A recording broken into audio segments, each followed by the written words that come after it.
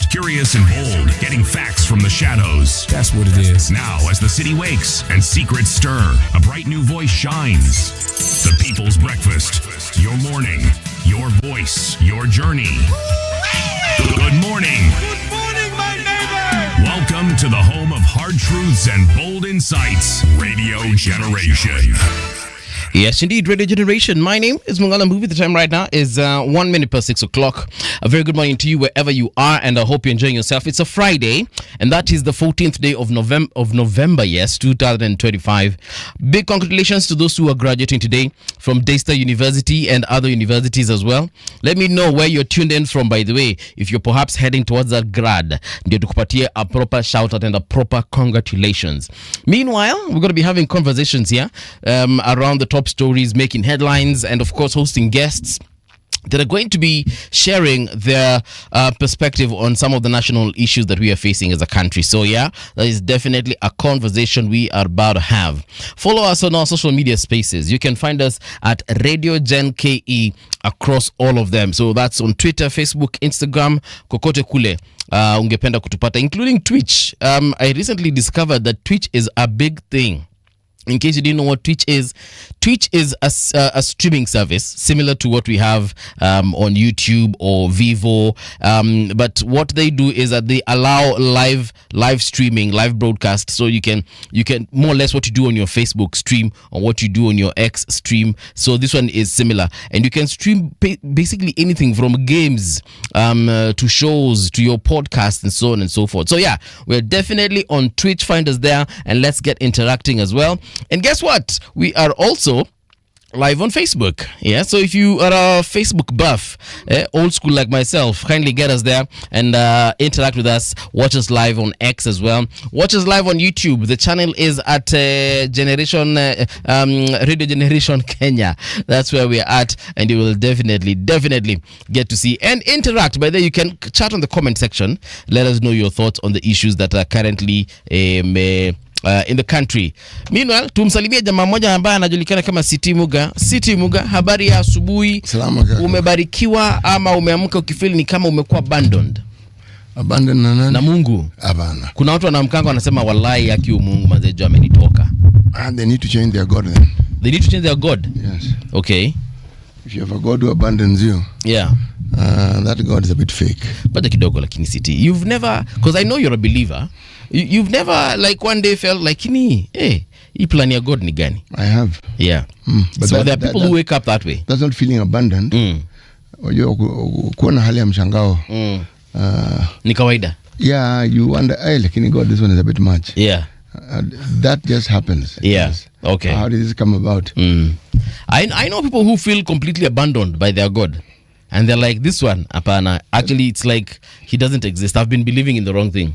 They're probably right. They're probably right, because you then need to examine what it is that they believed in. Yeah. And if indeed there was a God behind the belief, right, you need to ask that all-important question. This God that they believed in, who is this God? Okay, good question. Good question. Let me see who's tuned in right now on our YouTube channel.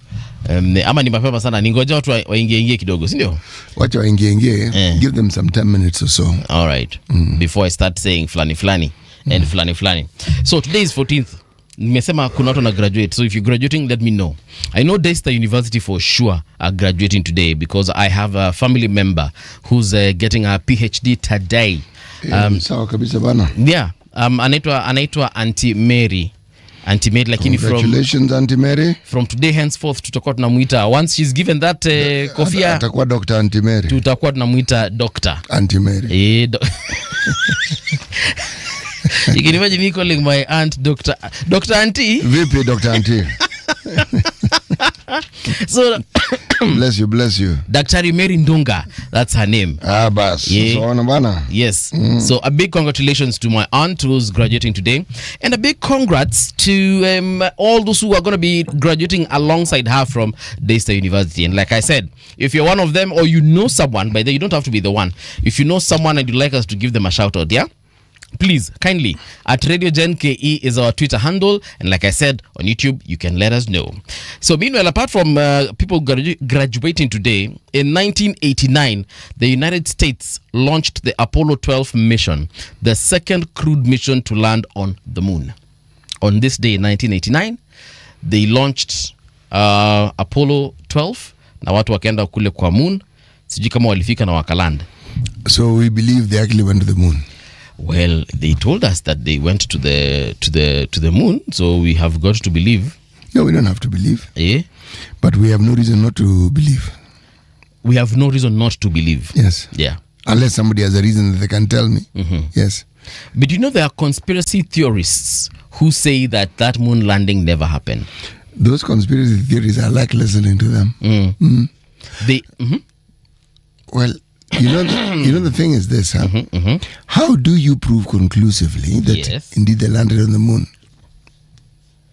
Well, because number one, it was televised live. So what? Ngoja kidogo. It was televised because I've actually watched documentaries disapproving those theories, those conspiracies. And I remember one of the most hard-hitting evidence they would put out there is the fact that number one, it was televised live, and the bouncing on the moon, bro. As in that one you can't fake. Who says? And then they showed the approach to the moon, and then they showed the thing as it touched the ground on the moon. That's a movie. Have you watched Star Trek? No, I'm not talking about the movie. I'm talking about actual footage. Oh, and then they took the photo from the moon. I think you're missing the point that I'm making. Yes. Actual footage of what?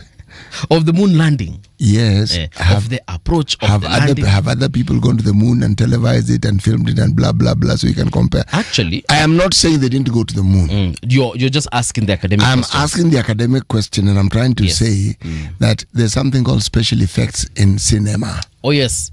But it didn't exist. Oh, it did. We just didn't know it existed. Bro, so it can't pole too. Relax. Just because you didn't know it doesn't mean it didn't exist. Okay. Yeah. All right. Ooh. I'm just telling you that I am convinced that they landed on the moon. That's fine. It's just that I do not have all the details of, what they used to convince people. But I know I was convinced. I know that technology is usually far more advanced than we know. By the time we know of some technology, it's been in existence for a while. Yes. Yes. I'm reminded that some of our colleagues, by the way, are graduating today also. I know one is graduating from Maseno University. Let me just find these details of our brother and her sister also who's graduating. Let me start with the sister. She's graduating tomorrow. This is Glory. Glory Finn, you probably met her. The lady who sits at the reception. No, not that one. Edna, mwingine anaitwa nani? Mwenye anakujanga hapa na keti na nini wacha da nipatie the right name, but yes, she is graduating today. Then there's a gentleman also, kwanza alituma picha zake kama 69, anaitwa Sir CJ Foundation on WhatsApp. I'm trying to get his real name, but I think he's called Chris. Chris is graduating from if that indeed is his name, he's graduating from Maseno University. Okay. Yes, both of these graduates, I think this is their undergrad degree. So congratulations to them, and we wish them all the best as far as their education is concerned, and of course as they get into this career path, Mungu awajalie. Ama namna gani? Sawa kabisa. Yes. So moon landing ilifanyika. Methali ya leo tupeleka wapi bro? Sikamucho Cape Verde. Cabo Verde. Okay? Nitakupata. If you dig for a fish, no, let me start again. If you dig deep for a fish, you may come out with a snake. Snake ni nyoka. Najua nyoka. So if you dig the ground for a fish, mwanangu utatoka na nyoka pale. Well, yes. Kuna samaki inaitwa langfish. You normally find them in mud. It rains, sort of like come in, more so in black cotton soil. Then when the water sort of like dissipates, black cotton soil retains water underneath. Yeah, so it's basically clay. Yeah, so people actually dig for the fish. Yes, and you'll find the fish there. Hiyo ndio Wajaluo wanaitwa kamongo. Yes. Oh, yes. Yeah, that's kamongo. Good for you. Yes. I remember the name Kamongo because growing up nilikuwa nasikia my Luo friends saying twenda kukula Kamongo. Yes. And that is what they were going to eat. And I in my head Kamongo was like a small something like this mouse. Oh no, it's a big fish. Because unajua ka it's a big yeah. It's a big black fish. Yeah. And I mean after and it breathes outside water. After I saw it when I grew up, when I now started visiting vendors to buy my own fish, nikaona hii nini namba mbuta, hii ni gani siji nini, hii ni tilapia na Kamongo. Right. Yeah. You make the mistake of putting your finger near its mouth. It will take a bite at it. Really? Yes, really. It breathes outside water. Yeah, I've had that part. I know of other fish that also breathe out of water, but kama gani? Kuna kengine kanaitwa the walking fish. It's called it walks actually on dry land. It doesn't have feet. Is it the one that climbs trees also? Yes. It's actually called the tree climber or something of that sort. It has a name, but it's the one. It even flies. I know of a different one that flies though. I don't know if that the one that flies is actually found in salt water. Yeah. You know that one, is it? Yes, I know of it, and I actually funny enough, I watched these two fish that we're talking about. I watched them on the same day. I think sometime either this week or late last week.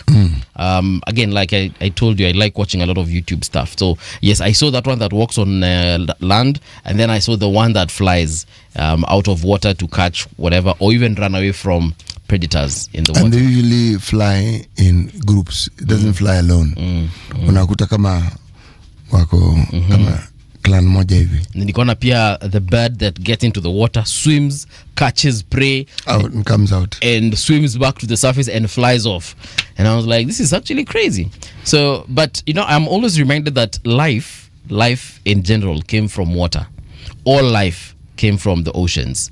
So sometimes life wants to get back into the ocean. What percentage of our bodies are water? 70%. So yeah, your point is well made, is it not? It is actually.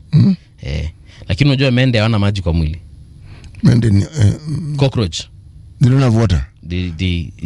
Have you seen that animal the way it just walks through a microwave even when the microwave is on? Like you literally see anything. You know, my friend, you continue to amaze me. What business do you have microwaving a cockroach? No, I do not have business microwaving a cockroach, but once in a while you will just see. Once in a while you microwave them. Okay, yes. Once in a while, I will want to microwave a cockroach. Thank you so much. Now, why do you want to do this? So when you turn on the cockroach, when you turn on the microwave, unadhani tunachoma haka kitu because you'll see it working randomly in the whatever. So the first time I saw it, I was like, I closed the microwave, I turned it on, nikasema leo nitakukaranga wewe. And the thing just walked across several times. I'm waiting for it to die. It's not dying. And then 2 minutes later, I switched off the microwave, and the bugger just walked out. And I looked at, of course, I killed it after that. But I was why like, did you kill it, man? That's a survivor. No, you don't want a cockroach pet. You do not. What? City. What? Cockroach as a pet? Yes. For why? Those things are nasty. They stink. You know, you don't like wildlife. That's not wildlife. That's a pest. Hebu tuingie kwa mtandao tuzome vitu za maana. Wait. Oh, Cape Verde. Oh, tushamaliza. No, hatujamaliza bana. If you dig for a fish, if you dig deep for a fish, you will come out with a snake. Yes. All right. Right. I got you. That's why we got into the catfish story. Yeah. No, sorry, lungfish. And catfish also. Catfish is different. Oh no, there's lungfish. Lungfish is the one you find in the mud. Yeah. Some call it mudfish. Catfish you find in water. But catfish has got whiskers. Not only does it have whiskers, it looks like a leopard. It's spotted. Yes. Fierce looking. I think I've seen again fishmongers selling. Yes, even when you cut it in half, it's still looking at you. So initoje kwa kijaka? I've been trying to look for that name. Yeah. I'll find it and I'll tell you. Call your grandmother and ask her. That might be a bit tricky. Okay. She's in heaven. Because where she is, I'm not sure they allow calls. All right. Yes. So. Yes. Acha tuangalie radiogeneration.co.ke wanasema nini. So if you get onto that website of ours, you will see city and his nice Ankara shirt and that jacket that carries a lot of things. City, you ask for anything, he'll just reach into one of his pockets, atoe peremende, atoe chewing gum, atoe kalamu, atoe karatasi, atoe, kuna siku niliona mtu hapa ameingia akamwambia City nipatie, akaingia akatoa yogurt. I just don't understand. But yeah, you get to see that very amazing jacket of his on radiogeneration.co.ke. Yogurt. Hey. MP suspended as National Assembly clears controversial state corporations bill. This one has been posted by Wantani Wanjiko. So Wanjiko anasema a heated showdown unfolded in the National Assembly on Thursday as lawmakers approved a controversial bill to privatize 67 state-owned parastatals, sparking uproar from opposition members. The government-owned enterprises bill was tabled through a supplementary order paper during the committee of the whole House, prompting immediate resistance from Deputy Minority Whip Robert Mbui, who demanded that the debate be postponed to allow proper discussion. Opposition MPs quickly raised concerns over the lack of quorum, repeatedly shouting, "Point of order! Point of order!" But their protests were ignored. Deputy Speaker Gladys Bos-Sholei allowed Majority Leader Kimani Ichung'wah to read the bill for the third time, proceeding with the debate despite the ongoing objections. Remember when we sat with Kitui Central MP here? Tukamuliza. Honorable Makali, and he said that this is actually what happens in that house, and more or less the government MPs usually have their way. I was like, this is crazy. So the question here is, did the opposition MPs actually raise a valid point? Did they honestly not have quorum rather to continue that conversation? Ama ni kelele? You know, the minority in parliament has never stopped a vigorous debate. Not really. Even when there have been claims that the speaker, the one who is presiding, deputy or the speaker, have sided with the government side. Yeah. No, that hasn't stopped. We've had members of parliament expelled from parliament, suspended from parliament. All manner of things we've seen happening. By the time we get to the third reading, I'd like to know what happened. There must have been a second reading. Well, this story says that tensions escalated when MP Mbui attempted to seize the ceremonial mace, an action that parliamentary orderlies swiftly restrained. Now, the Deputy Speaker condemned this move and suspended him from the House for 5 days. And she goes on to say, the reason I'm ignoring you is because you are grossly out of order. In fact, you have attempted to grab the mace. I therefore order the Sergeant at Arms to remove you from the precincts of the House for 5 days. This is according to Mheshimiwa Sholei. But you see, my point here is, for Mheshimiwa Mbui to actually go and grab the mace, he was literally trying to grab the speaker's attention. Sindio? Yeah. So now, and there was no better way of doing it. Kama walikuwa na shout point of order na skiki, sasa wanafanya nini? Because I've seen this situation before whereby members of parliament even try and throw things at the speaker just to get his essentially the attention. speaker is ignoring them. Yeah. You know something? They can pass all the laws they want. The matters will go to court. They will go to court, and then we'll see what happens in court. Yes. But again, see, we said that this is a gava that ignores court orders. It's fine.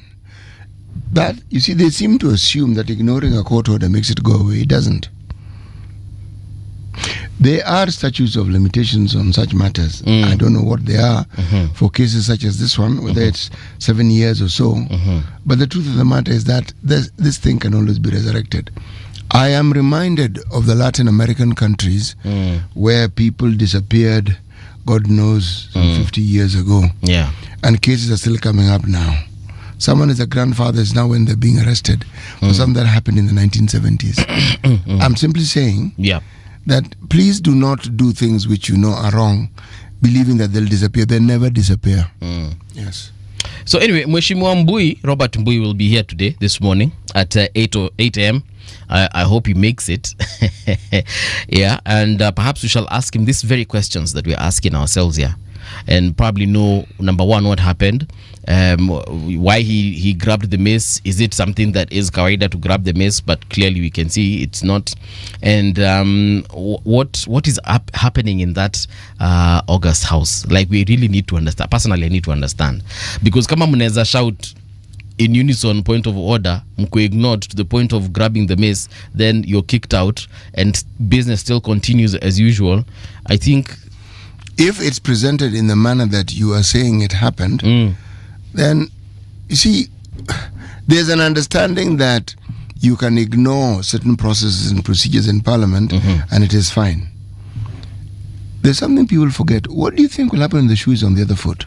You see, there are certain positions that are good because they favor you. If that law that you've passed at this particular moment favors you, yes, it will favor you because you are in power. What happens when you're not in power? And somebody else has now power. Yes, and these laws supporting them. How will it disenfranchise you? You can sell the parastatals. Those sales can be overturned. Yes. If you're selling them, if they said they were disbanding them, I would understand that they are not viable. If you're selling them, it means someone is buying them. Why are they buying something that is moribund? Why are they buying something that, for all intents and purposes, according to this discussion, are things that are worthless? Why are they buying them? It means they're not worthless. Well, and instead of selling them, we have a law that allows for PPP. This discussion about PPPs or arriving at an arrangement where, yes, you sell it to someone, but the government retains a sizable portion of the shares, not necessarily the majority. Is that part of the discussion? Or is it, and we don't know? Good question. You see, once you have a narrative that has gotten hold of a certain situation, this narrative in this case is the government is selling public assets. But you need a law. When we were with Evans Ogada here, he said something that has stuck in my mind. Yeah. The people who want to rule you by fiat are not going to terrorize you. They're going to legalize their rules. They'll pass laws that enable them to do what they want. Yes.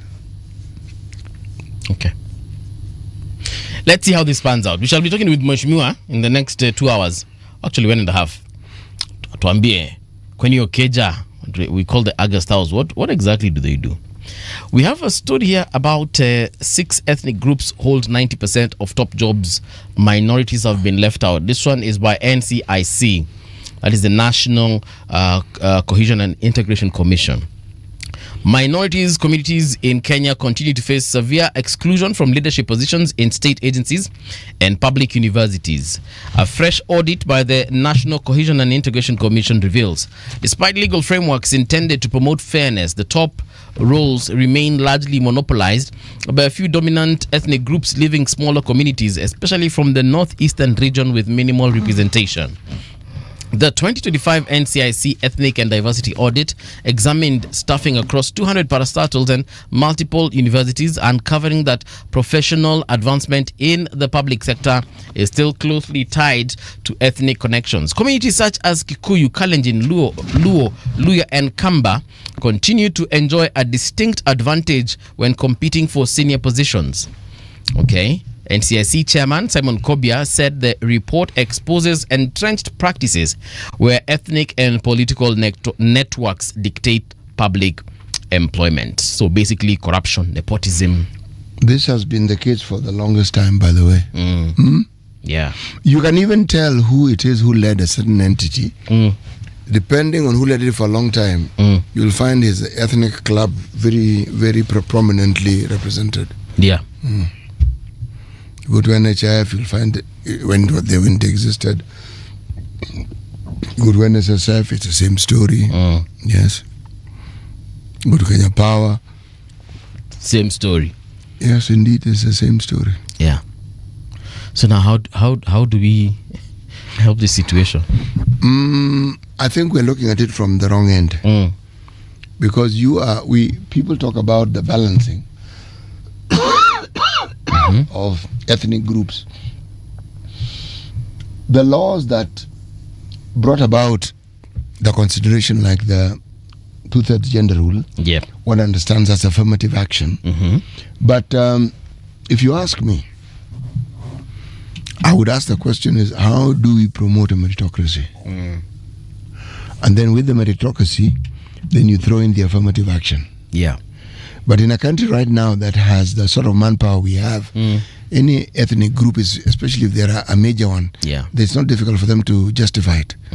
They have enough educated people and enough professionals who can actually fill those jobs. Let me ask, the fact that we have this, and I'm asking this from, I want to understand, could it be because of the numbers that these particular communities have, and that is why you'll find more of them in these particular fields, or other positions, as opposed to it starts off with who got educated first, and that goes back to where the missionaries were and who built the schools. Because these are the people who at independence were able to take over the jobs that white and brown people had before. Now with that, over time, then came this representation of getting people who are educated into places of like jobs. Now again, people who already had many schools in their neck of the woods had an advantage over the others. You would have larger numbers of people able to go to school, primary, secondary, and then university. And so when opportunities arose, again, they were at the front of the queue, they had a big advantage. Yes. So that advantage has continued for quite some time. Yes. So now then, how do we make it equal for all? Because now we're in 2025. All the communities are getting educated. All the communities we more or less have equal chances. The beef here is with the national jobs, or jobs that are at a national level. County jobs, the locals will be employed in the vast majority. For sure.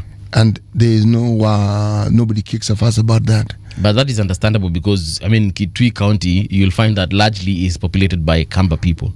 No, not largely. Predominantly. Exactly. Yes. Yeah, and any other community, well, even if they were born and raised there, they are a teeny minority. Yeah, like for example, I'll talk about where I come from, and I know for a fact we have several Indian communities there, but I haven't seen them in county jobs unless they're there and I don't know about them. What do they do? Business? Business largely, yes. Actually, that's the only thing they do. You know, this is a subject that we're going to continue discussing for the longest time, and I cannot say that there is an easy solution to it. That is to answer your question. But what I do know is this, that even when we talk about minorities being ignored, we're talking about those who hold the majority. It doesn't mean the minority communities are not represented. They're just in extremely small numbers. Yes. Okay. All right. So that's according to NCIC. Clearly something needs to be, there needs to be like a proper, in my opinion, like tujue ni kwa sababu gani. Of course, we know there's some level of nepotism in all these places, but go back a little bit. The conversation with people when they are looking at people who've held positions of authority, the master rule that by which you are judged is how many people you got employed. Yeah. Huyu hakusaidia watu. Hakuajiri watu. By the way, watu wakonyo nasemanga CTN alikuanga hapo na hakutusaidia. Hakusaidia. So why should you hakuajiri watu? And that is something that is also plaguing Kalonzo in his backyard, in the Kambani area. The one thing I've had when I'm interacting with folks there is that he was a vice president at one point, but he didn't do nothing for his people. So, and then I asked him, what exactly did you want? Hey, barabara hata kukwa, mochari hata. No, they're not wrong. Yeah. Because when you compare with Ngilu, when Ngilu was in water, no, let's say when she was in health. Yes. The time she was in health. Yes. And water. She took affirmative action and made sure it was visible the sort of input that her ministry had in the region. There's no question about it. True. Hospitals, even when she moved from the Ministry of whatever and she went to the Ministry of Water, alichimba borehole mingi sana Kambani. My point precisely. My point. Yeah. You see, so long as we have a country whose population is predominantly poor, the things that matter are things like roads, water, health, schools. Those things matter to us. Yeah. Yes. The national government ought to have taken care of those a long time ago. They haven't, reality. So they will still be an issue. Yeah. Every time I listen to politicians speak, even in my neck of the woods, when they're castigating someone, this guy has done nothing for anybody, didn't employ people, didn't blah, blah, blah, blah, blah, blah. And why? Because there are always employment opportunities. Yeah. The police recruited, nobody from his area was employed. The army recruited, they'll point out. Yes. Yes. All right. One last story before we get into the traffic. NPS, that is the National Police Service, assures Kenyans of security ahead of by-elections after Gachagwa's claim. Gasha alisema nini? The National Police Service has assured Kenyans of its full preparedness to provide security during the upcoming by-elections across the country. In a statement issued on Thursday, the NPS said it has developed a comprehensive and multifaceted security plan to ensure safety before, during, and after the polls. The plan, it said, has been coordinated with the IEBC to guarantee a peaceful, free, fair, and credible electoral process. Yeah, it warned that any form of violence, incitement, hate speech, or destruction of property will not be tolerated. Politicians are urged to promote peace and tolerance. Yeah, so what did Gasha exactly say? Can't find that story here. Oh yeah, so the former deputy president claimed that despite police having evidence of the threats, no arrests had been made. On what matter? Hey, my attention has been drawn to widely circulated social media videos threatening election violence ahead of the Mbere North by-elections. Okay, so voter suppression. He's talking about, violence in Mbere by-elections. Na amesema sasa hiyo kidogo makarao anasema watashughulikia hawatashughulikia. So the police have said, ignore the former DP. They have everything under control. We will see, won't we? Yes, I guess we shall. Just like I was being asked a question this morning about Malava. This is my Uber guy saying, mambo ya Malava unaonaje? I said, I don't concern myself with the drama of the elections. I am waiting for the results. Yes. And he asked me why. I said, well, the results will tell me one thing. Whether there was drama. Well, yes, but of a different nature. In this sense, if, let's say, a candidate who is viewed to be predominantly a government candidate, yes, if that person wins, then I will deduce that win and I will analyze and I will come to this conclusion. I told him I will come to this conclusion that the government is still able to help their candidate win. What if the people just voted for this guy because they genuinely believe that he can deliver on the promises? It doesn't matter. The interpretation is that the government has helped their person to win. So if the opposition wins? Then it means that among the interpretation that I will have is that the people of this region are fed up enough of the government. Because if I go by your argument that this guy is actually very good, and if he's good and he's voted in, then the logic will be he was good, but he was a government candidate. The government chose well. That's one side. The other side is, it doesn't really matter. The government was going to help him win. If he loses, then people are so fed up of the government that even when you have a good candidate, the candidate will not be voted in. But then my Uber guy asked me, so are you saying that it will mean the opposition is strong? I said, not necessarily. When somebody wins an election, it could mean very many things, but that is also one of them. Yeah, that the opposition is strong, has gained ground. Yes, I said that's one interpretation, but my interpretation would be the people have decided to give the opposition an opportunity. That is how I would interpret it. Okay. All right. It may have nothing to do with how strong they are. All right. Let's give traffic an opportunity to be heard on this show. All right. Let me look at this road known as. I'm looking at Mombasa Road, and it's looking clean right now. Murang'a Road also looking good.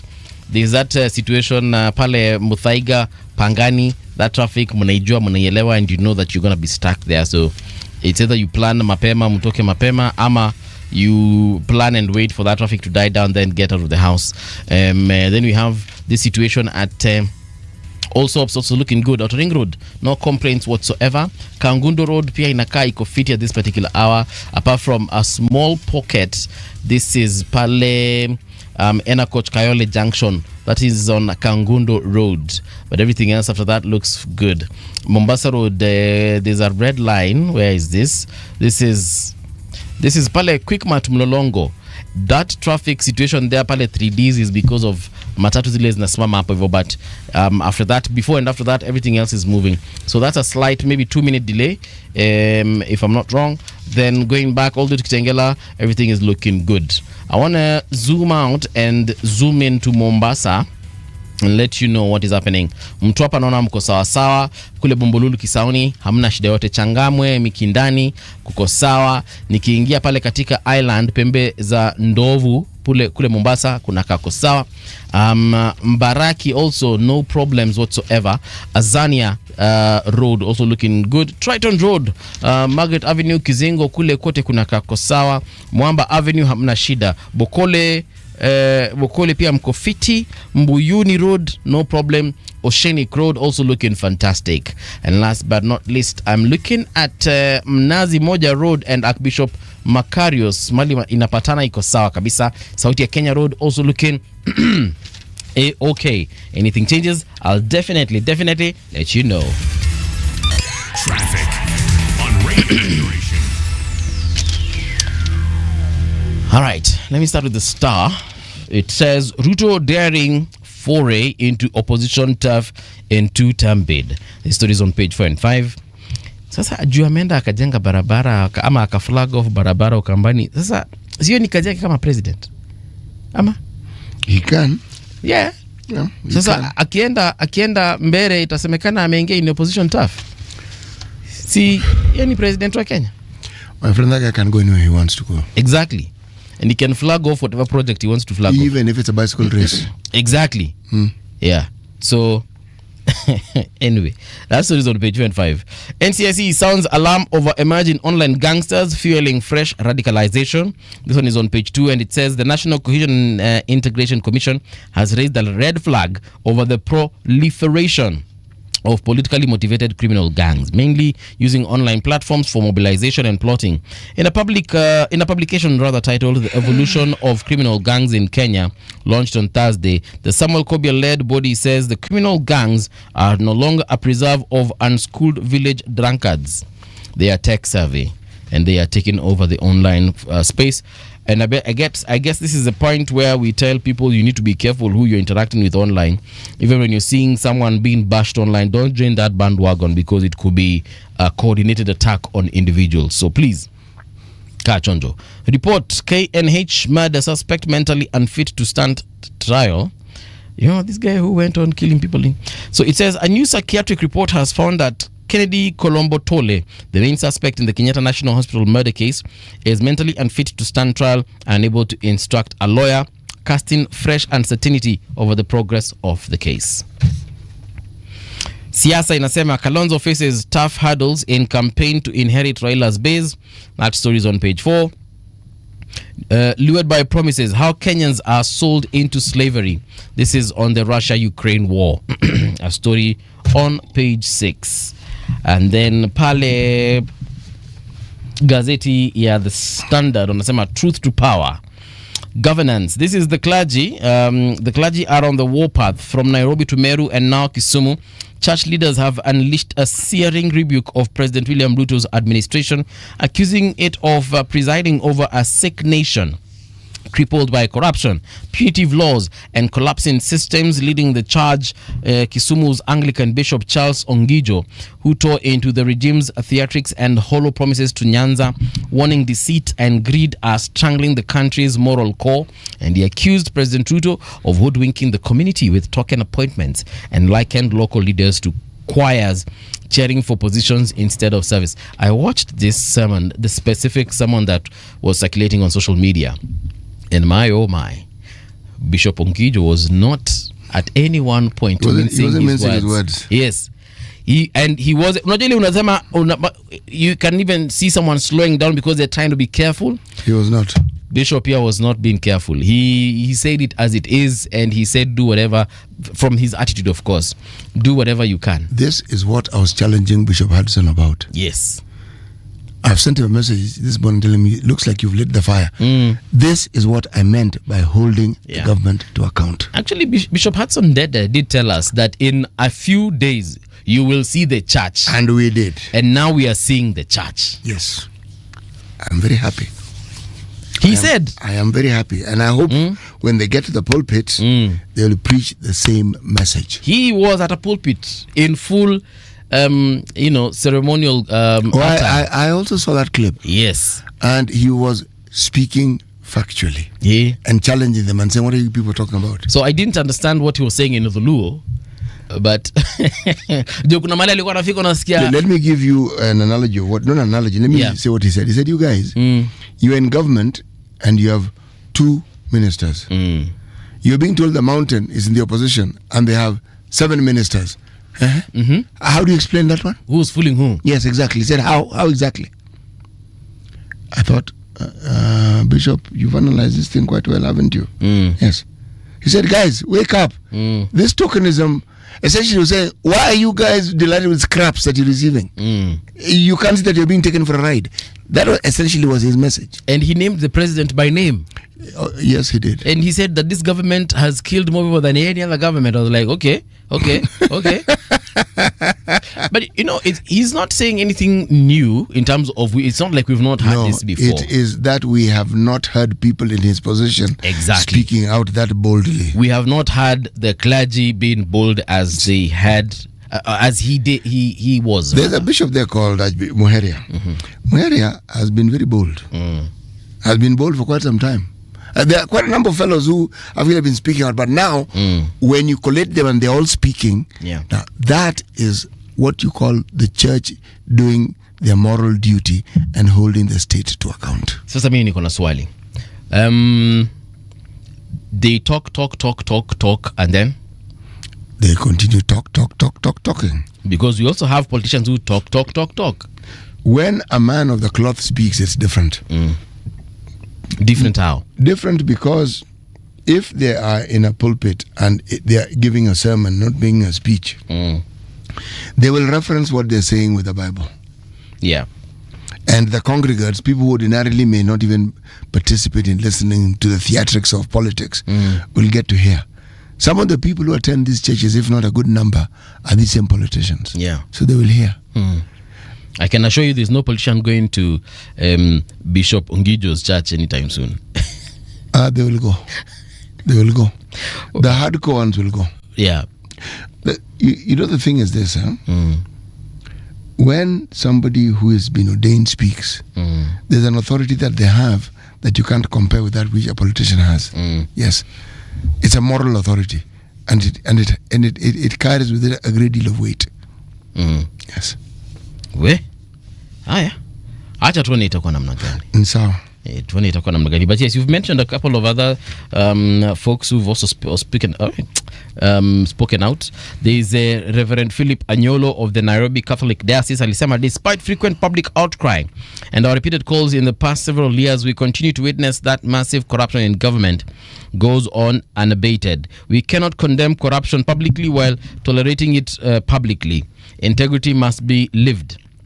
Vice Chair Archbishop Anthony Muheria of the KCCB amesema, we ask that the matter of huge uncleared NHIF dues be fast-tracked and paid by the government.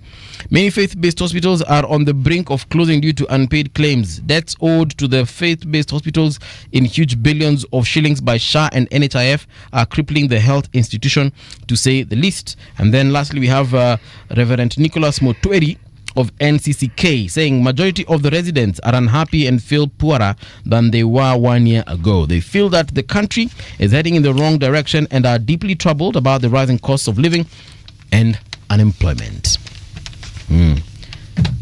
Yep. City, Daily Nation inasemaje? Daily Nation inasema Mama Aida takes first short break since Raila's death. She has traveled to Nairobi from a rural home where she hosted hundreds of delegates. Story on page 3. Okay? EACC Kenya needs 200,000 more police officers. That's what the Ethics and Anti-Corruption Commission have said. Okay? Clerics warn faith-based health facilities may shut down due to NHIF debts. Bishops fix schools crisis, hospital wars. Catholic bishops yesterday gave President Ruto's government a pat on the back for what it is doing right, including the stable shilling, the new roads, and also took stock of issues that are still problematic, such as rampant corruption and the horrid cyber crimes law. Okay? There's a picture here of the Archbishop Muheria surrounded by some serious-looking gentlemen. I like this. These guys are serious, eh? No, first of all, those crosses they wear very nice. I must ask them where they get them. It's good fashion. Okay, but it's called a crucifix. In it what? Crucifix. Crucifix. Very good. Right. And then this dark garments that they wear, they look very regal in it. Very, very regal. These are bishops.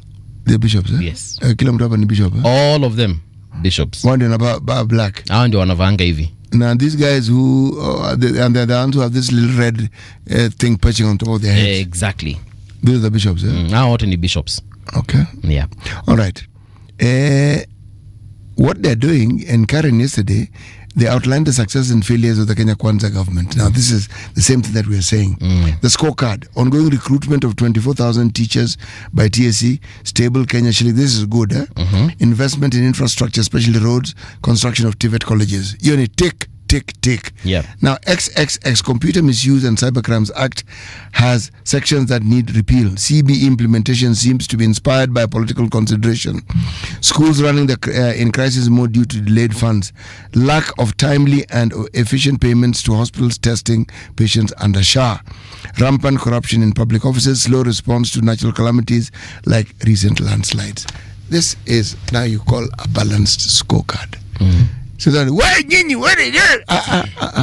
you've done this, you've done this, you've done this. Like in this, you could do the little improvement. Yeah. Right. As a teacher, ungekuwa unapatia hii government marks. Siku hizi naona kuna exceeding expectations.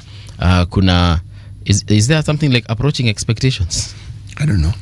But if you were to score them, how would you score them? In my time, we used to score on a scale of 1 to 10. Okay. Everything considered, I'd give them 6 out of 10. Yes. So above average. Yes. Now let me explain. You've asked me a general question and I've answered it generally. Yes. Then I'll go to specifics. Okay. You see, when you say above average, these are the indicators that I'm looking at. Do we have peace in the country? Relative peace. Do we have food in the country? It's relative. It's above average. The people who are dying, people who are suffering, but it isn't, you can't say it's 50% of the population. There are around 5 million people who are always at the risk of starvation. So that's like a tenth. Okay? If I look at schools are in shambles. And part of the problem is the corruption at Jogo House. With issues of capitation, then corrupt headmasters and so forth. And ghost schools, Yes. Ghost schools, ghost teachers, ghost students, that one. Okay. Basically the ghosts at house. The ghosts are haunting us. Then when you look at the health sector, what is certain is that despite all the struggles they've had, it isn't as though progress is not being made. We are hearing fewer and fewer complaints. Not that they're not there, they are there. But we're also hearing loud progress reports and saying, this has happened, this works. And there's more and more clarity as to the service. In terms of security, we have a problem. We have a problem in that new young people, gangs are coming up and people are beginning to fear for their lives. But it is not at epidemic proportions. Okay? Now, if I look at all that, and I look at the challenge that they're being given, why it's a 6? The 6 is because they're not being let to get away with it. Other arms of government, forget parliament. That is a dead dog. These other, the judiciary is taking them on. The citizenry are beginning to realize that they have the power and their constitution gives them that power and they're exercising it. That's why the 6. The 6 represents the hope. Okay. Yes, it is not something that is gone and there's no way of resuscitating it. Whatever ills that we see that are being committed, either by the executive or by parliament, they are not being let to get away with it as easily as they thought. I would have wanted it to be at an 8, but it's at a 6. Okay. Yes. And I don't believe any government anyway would ever score that 8. That is a good thing. Yeah. So, like you said, give credit where credit is due. Kama kuna kitu poa, the bishops of course said ongoing recruitment of 24,000 teachers, wakasema tick. Stable Kenya shilling, tick. But there are people actually who have very many questions on this stability of the shilling, and their questions are very valid. I can't remember where I saw this. I think it was on one of the news cycles on one of the TV stations, and the experts on that panel were saying that when you ask Treasury why the shilling is this stable, some of the things, and I can't remember what they pointed out, but some of the things that they pointed out really do not explain why it is stable. Yeah, and perhaps we need to have also our own conversation with financial experts. Why don't we bring financial experts? But start from the point of view is forget the stability. What makes the shilling unstable? Start there. Once you understand that, then you can then move forward, and it's not difficult to understand why. Yeah. Actually, World Bank complained, IMF complained. Right. They like our shilling to be in free fall. Yes. Part of the role of the central bank is to stabilize our currency against other dominant currencies. Yeah. Yes. So it means Mr. Kamau Thuge, in my opinion, is doing a good job. Yes. Okay. Kudos to you, Mr. Kamau. See, for someone like me who doesn't understand why it is how it is, I'll say good job. But mtu mwingine atakuja hapa kuambia kitu CT uanze kuuliza ala. Anyway, carry on. What next? Business Daily. Kenya Pipeline to set up oil spillage dams to avert disasters. Kenya Pipeline Company will set up dams to contain oil spills in a bid to avert. What is he talking about?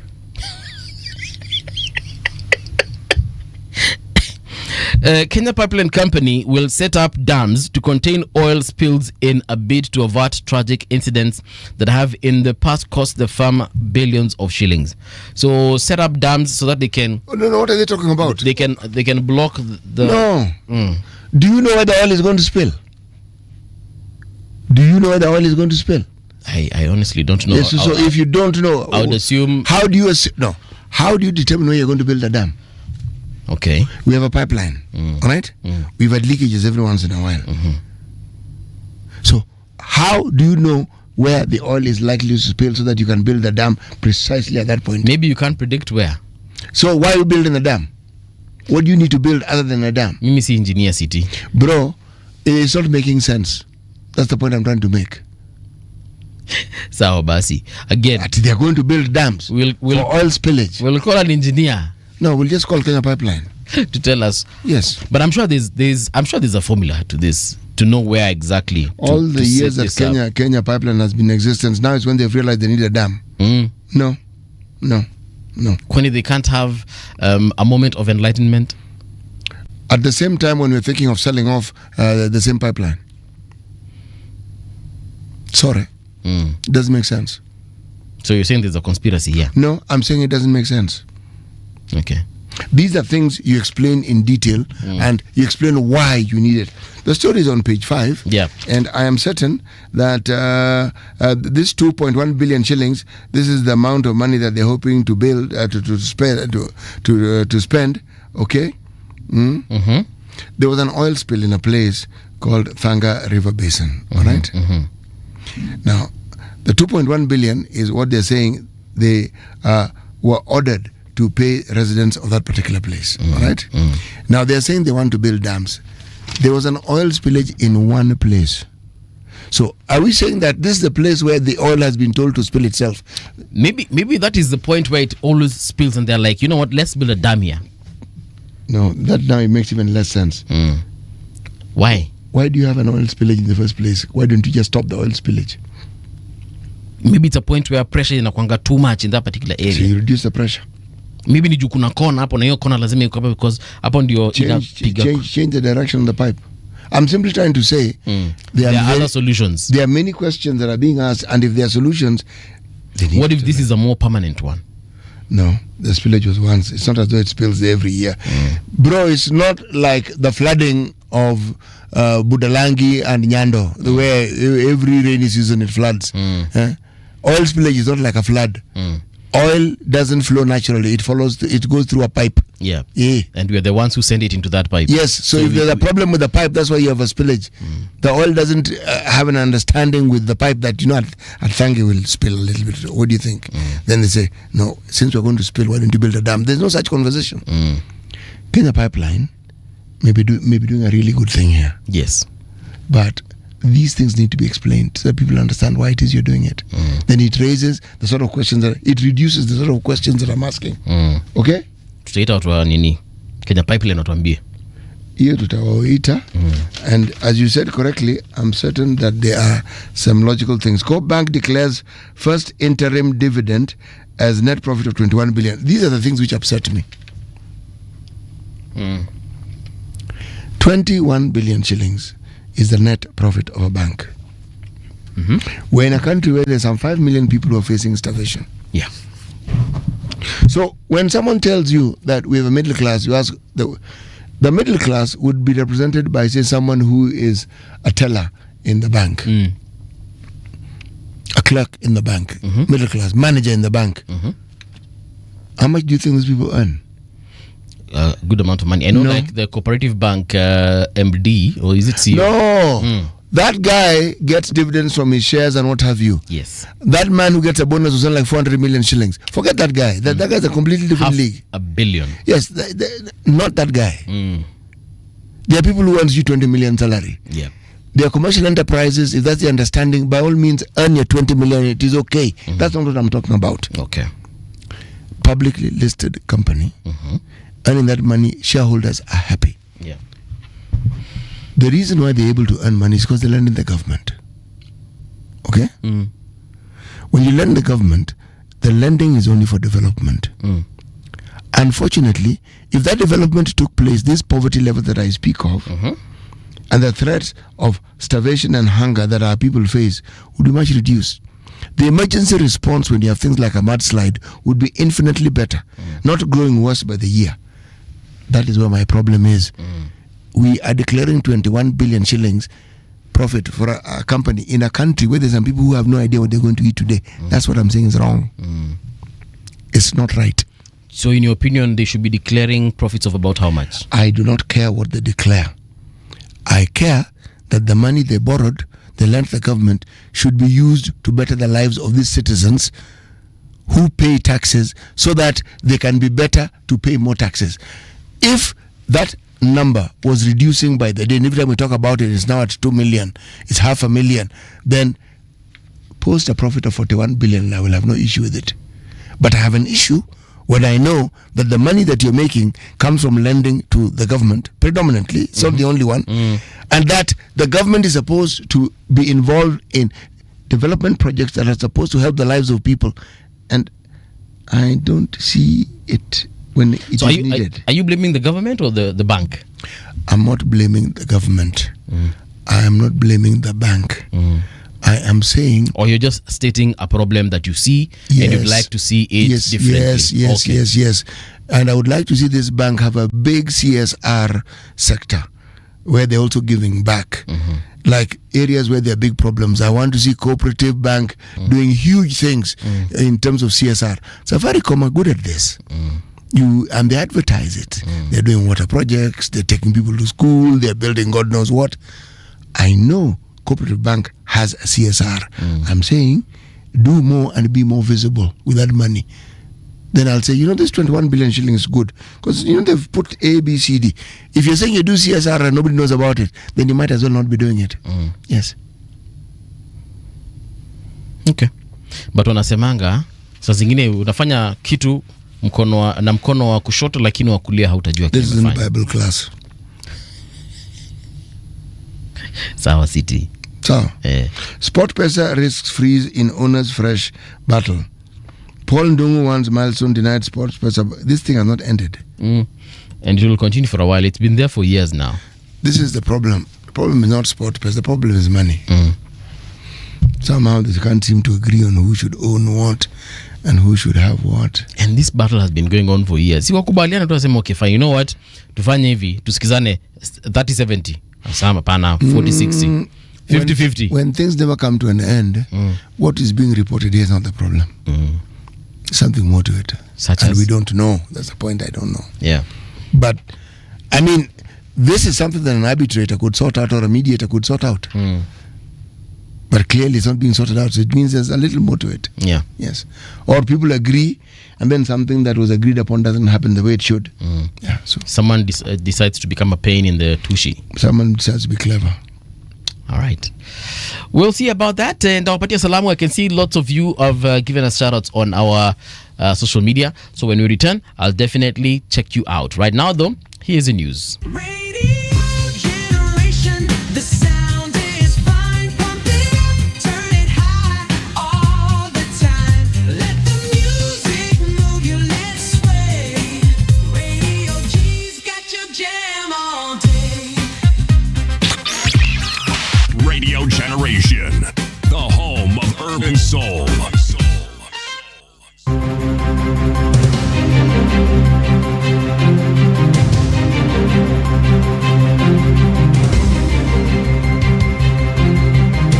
This is the Radio Generation News.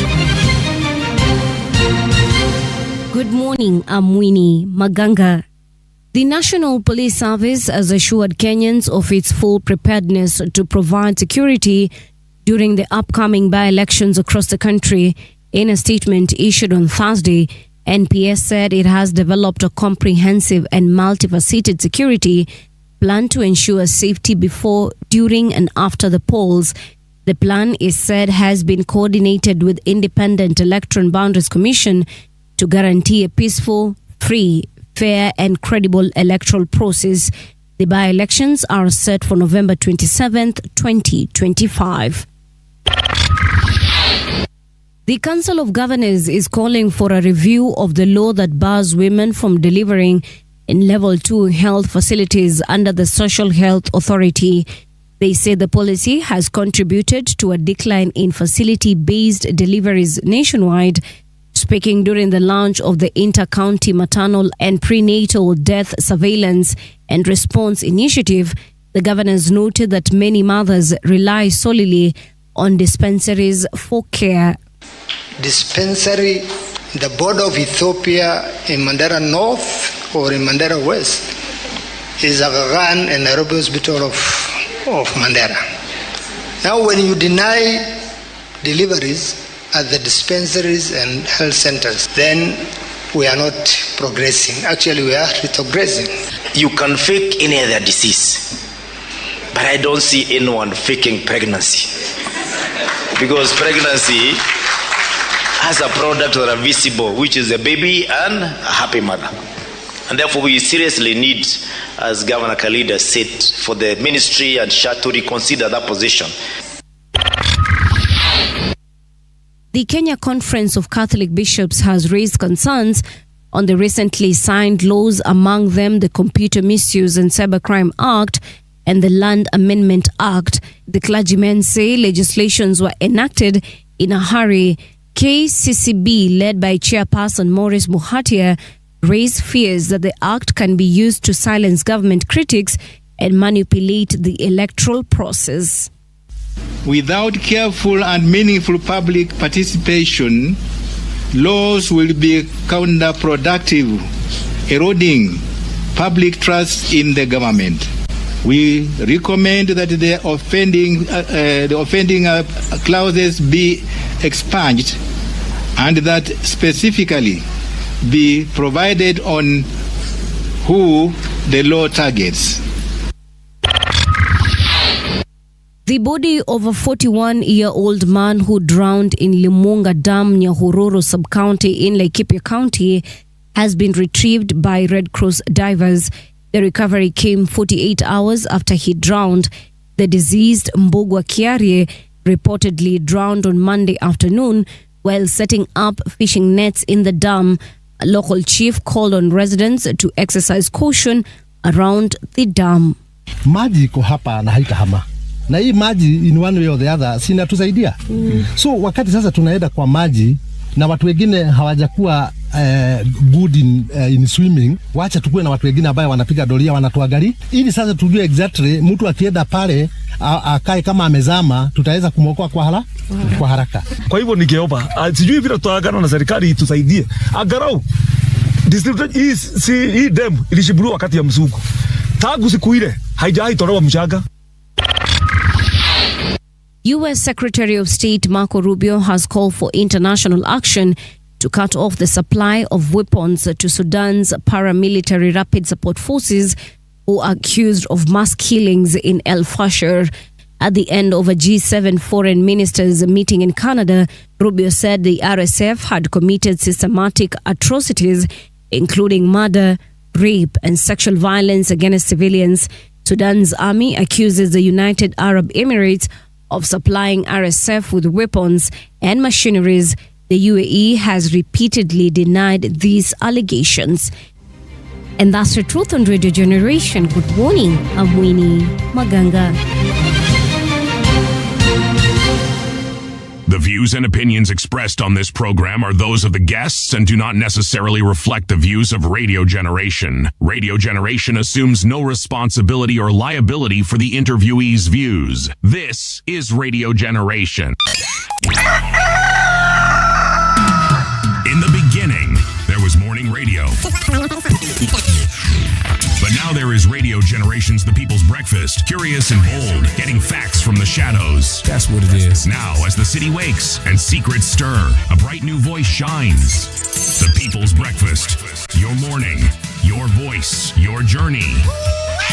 Good morning. Good morning, my neighbor. Welcome to the home of hard truths and bold insights, Radio Generation. A very good morning to you. Welcome back to Radio Generation. The time right now is 6 minutes past 7 o'clock. A big shout out to the following folks as we continue with our conversation. Don Sabwa, Mesema, good morning, Buvi NCT. Abokas, I see you. Peter Wanjala, good morning. The A team tuning in from Tuda in Mombasa. Douglas Kibogong, I see you as well. Good morning, Team RJ. Mbuvi, ask CT what happens if gold is discovered in my land. Does the government have the right to displace me for purposes of mining? CT, are you a mining expert? I'm not a mining expert, but you just need to understand the law. Yeah. And what it is, our laws say about minerals or natural resources under the ground.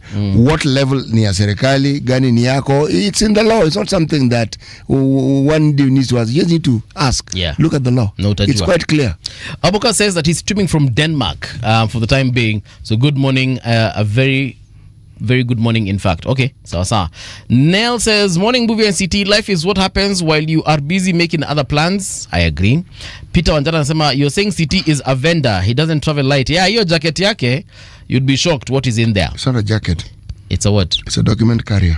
Document carrier. My take, anasema, that bishop is not holding government to account. He is a politician dressed in church gowns. Church and politics don't mix. Once you become a politician in church, people will deal with you as such. No, that fellow doesn't understand. Yeah. There is hardly any institution that is referred to as the church which is not political. Mahali kuna binadamu. And their positions of power. There's always politics, man. All right. Yes. Even Jesus was a politician, by the way.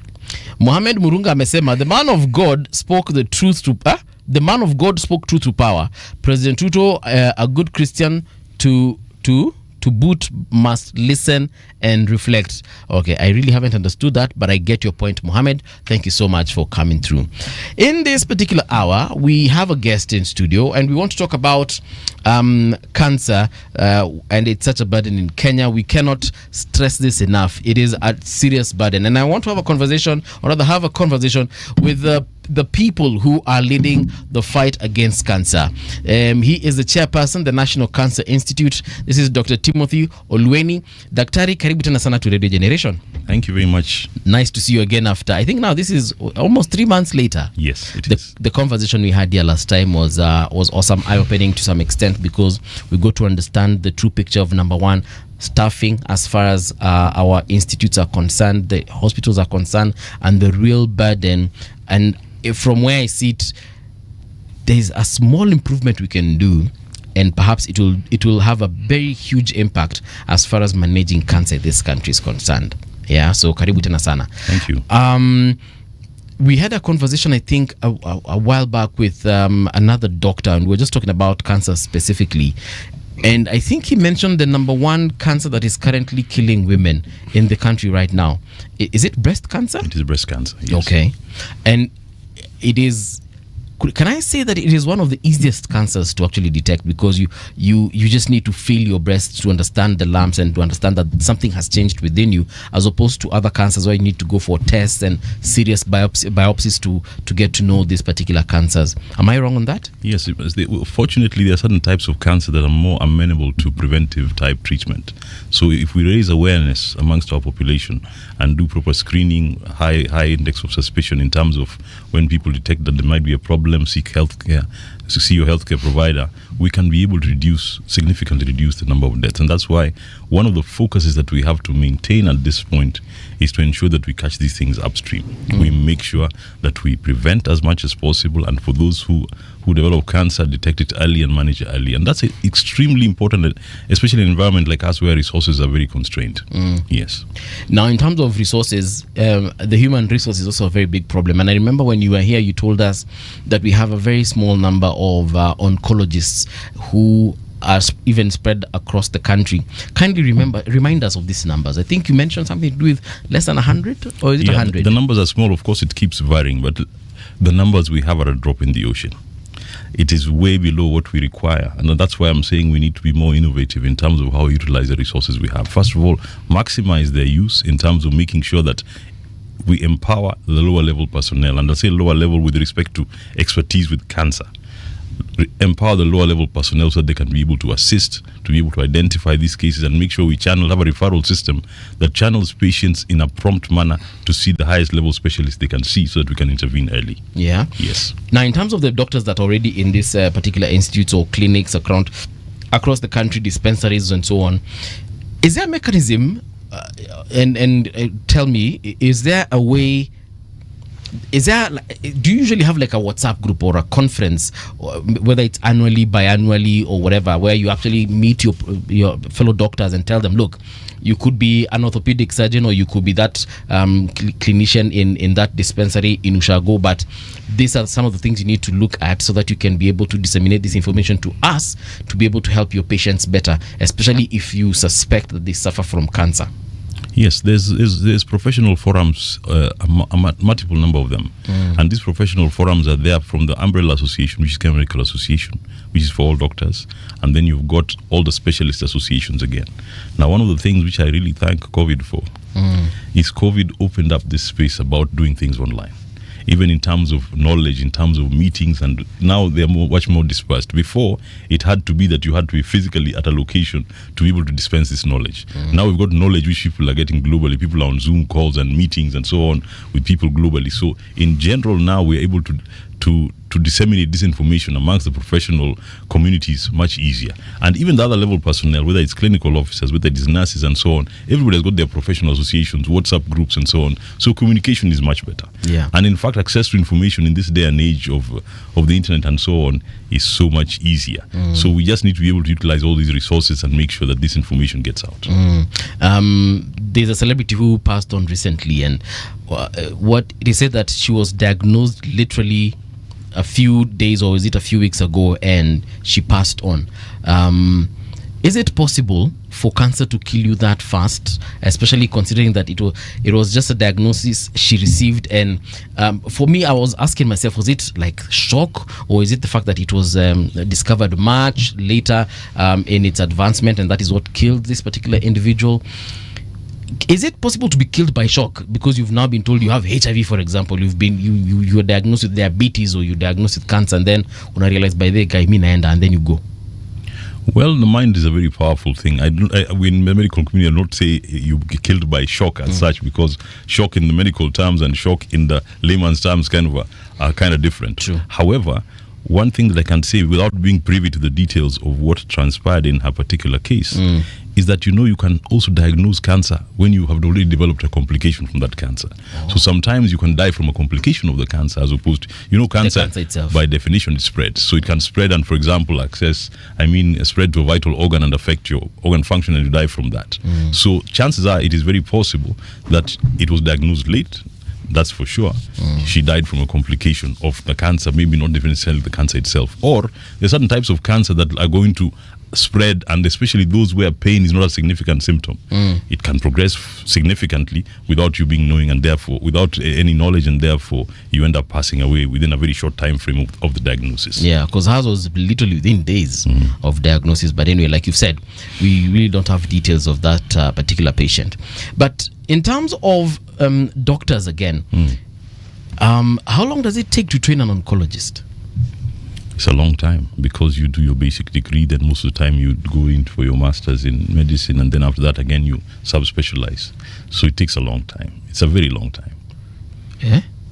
I thought when you master is that time when now you decide to become an oncologist or a gyna or an orthopedic surgeon. Yes, the training takes and that's one of the reasons why we actually don't have sufficient numbers of specialists, because it takes a lot of serious academic commitment, and it takes a lot of time for people to be able to get to that point. Then also, of course, it has to be that when you enter a certain field, you see there are different motivations for people to go into certain fields. So it has to be one where somebody again also feels that you get the job satisfaction and so on. That's why it's very important for us to be able to provide the tools for our specialists to be able to do what they're trained to do.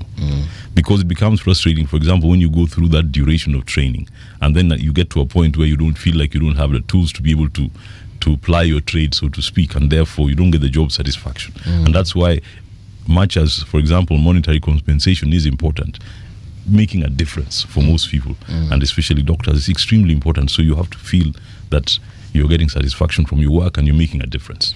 You know, I did a unit in campus called tumors, because I studied biotech at KU, and it was 3 months, and I came out there thinking, now I know so much about tumors and cancer.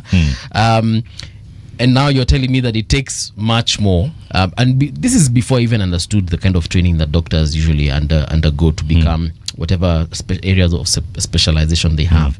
But one thing I understood from that particular class is the fact that there are very many ways of skinning a cat. And by this cat, I mean tumors and cancers. One way is gene therapy, you know, and I actually got interested in that line of academia, and I went in and I started looking at different options and different things that we can actually do and achieve. Is it possible to actually first of all, do we have that in this country? Gene therapy that is actually centered on treating tumors and cancers. Yes, we do. Let me tell you, one of the things that people don't understand is in this day and age, the dispersion of knowledge is actually very fast. It's not like in the 80s and 90s, for example, where technology would develop in the developed countries, so-called developed countries, and take years for it to get here. You must remember, purely even by virtue of the fact that a lot of our specialists are even trained in those developed countries and keep contact and keep updated in terms of information. So in general, those resources are here. One of the things I'd like to debunk, and one of the things I've been emphasizing even in talks that I've been doing the last few in the recent past, is that we talk about, and I've said even that for us who are in this space, we have caused a little bit of confusion by talking about cancer as if cancer is one disease. Cancer is actually a group of 100 to 200 diseases, right? And I say this because cancer has very many different types. Any individual organ or tissue in your body, any cell that divides can potentially develop cancer. All right. And so when we talk about cancer, whether it comes to issues of treatment, and so when you say, for example, cancer seems to be has become such a huge problem. All right. All right, it has to be with the view of saying these 200 diseases have become a huge problem.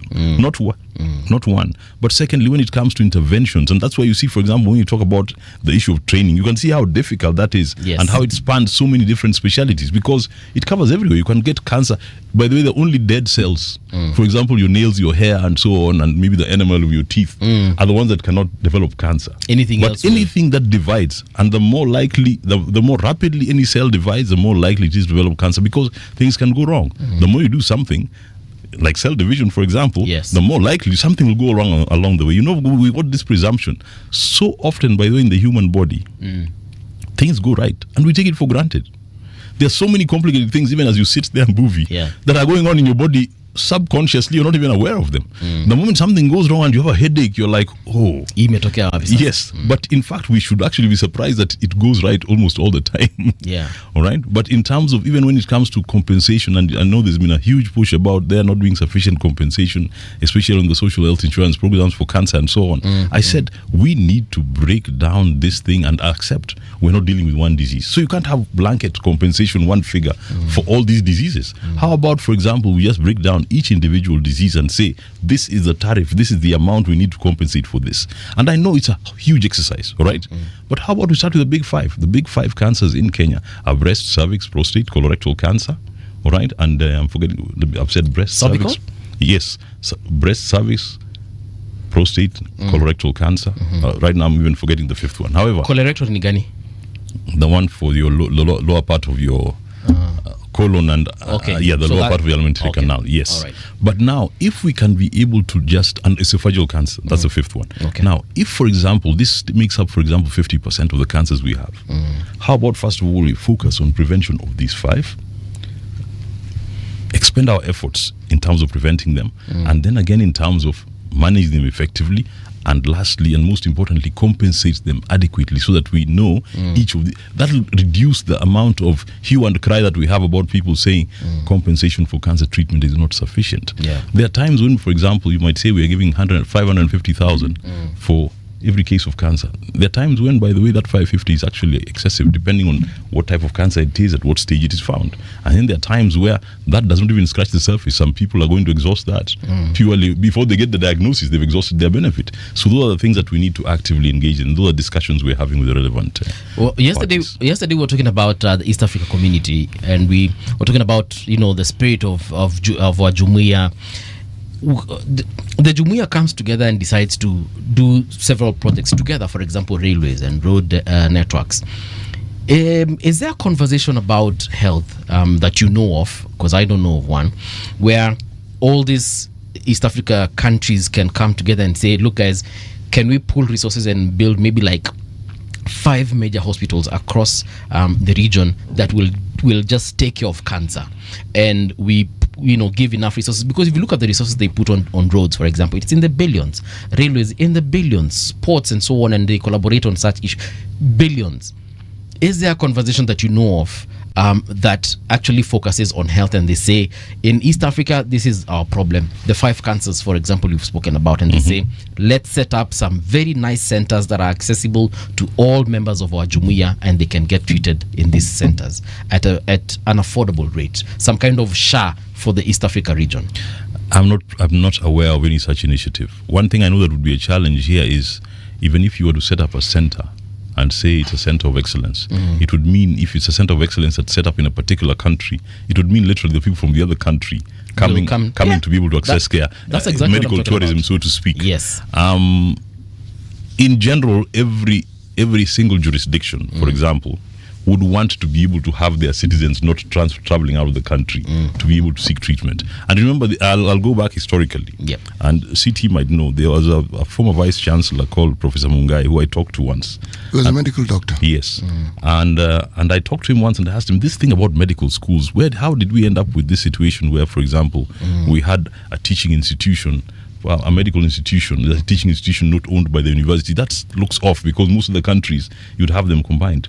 But he said originally, in the original East African arrangement, it was that they had the different universities kind of specialized in different specialties. Yes. So University of Nairobi was supposed to be more for engineering, law was in Dar es Salaam, and for example Makerere was mainly law, medicine. So Dar es Salaam law and so forth. our first president Kenyatta realized, with the kind of quota we were given, there was no way we were going to get the kind of medical professionals that we required to be able to develop our country and to take care of our healthcare. So that's how this arrangement came and said, let's start doing medicine in Nairobi. And that's the story he gave me. But you understand how now regional interests. So at the end of the day, this contract issue of medical tourism, it means foreign exchange moving back and forth. There's a lot of movement of people.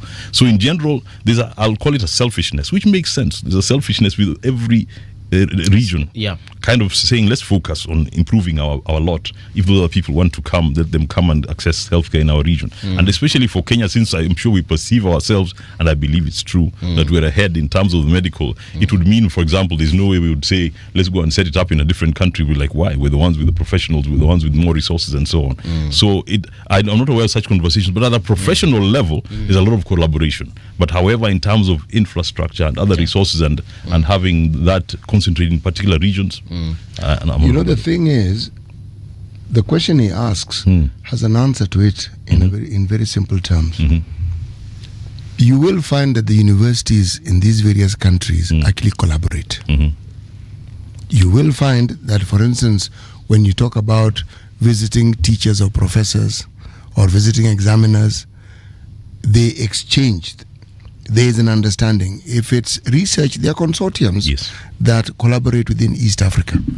Remember, the union that we have, for it to get to a point, because what you're saying would suggest a political union. That is a hard sell. That's a very, very hard sell. But we already collaborate on roads, we collaborate on railways, we collaborate on... You're not listening. Okay. It is a hard sell because the country then loses their autonomy. Look at the EU. They have a common visa. They have common boundaries. You can walk throughout any Europe once you have that Schengen visa. But each country is run politically as they see fit. They have certain commonalities. Nyerere said this when he said, we ought to have delayed our independences, the three countries, to talk about that political parity. We did not. So even as we had that common understanding of what we wanted, because we all these things we're struggling with, we actually had them, and we could have continued just building on them. The shilling, the Tanzanian shilling, the Kenyan shilling, Ugandan shilling were on par. The issue of Kenyans going to school in any of these countries was normal. As I said, we had gotten there. These unions that you speak of, even when you have a body like the USSR that essentially was a colonizing body, that is when you have that sort of commonality. But if you have nations, individual nations seeking to work together, the thing that they will achieve easiest is that economic parity, because it helps trade. What you've done is you've opened up trade to a much huger area, a much bigger population, and people stand to benefit. They may even have exchanges in terms of education process and programs. Politically, it is a hard sell. It's an extremely hard sell. You could argue that you could follow the Swiss method, the rotational method. But the rotational method works because the president, which is a rotational position, is not really powerful. It's more ceremonial than anything else. So that could work. But if you cannot even get the economic partnership working as you should, how do you think you'll get the political one to work? Just even to emphasize my point further, has it ever occurred to you why, for example, cancer doesn't get the same attention as Ebola would, or as some other outbreak of call it let's talk of HIV. Yes, right? Yes. The reason is when you talk about global health security, now other people are actually funding your activities and deploying resources. Yes. But why are they doing it? To protect themselves from you. In other words, they don't want you to get the problem to them. And for example, COVID brought this out in the worst possible form. Yeah. It got to a point where people just locked their borders. Because now they said you can't bring us this problem. Even in the Schengen area where we got a visa, where people can travel amongst 30 countries freely, that issue ended with COVID, because at that point every country now is looking out for its own. And that's what I'm saying. At the end of the day, each country looks out for itself. So even for us as a country, whether you like it or not, we must be able to get our act together and make sure we can be able to manage this to the extent that we can. Then if other countries want to come and be able to benefit from our system, let them come and benefit from the resources we have.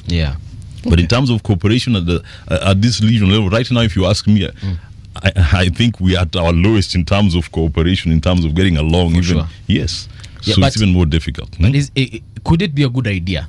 Hypothetically. Let me tell you, it would be a good idea, because one of the problems that we have is you cannot have, especially where resources are limited, you cannot have everybody trying to do everything. You'll be able to do it to a certain extent, but you can't get to that super specialized level where you've got a center of excellence. So the best way to do it actually is to have people focus, like you're saying, on particular areas. We have got an institution that focuses on childhood cancers, another one that focuses on a different type of cancer, and so on. And then you have people being referred as and when required. That would be ideal.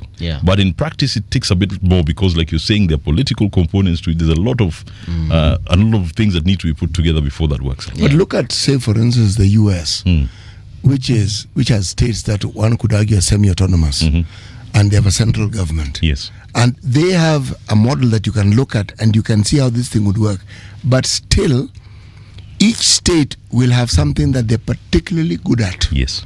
Now, you could argue that these things have morphed organically, but again, it is their business model and the thinking of how they want to run the economy that has brought this about. Correct. And this is something that has happened over centuries. Yes. Okay? Perhaps an even better example would be Canada. Okay? But you see, these are countries that by virtue of their existence had an understanding that they had an enemy that was far away in Europe. Okay? So even when they were forming themselves with one understanding they were going to be different from wherever it is that they had come from. And each of them was focusing on how they can make the little unit that they have. Now, the unity that then formed Canada or the US came later. They realized we are better off fighting these people if we work together. Yes. So they've and they keep improving on this same thing. Remember, we have a fantastic problem here.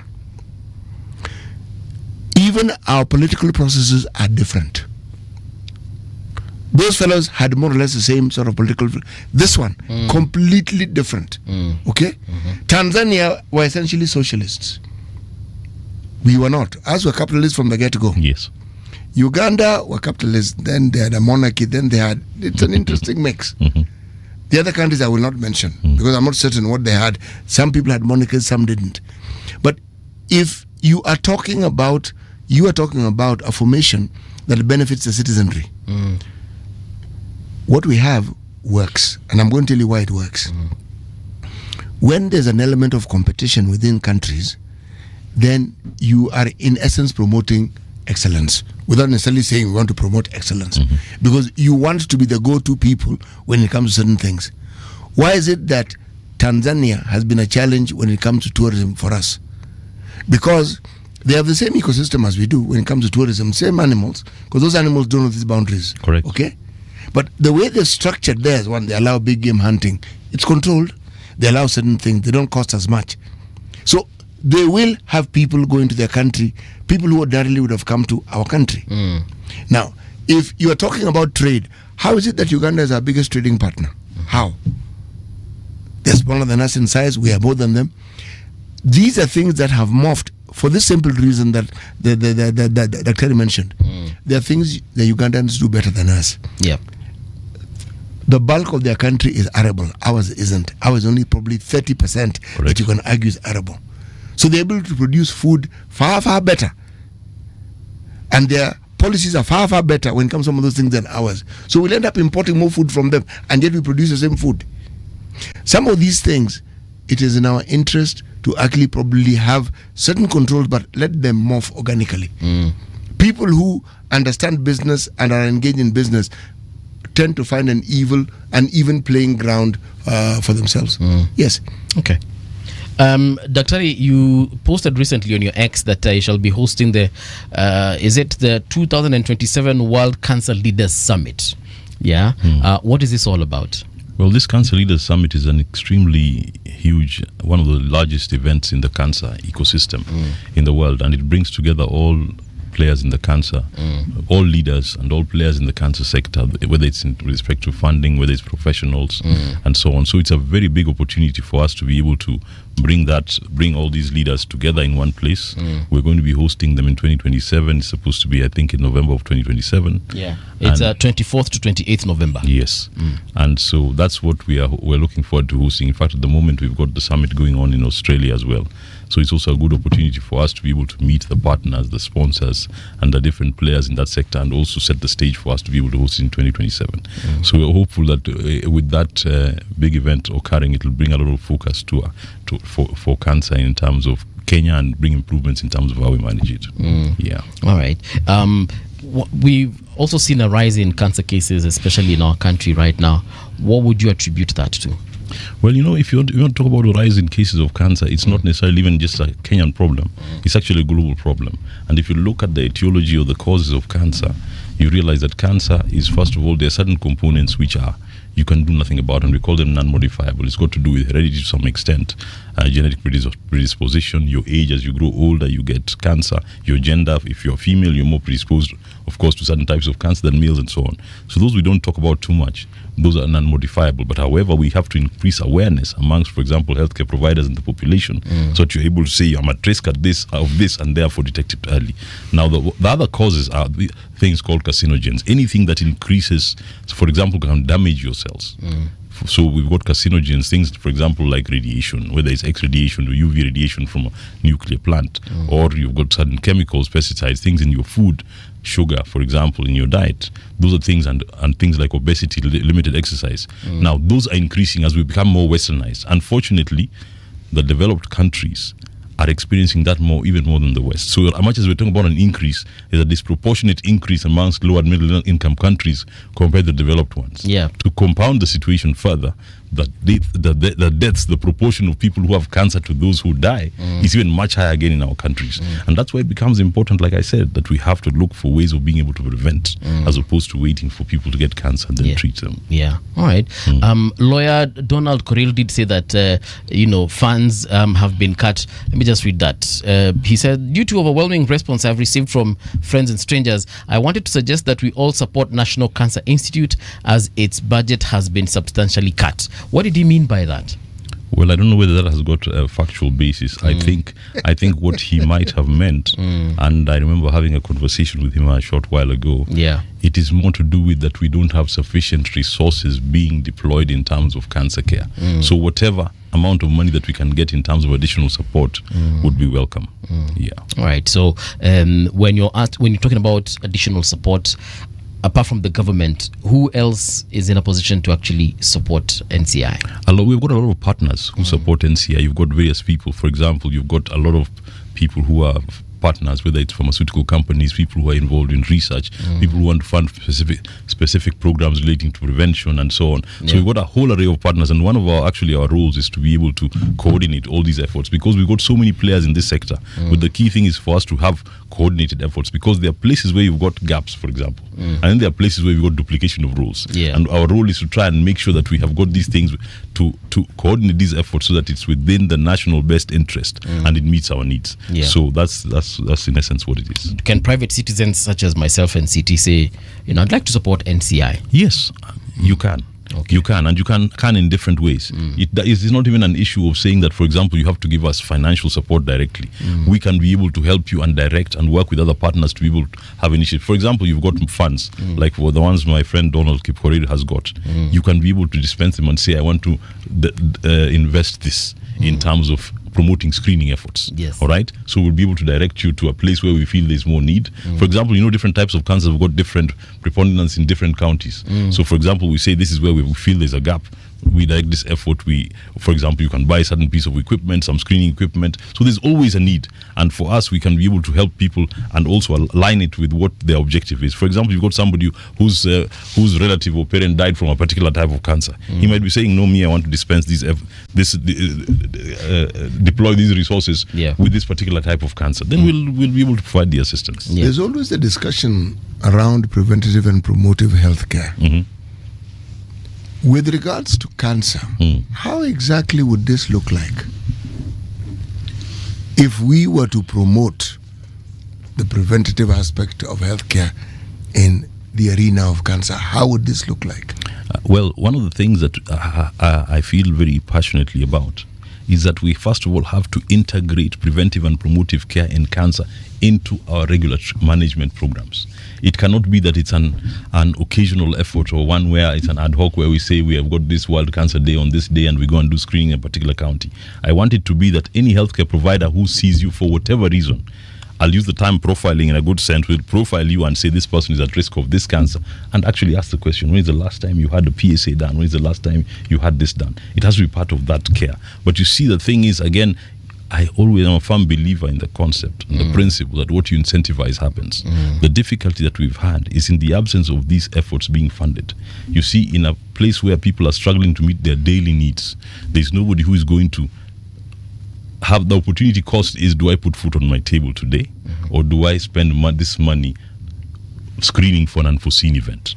The choice is going to be very clear. So it has to be that we have got to fund these efforts so that we're asking people to go for screening, but somehow that is funded. And that's one of the things that we're in discussions in, because in the absence of us funding preventive care, we are again going to the same trap of saying we are going to dealing with things downstream where it is more expensive, outcomes are poorer, and the effects in terms of socioeconomic impact and so on are even much greater. If you were to integrate this, and given the way we've structured our healthcare at the different levels, at what level would you be able to start screening? Primary healthcare, at the primary healthcare level, at the level of the dispensaries and health centers. You are able to actually screen at that particular level? Yes, but we've got to deploy the resources. That's what I'm saying. Okay. Yes. What does it take to have the resources that would actually enable you to have this screening? If you ask me, the resources are there. I think it's an issue of prioritization, right? And prioritization, one of the things that I know for a fact is we have got this thing called government at the moment. And government in Kenya is actually not just one government with respect to healthcare and how those resources are deployed. It is actually 48 governments, because we have 47 counties and health is a primarily devolved function. So you find national government in terms of health institutions itself runs only the higher level institutions, the referral institutions as they are called. So now you find that individual counties are the ones who have got to again prioritize the care in terms of and how they deploy the resources. And there has to be sufficient emphasis at that level for them to give focus to primary health care. Yeah. Muhammad Hussam is asking why you blocked Donald Kipkorir on your X account. I think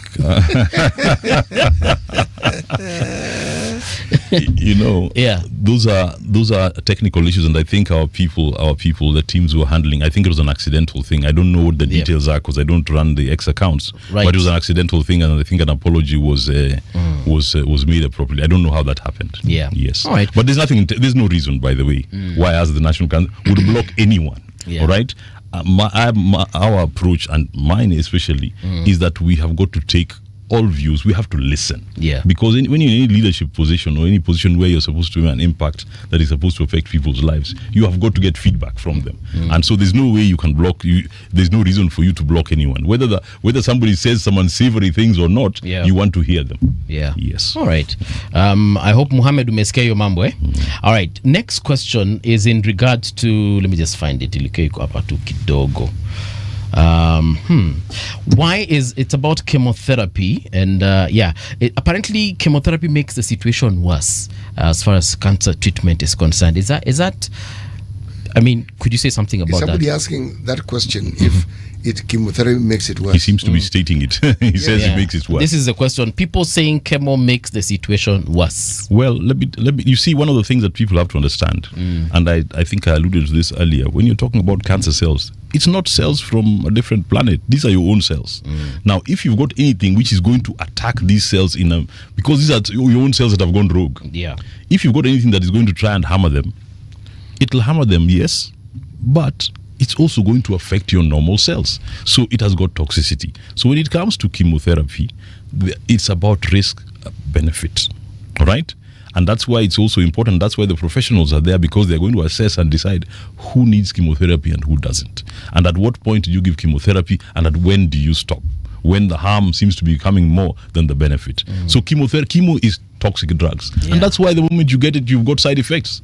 So it makes the situation worse in certain ways. And I will not say situation worse. Overall, it should make your situation better. But it has side effects, and those side effects is what we weigh against the benefits. I actually remember my mom went through chemotherapy, several cycles over a very long period rather. One thing I noticed is that she was very weak, especially after chemotherapy, and she had nausea most of the time, a few hours, not few, very many hours after chemotherapy. I can't remember the other symptoms. Oh yeah, her skin also darkened, and these are some of the side effects you're talking about. Yes.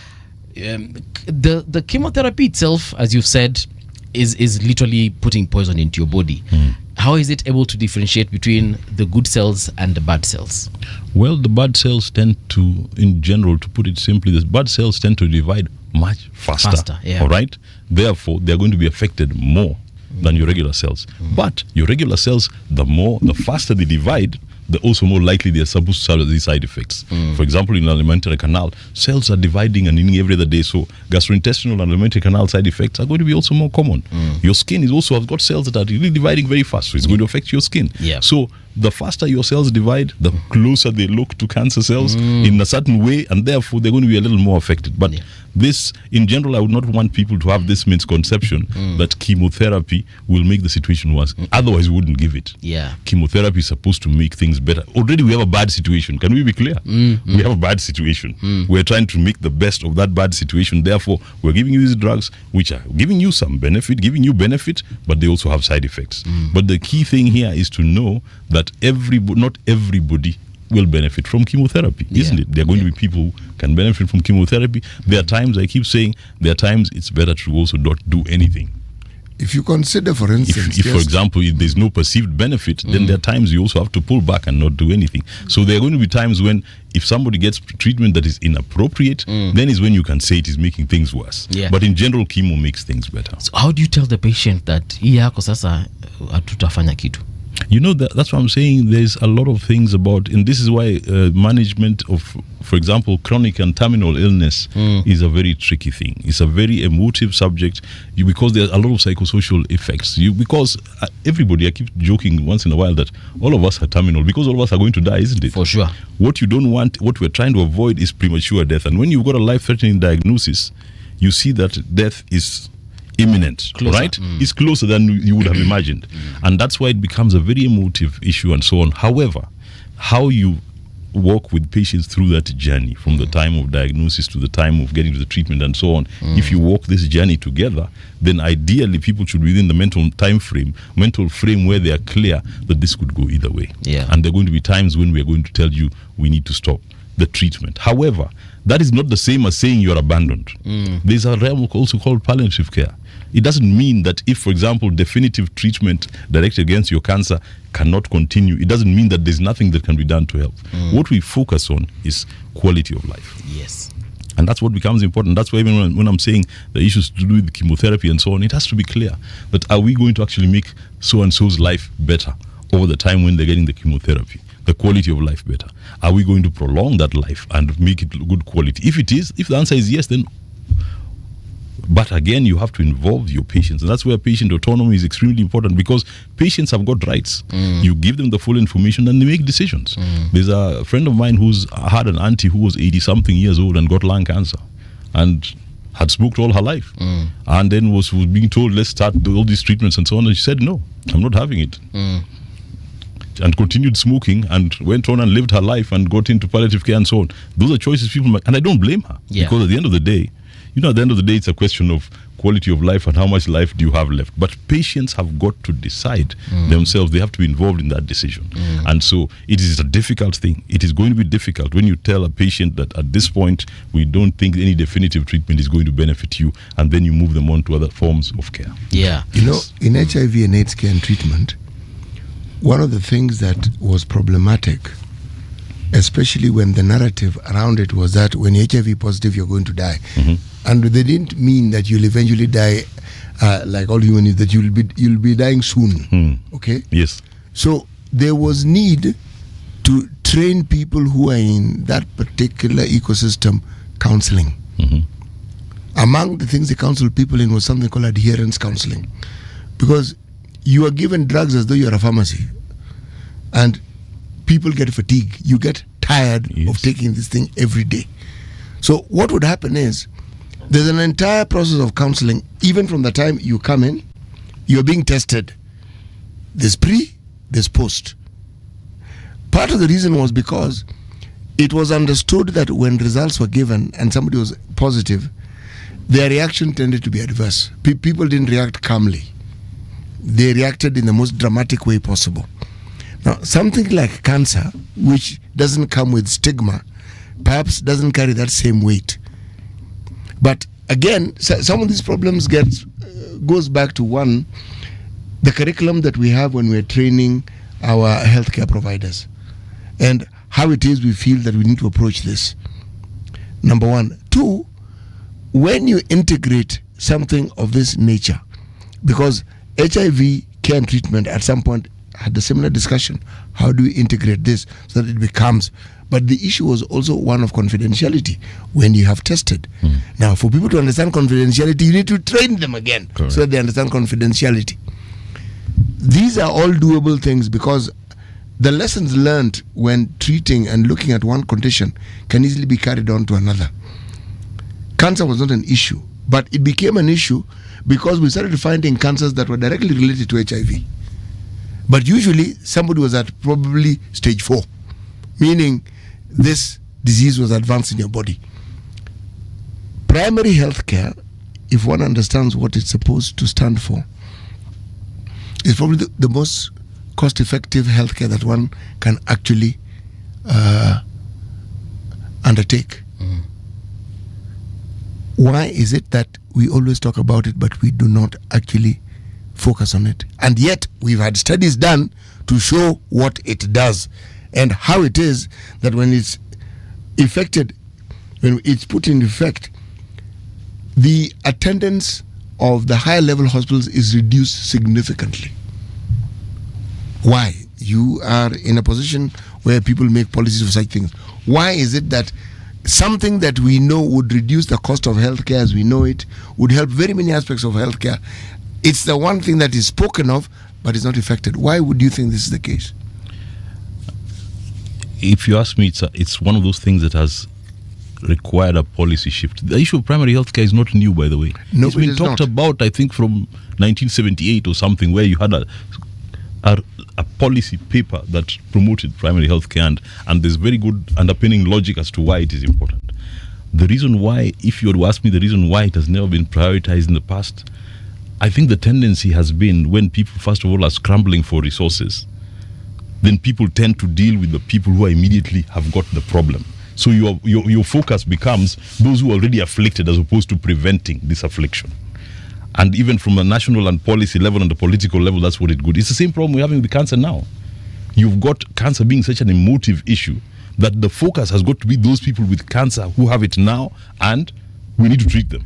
And then we deplete all the resources. But you're not thinking and saying, how about we stop ourselves from getting here? That's why there was supposed to be a healthcare financing policy shift, because, like I said earlier, what you incentivize happens. In the past, we have purely funded treatment. And even if you look at medical institutions and so on, nobody pays anybody for preventive care.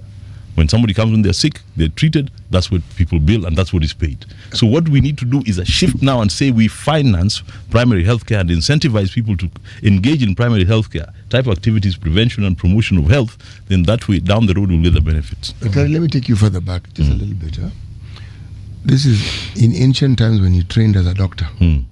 Public health, how many units did you study and for how long did you study it? Yes, you know what I'm asking. Yes. Precisely, because if at the level where you're training these healthcare providers, it's the one course people feel they can miss. Yes. It's the unit that gets the least attention.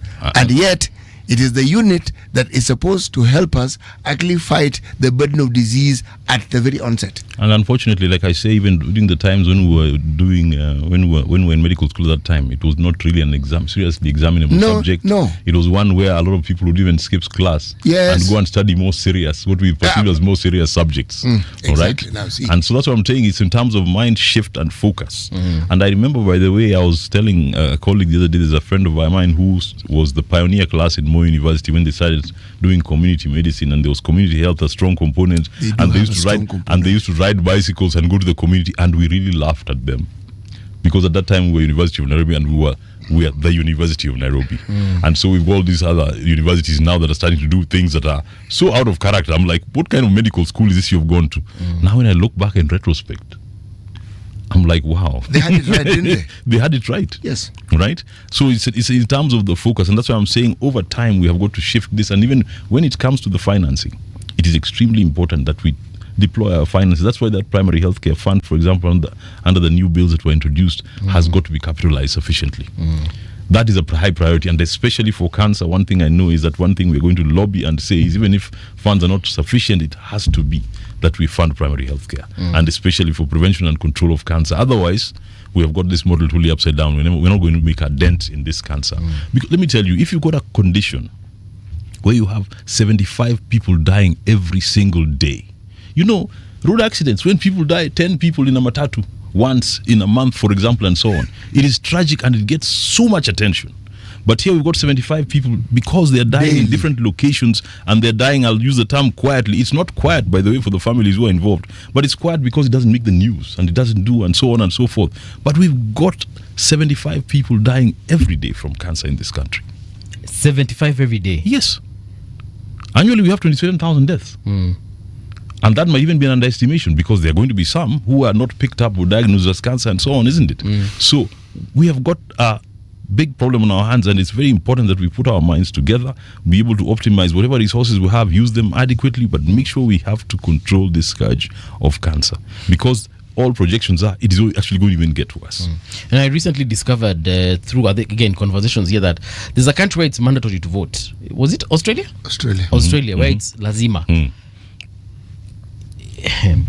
And I know this is a very radical question, but is it possible to make screening mandatory in this country? Yes, you can. Like we make tuseme ni lazima. Yes, you can. It's not a request. You can. You can. There's really nothing stopping it. You actually can. But the thing is, for it to be effective and for it to be useful, you have to do a little more than just making it mandatory. See, people need to understand why you're doing it. Because when I look at the burden on the economy for cancer, I mean, it's first of all from an individual level, then you look at the family, how it's affected economically because of cancer, then now look at institutions, hospitals, and I feel like the burden is just too much. If we're able to predict that so and so have got cancer and we detect it early enough, I feel like that burden can be reduced, specifically on matters to do with money. Let me tell you, the focus you speak of, when you look at diseases that have had that focus, the results have been fantastic. I like talking about HIV because I worked in that field for a long time, and I saw. So this is not me being told, because I was participating in that process for something like 17 years. You get to see and understand very many things very intimately, and you actually see what it is that this issue, you know, we talk about public participation in our politics and policy and so forth. In community engagement, as we refer to it, when people understand why it is they are doing what they are doing, they adhere. And when they adhere, the results, the positivity of the results just keep increasing. And that is the reason why you would find, for instance, the modeling, you would find peers, okay? Who are peer educators? People who are HIV positive, they are on treatment. They are the ones who'd hold sessions talking to other people and they with their medication. Meaning, apart from just propagating the information about it, but you reduce the stigma because someone is telling you, look, I am also HIV positive and I'm on this. And we got to a point where you could be having a discussion with someone, not in a hospital, and someone tells you, give me a second, I need to take my medication. You know, I am on these drugs. It means that particular stigma had reduced significantly. Cancer is a much bigger problem. HIV had funding from PEPFAR. So the burden was not on the Ministry of Health. This one is different. And the numbers are growing. It's very different. There is no PEPFAR-like institution giving funds to deal with this disease. So it will be felt very directly. So the need to have that focus on this primary health care is greater than ever before. And as Dr. has said, if it's policies, if it's research that has been done to show that this thing works, we have them in plenty. Yeah. So, Dr. Can we make it mandatory? The logistics alone. I can see where you're coming from with that request, and it makes a lot of logical sense. However, from a political perspective, from a human rights perspective, from a legal perspective, I can see how that there'd be challenges. Okay. So for me, I never advocate the aspect of mandating something. I believe, though, that if we're able to disseminate the information and convey what benefits there are, then people should be able to latch onto this. But latch on this and do it voluntarily. However, it also has to be funded, because when resources are restricted, you're not going to make something mandatory, for example, and somebody says, I just don't have the money to do it. Yeah. So you know. Daktari, Yes. taxes are mandatory. Does KRA go around explaining to people why they must pay tax? But do people still pay? Even do people pay those taxes in full? Even taxes people don't comply with. Daktari, there's a question here. GVic anauliza, take a cancer that affects men, pick any. How do we prevent it? Regular screening? Is it diet? Is it lifestyle? Walk us through 5 things men can do to prevent the most common cancer affecting them. Men, the most common cancer is still going to be prostate cancer. And that, for example, is one of those things that you become more likely to develop once you get to a certain age. So the risk increases with a certain age. The screening test, for example, with the test they call the PSA, which all men above a certain age, especially by the time you get to 50, are supposed to do before the recommendation was for more, I'll use the term invasive testing, in terms of digital rectal exam, which is what people did not particularly like. But there are ways of being able to manage it. And you just do a regular PSA. Now, there are certain things you become predisposed to where at a certain age, like I said. So for men, it's fairly straightforward. And that's what I'm saying. Those are the things people need to do. You've got always some hereditary component, I'm sure, comes in terms of if you've got family members and so on who had prostate cancer. But you should assume, for example, that you're more likely to develop it. So it's just those things of basically seeing your healthcare provider and doing the testing. So basically what we're saying here is screening is the best way to detect and prevent these cancers. Because let me tell you, if you detect cancer at a stage before it has spread, the outcome is always so much better. Because, for example, technically you can go in surgically and remove that entire piece of tissue that has got a problem and you are cured, so to speak. The moment you get to a point where it has spread, and the further it has spread, the less likely. So, for example, surgery doesn't become an option. It is spread all over your body, because how do you operate on somebody's whole body? So localized treatment in terms of is always the best thing, and it can only be done when it's in the early stages. All right, thank you so much, Daktari. This is where we come to an end as far as this conversation is concerned, and as usual we always appreciate your insight, but this is where we come to a close. That is Dr. Timothy Oleni. He's the chairperson of the National Cancer Institute. We're taking a break right now into the news. When we return, of course, a different conversation with a different guest takes place. Daktari, asante sana. Thank you very much for having me.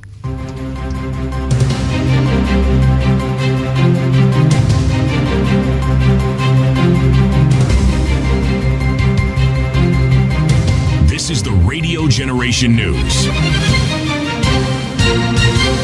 Good morning, I'm Winnie Maganga. The Ethics and Anti-Corruption Commission now wants the current police traffic unit disbanded and officers rotated regularly to curb extortion. This is after new audit of the National Police Service reveals widespread corruption, with the traffic unit leading in bribery. According to the report, traffic officers extort public service vehicles daily, collect protection fees from border riders and matatu circles, and operate under daily cash targets allegedly set by their seniors, with proceeds passed up the chain of command. Traffic police officers subject public vehicles to daily and routine level extortion, a practice that has been reportedly become institutionalized.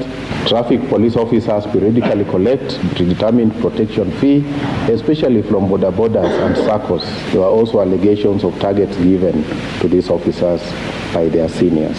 And let us work together and ensure that this report does not remain like other reports on the shelf. The government has pushed through the National Assembly a bill proposing the privatization of 67 state parastatals in a chaotic sitting on Thursday afternoon. The government-owned enterprises bill was introduced for debate, sparking protests from Deputy Minority Whip Robert Mbui, who demanded the bill be deferred to next week. The Deputy Minority Leader attempted to grab the mace, but was restrained by orderlies. Deputy Speaker Gladys Boshele, however, ruled him out of order and suspended him from the House for 5 days. You have attempted to remove the mace from its place in the chamber, and therefore I have called you out. It gives the Speaker a right to call you out and immediately ask for you to remove from the precincts of Parliament, which I am therefore asking the the sergeant at arms to remove you from the presence of parliament for 5 days.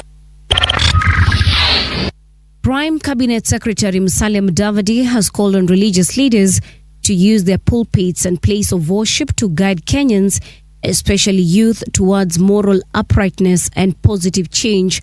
Speaking during a meeting with the Inter-Religious Council of Kenya on Thursday, Mudavadi emphasized the crucial role of faith leaders in shaping a just and virtuous society. He urged the clergy to use their influence to mentor and guide the youth, who are increasingly vulnerable to moral decay and exploitation. A house help has been arrested for allegedly making off with a safe containing a firearm and a large amount of cash from a home in Nairobi's Kileleshwa estate. Kilimani detectives tracked down Meridina Anupi and apprehended her at a hideout in Kawangware. A stolen gun, which was loaded, is still missing. The suspect was presented before court, where she was detained until November 24th. Israel has confirmed it has received a coffin Hamas says contains the body of another hostage. Red Cross vehicles collected the body hours after Hamas issued a joint statement with the Palestinian Islamic Jihad, saying it had located it in the Khan Yunis area of southern Gaza. The Israeli Prime Minister's office said the body will be transferred to Israel, where it will be received at a military ceremony. Confirmation that it belongs to a hostage will mean 25 out of 28 deceased hostages have been handed over to Israel. And that's the truth on Radio Generation. Good morning, I'm Winnie Maganga.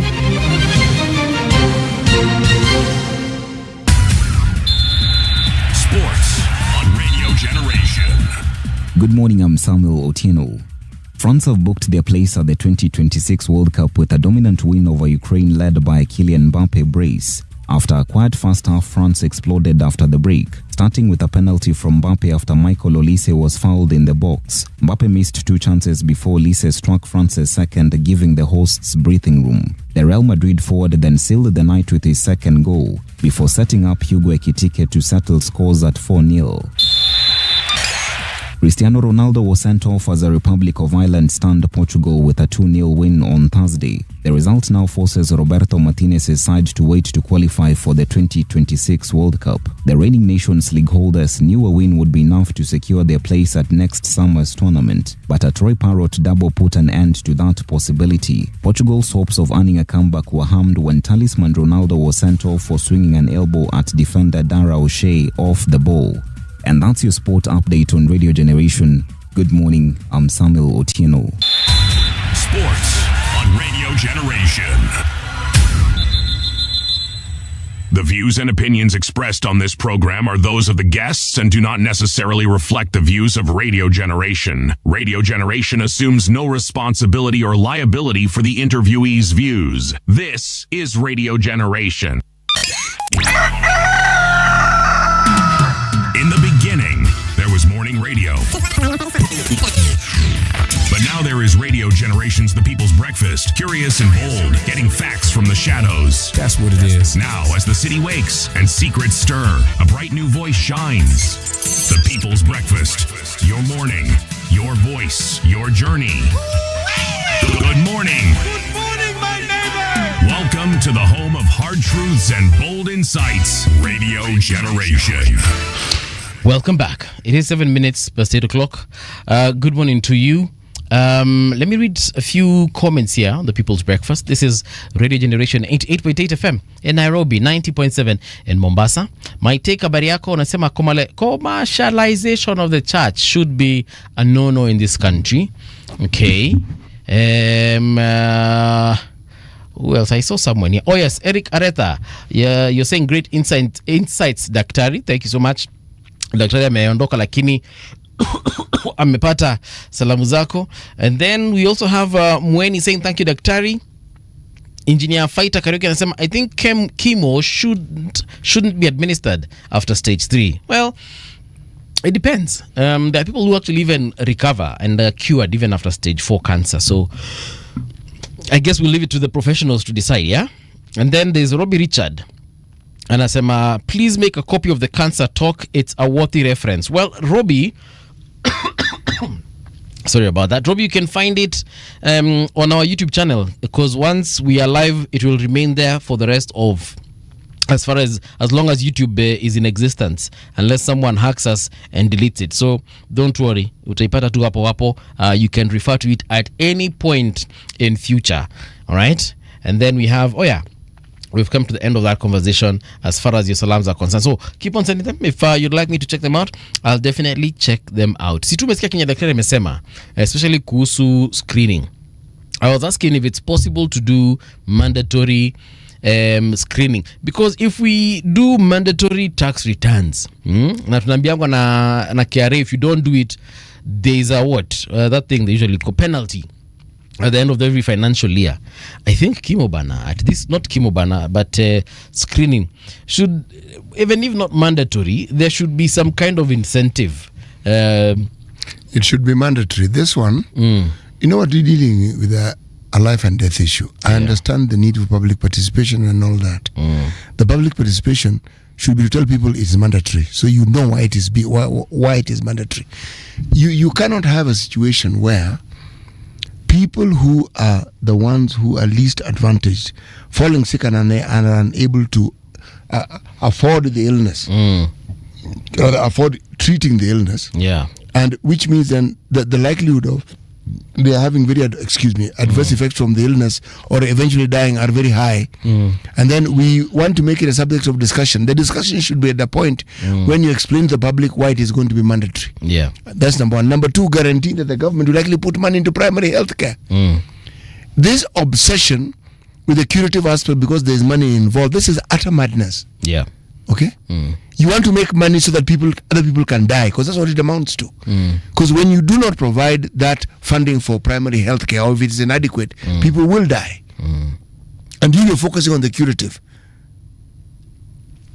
It is an absolute madness. It's lunacy. When we look at the cost of treating cancer, I think if we just put a little bit more in the preventative aspect of it, we can spend a lot much less than we are currently right now, and it would go a long way, in ensuring that cancer is a thing of the past. Some people keep on saying one day cancer will die, but it will only die if we actually go for screening. Now forget even the mandatory one. When is the last time you went for any kind of screening? And this one I'm putting out there for the audience. You need to go at the very least at least every 2 years. Tafuta tu pesa, kusanya miaka miwili, enda hospitali ufanye a full checkup, and that would actually be, for me, and it will be more beneficial to you than every time having to ask people for about 3.5 million or even 5 million for treatment. So that is something we need to check out. Cancer itakuwa something of the past if we actually check it out. All right, let me see. I was looking at the papers earlier on, and there's something I said I'll have to revisit. So here we are. ODM bigwigs arrive in Mombasa ahead of the 20th feat. So yesterday, ODM did actually confirm Dr. Oburu as the permanent party leader going forward until decided otherwise. And now they're celebrating 20 years. Their members, legislators, and so on and so forth, governors, walienda Mombasa jana, walitumia SGR. Watu walichata SGR wakaenda kucelebrate. Acha nisema walichata because ni kama watu walienda na SGR. Sidhani kuna civilians walibaki kwa hiyo. What is the capacity? Kwa hiyo SGR. Is it 1200? I don't know. No. Yes, 1200. Is it? I'm not sure. Probably 1200. I don't know either. So it means that, so we are arguing that the numbers were probably, because it's not just members of parliament, it's officials, nani. It's possible. Jana SGR ilikuwa inakaa tu orange. See, what happens is the party, which has the largest number of registered voters, actually is UDA. Okay. 7.1. Followed by ODM. Followed by the others. No, wait. Jubilee ndio walisema the party leader, deputy party leader. I meant Jubilee. Yes, they said about 7.1 million. I meant Jubilee. I meant Jubilee. Sorry, not giving. Okay. Then UDA, then ODM. Yes. But you know something? Our political parties are in a sorry state. I'm going to explain what I mean. Everything I hear about political parties is about themselves. Yeah. What they need to do, how they're going to do it, and how to propagate themselves. I'll hear very, very little about how the lives of the Mwananchi is going to be made better. Very little. Somebody would argue and say, but they're celebrating 20 years.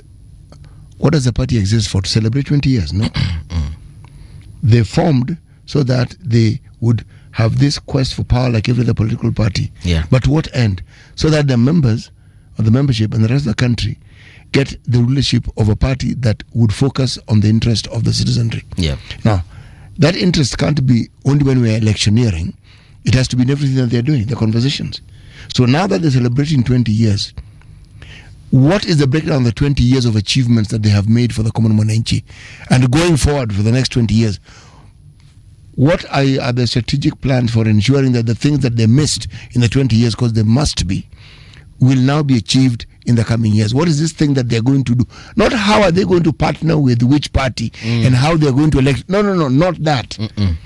How are they going to ensure that the citizenry who give them that voting platform, God knows 5.3 million, how are these people and the other Kenyans, okay, that now give us a population of 57 to 58 million, how are their lives going to be made better? Because if this isn't at the center of the conversation of a political party, then as far as I'm concerned, that political party is of no use to me.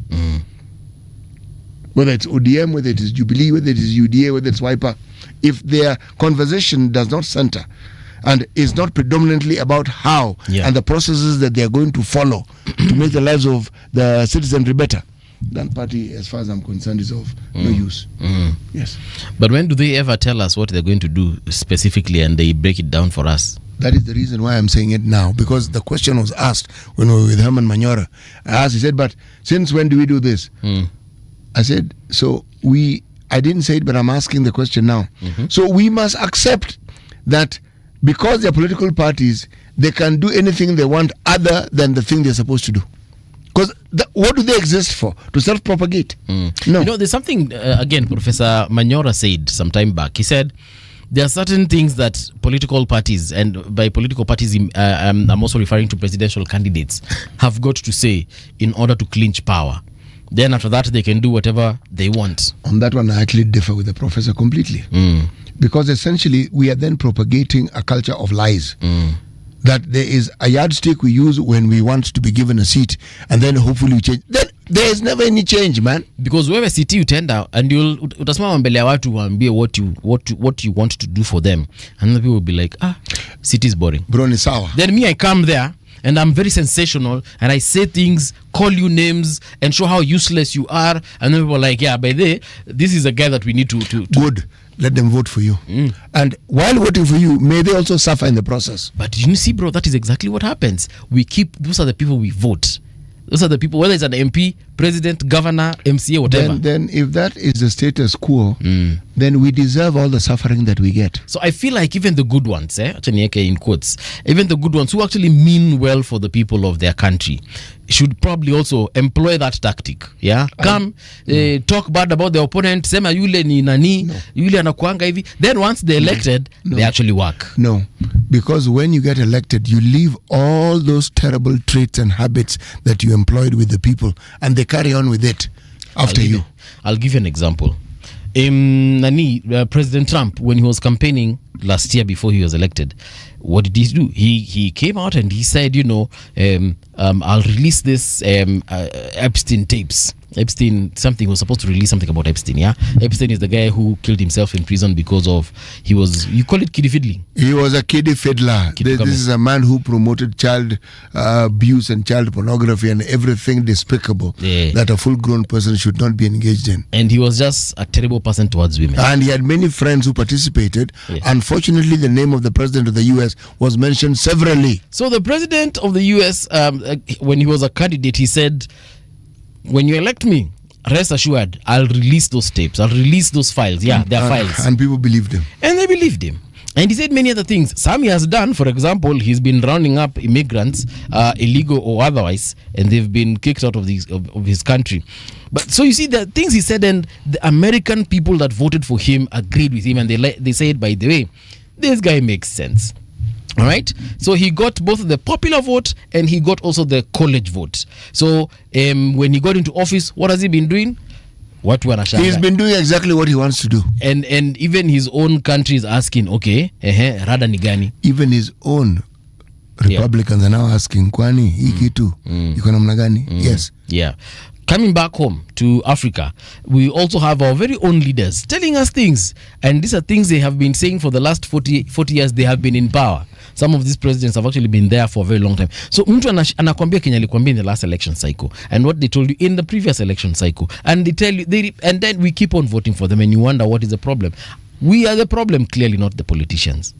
We are the problem. So until we realize that we are the problem and we stop choosing Siti Muga over Mbuvi, then perhaps one day, one time. We have the good fortune in this country of having a constitution that outlines for us with great clarity. Yes. The things that we need to be able to do well for ourselves. You see, but it's difficult to get rid of old habits. Our ears are trained to listening to entertainers as opposed to people who want to talk to you about progress.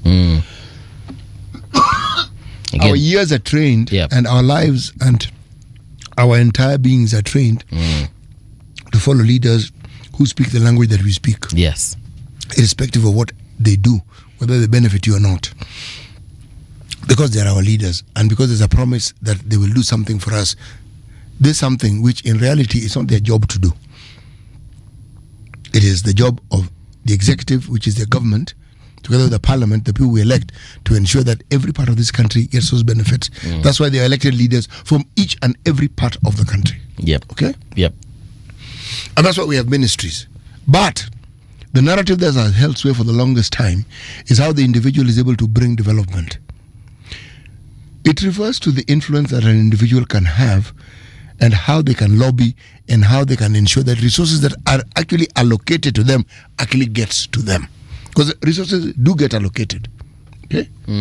But the reality is, quite aside from just it being allocated, it doing the job it's supposed to do. You know that's a completely different story. Yes. Yeah. Anyway. Yeah. So, I mean, at the end of the day, we have got to decide and make a choice. The kind of politics, and not the kind of politician, but the kind of politics we as a people will want to have. And perhaps once we have a grasp on that, perhaps things will change at one point in time. Anyway, we'd like to start our conversation for this particular hour. And the conversation is going to be around Ruto's Ukambani tour, whether it is a political gimmick. And to help us have this conversation is MP for Kathiani constituency and Deputy Leader of Minority at the National Assembly, Honorable Robert Mbui. Mheshimiwa, karibu to Radio Generation. We're glad that you could make time to be here with us. Yeah, thank you, and sorry for coming late. Unajua mambo ya jam in Nairobi. Yeah, next time I'll be coming in like half an hour before so that I'm here. Ndio usipatikane na traffic. Usipatikane na traffic. Right. Yeah, but karibu sana. Asante. We saw some drama in Parliament. I'll start with that question. We saw some drama in Parliament. Kindly enlighten us. What was that all about? Because we saw the Deputy Speaker, Honorable Boss Sholei, ejecting you from the House. Yeah, what had transpired? Yesterday afternoon, a supplementary order paper was brought to the House, basically introducing new business that had not been initially discussed. But that's okay. It's no more. It happens once in a while. But in that supplementary order paper, I noted that there was the government-owned enterprises bill was one of them. And it was going to the committee of the whole House. In essence, the part at which now laws are made, where members go through clause by clause of a bill so that they can make a decision whether to pass each clause or not. And during that period, normally is a time when members propose amendments. So I stood on a point of order and had asked that, because yesterday was also a difficult day for the House, because one, we had just passed the bill the day before, and so members had not had time to give amendments. I had certain amendments I wanted to propose, There was also the demise of our colleague, the Honorable Mohammed from Isiolo South, who had passed on the day before, and yesterday quite a number of members went to attend the funeral, including the substantive speaker. Also yesterday was the beginning of the celebrations for ODM at 20, and ODM is a parliamentary party which has quite a number of members in the house. So I requested that that particular order be stood down up to next week on Tuesday, and the speaker said she would make a decision. She never did. She proceeded with business as usual.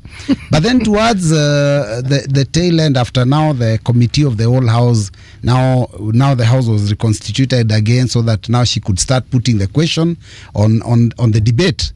I pressed my intervention button to draw attention, because I wanted to rise on a point of order, order standing order 35, to draw the attention of the speaker that there was not enough members in the house. At that time, we were a handful, about 20 members were in the house. So I was raising. And what's the quorum that is required? Yes, quorum is 50.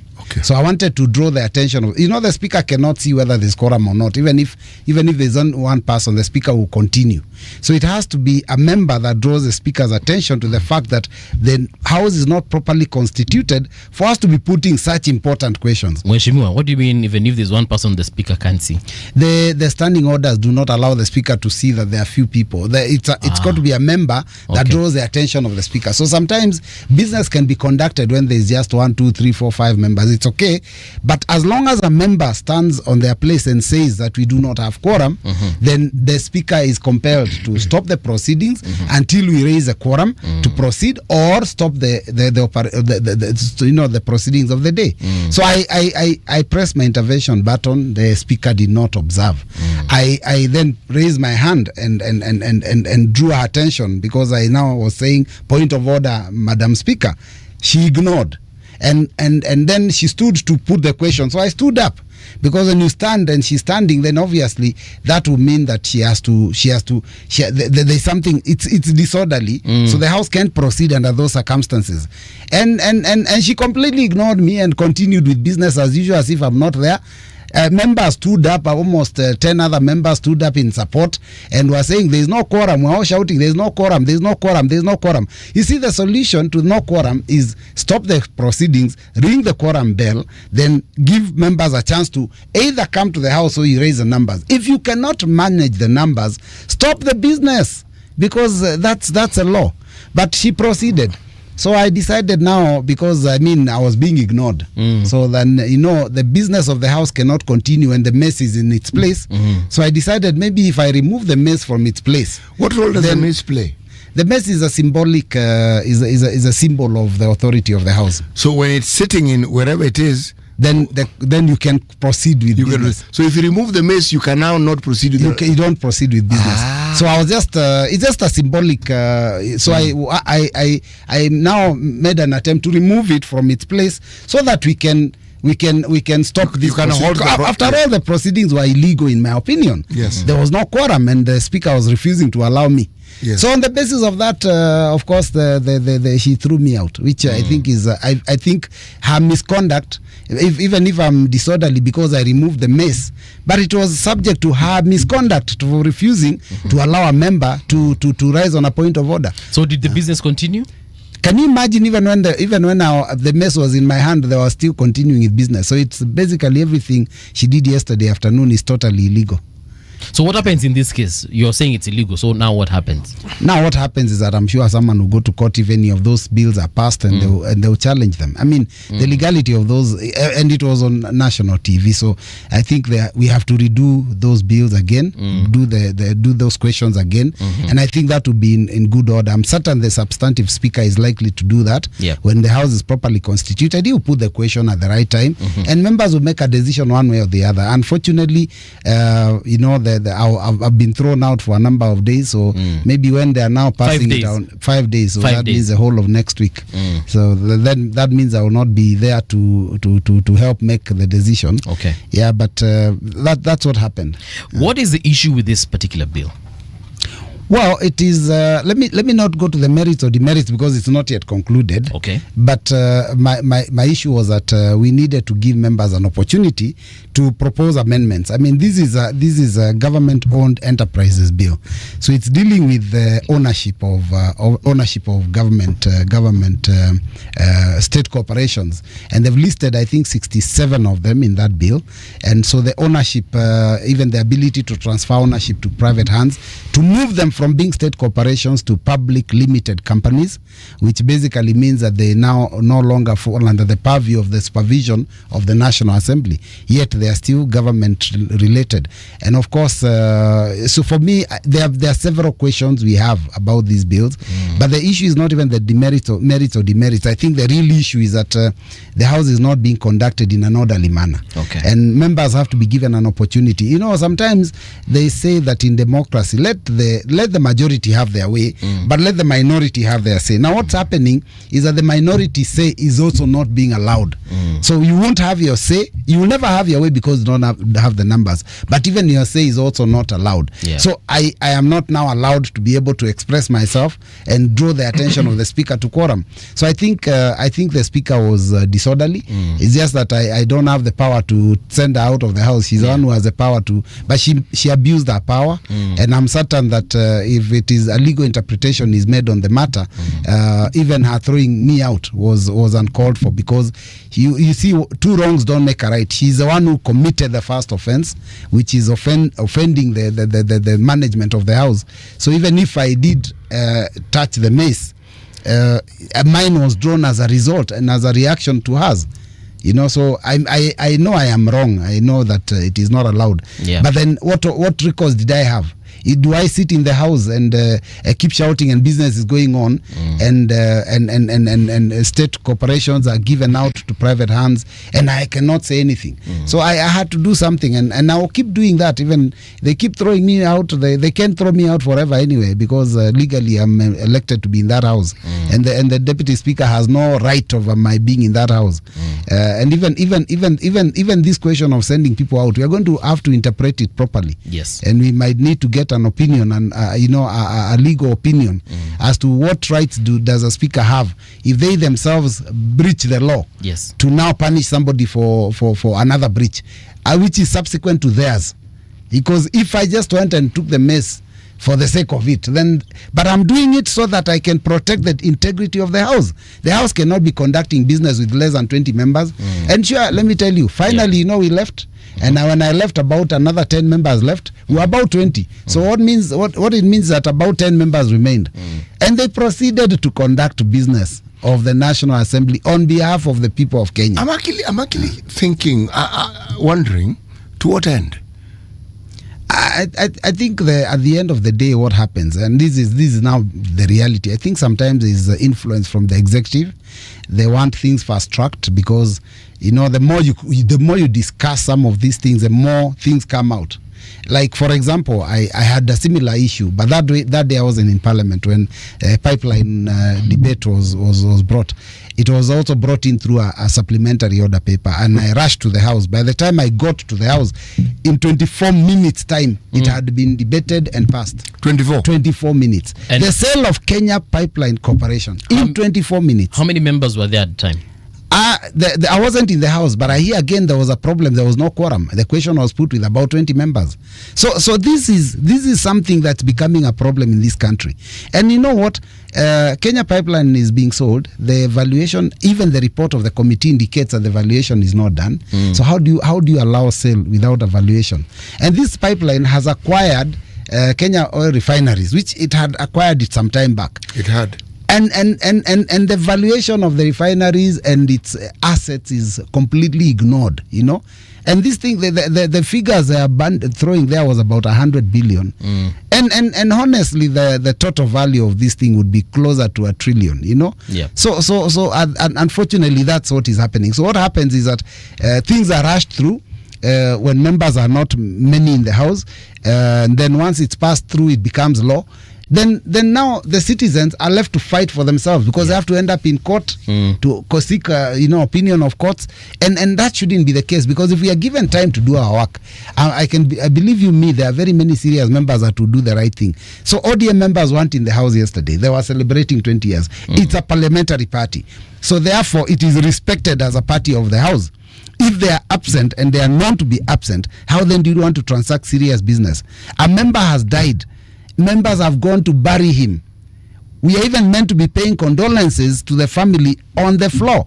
Then you are transacting business on government-owned enterprises with 20 members. Mheshimiwa, is this one of the ways that we can say Parliament has been captured? Yeah, definitely. It was captured. Imeshikwa mahali mbaya. It's been captured. It's been captured, or definitely captured thoroughly. And I mean, and you can, and I can tell even from the beginning of this 13th Parliament, the first thing that happened is that even after we got into the House, the members of my coalition Azimio la Umoja on Kenya were procured in a dubious manner, and suddenly were they were proponents of the government agenda in the House, and we were saying we are minority. Our work is to checkmate the government. Yeah. They were, suddenly we had no members. The members had gone to the other side. You are going for war and you have an army behind you. Yes. And so when you call the troops to order, you turn around and you find there is no one. You find they're on the other side. They're on the other side, training their guns on you. That's what happened to us. So that was the first thing that happened, and that's the beginning of the capture of Parliament. Because the minute the executive takes control of the House and has a majority, then now suddenly they have control. We were supposed to have had the majority leadership. They took it over. And then they continued to entice members. ODM later on decided to support them because of the issue of, I think, the late Prime Minister said it was to stabilize the country. But even up to now, it's still happening. They're still procuring members from our side. You're painting a very grim picture. So how then do we unclench Parliament from the fists of the executive? I will tell you that Kenyans need to go to the next election and kick out all these bootlickers. That is the only solution. So you just look at your members and how their participation in that house, and there are people who are not adding any value.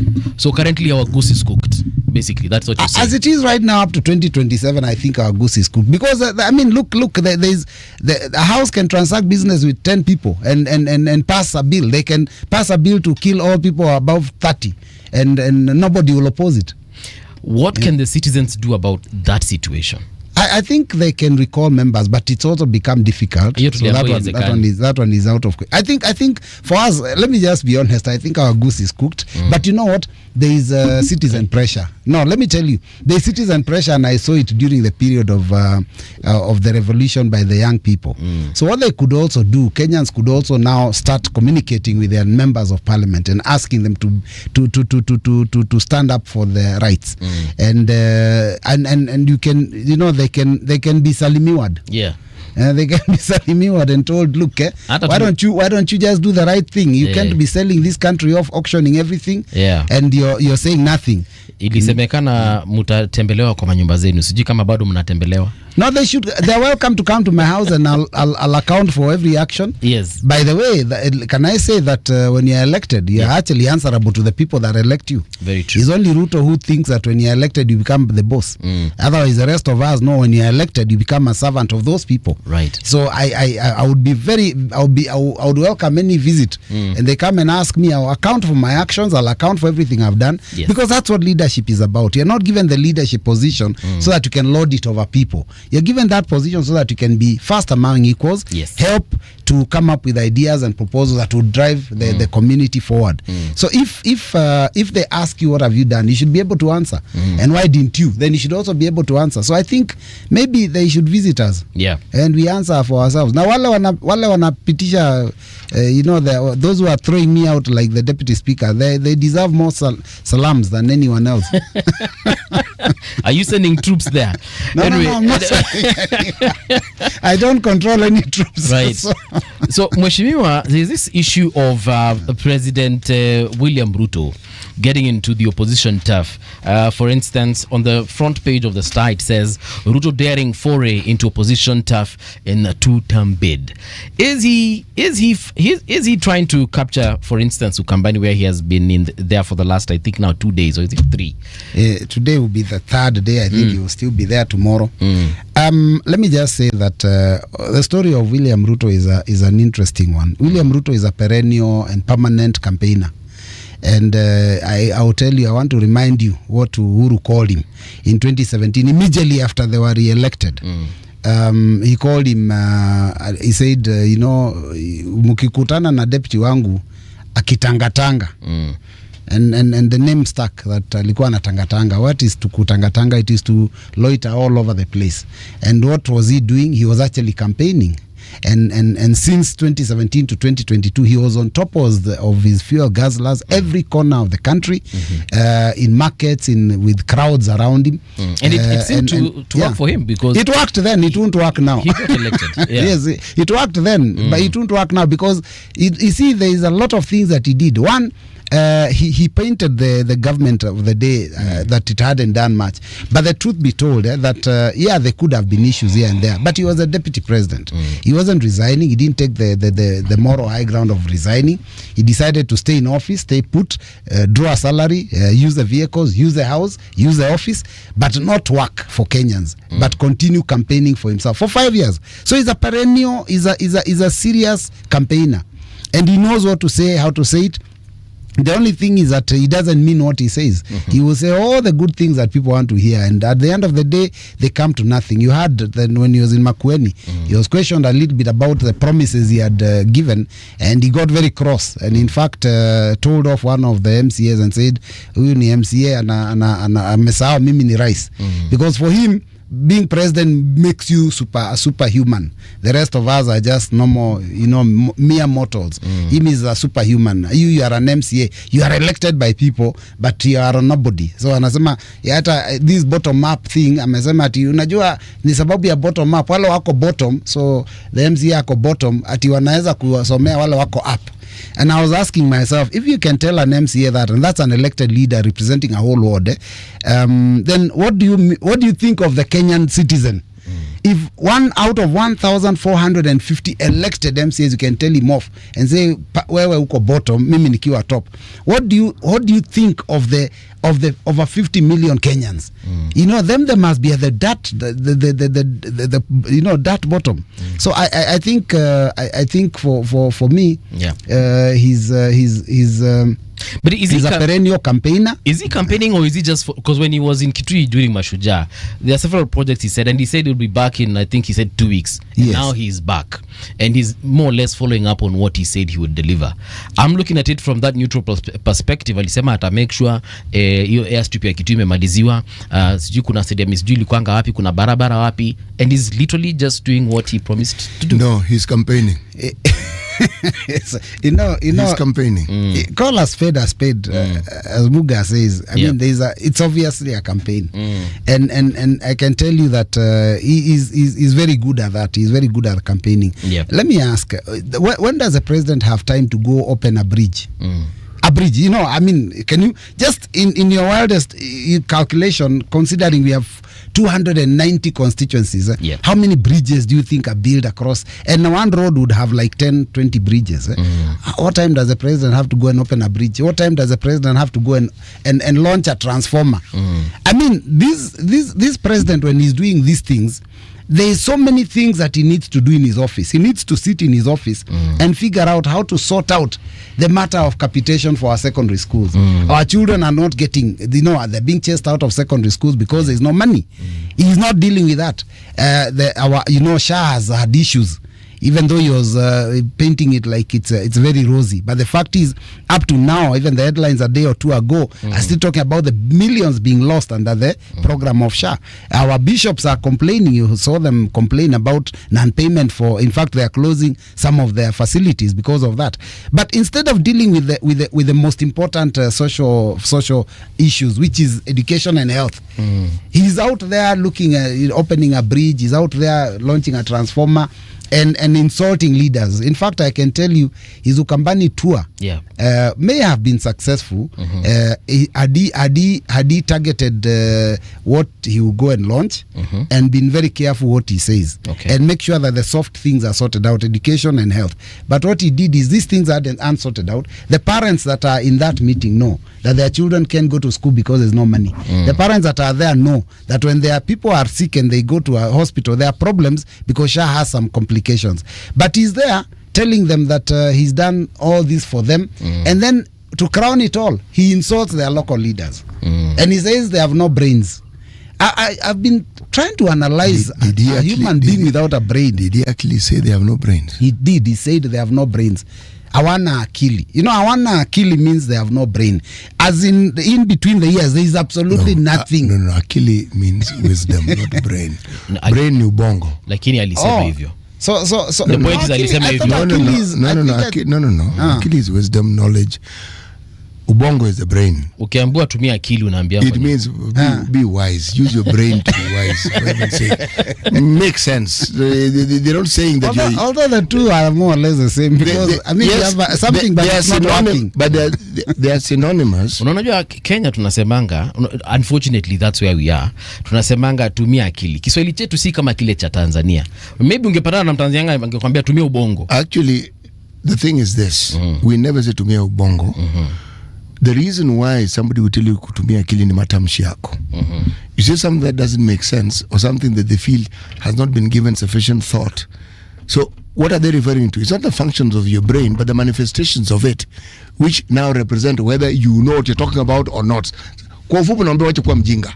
Okay? Because I would say wisdom is maarifa. But anyway. No, you're being told, bwana, stop manifesting ujinga. That's essentially what you're being told. But it's not. It doesn't necessarily mean you have no brain. It just means that you have a tendency of being stupid and exhibiting it in public. That's even worse. But it doesn't change the fact that it's an insult. That's even worse. That's a worse insult. Actually, Mheshimiwa, you see the reason why I'm going into the details of this. The semantics of it. Yes, is for a simple reason. When you have a president who many people do not like, there is nothing that president will do which is considered good, by and large. When a president talks directly to an MCA in that manner, it points to something that I have to ask of other leaders who are elected. How many leaders are willing to be criticized? How many leaders are willing to go to a meeting and be told, mzee hatukubaliani na wewe? The few meetings, political meetings I've ever attended, most political leaders in this country manage criticism really badly. Really badly. If the thugs associated with that particular politician don't manhandle you, okay? If that person is high enough, you'll probably be banned from ever attending any meeting.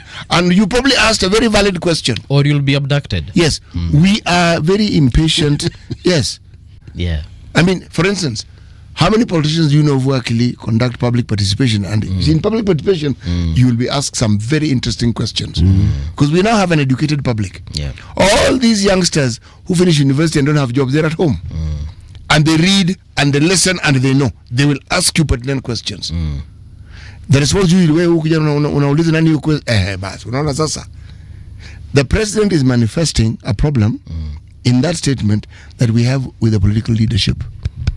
They're an impatient lot when it comes to being held accountable. They do not like being asked questions, which means they do not like to be held accountable. They don't like. It's our culture. Mkubwa sio mtu wa kuulizwa maswali. And say actually Mkubwa is the very person we should be asking questions. That's true. Because we elected them to represent us, so we must ask. And even if the Mheshimiwa doesn't have a problem, the hang-ons will have a problem. Yeah. We have a situation where I see a president who is fighting for his life, if you ask me. Political life, that is. Everything that I'm hearing, he was onto a good thing with his hustler narrative. It was really good. Because he introduced an issue-based campaign. Campaign, that's right. I may not have liked the manner in which he profiled people, the haves and the have-nots. But you see, that has come to bite him. Because he himself has demonstrated quite adequately that he's in the group of the haves. So his own narrative has turned against him. His own narrative, nobody else's narrative. But it was a good narrative because it pointed to the need for us to look at the issues that involve young people who are 70% of our population. It did. But now again it catches up because the question that is being asked is the party that is in power and the people around them, what have you done to demonstrate that you actually have a plan to look after the interests of this 70%? Because they're the ones who actually need most of the help. People who are my age need help, yeah, but not like those young people. Those fellas are just beginning their lives. They have the whole world ahead of them. What are these plans? When I listen to the people who call themselves the United Opposition, every once in a while, I hear Vision 2030. Every once in a while, like I keep saying, there has to be an economic structure which is explained in detail as to how it is you want to change everything that we are seeing. You can't change it with a statement. You can't change all that by saying we'll change policy. You don't need to. We have enough policies. When you have what Mheshimiwa Mbui is referring to with regards to him being ousted out of parliament, that isn't the problem, but it is a manifestation of a certain level of desperation. Because if you want to rule by fiat, you change the laws. So you will not be breaking any law. All you'll be doing is going by the law that exists. The law may be repressive, but it will be the law. Maybe because Mheshimiwa is in the United Opposition, that question that you've asked is valid in terms of what is the agenda of the opposition towards capturing power and helping the people of Kenya. Let me begin by saying that a lot of times, and Kenyans are tired of these promises. A lot of times during campaign, people will promise all sorts of things. I mean, William Ruto is an expert at promises. He told us he'll bring us all the way from the bottom to the top.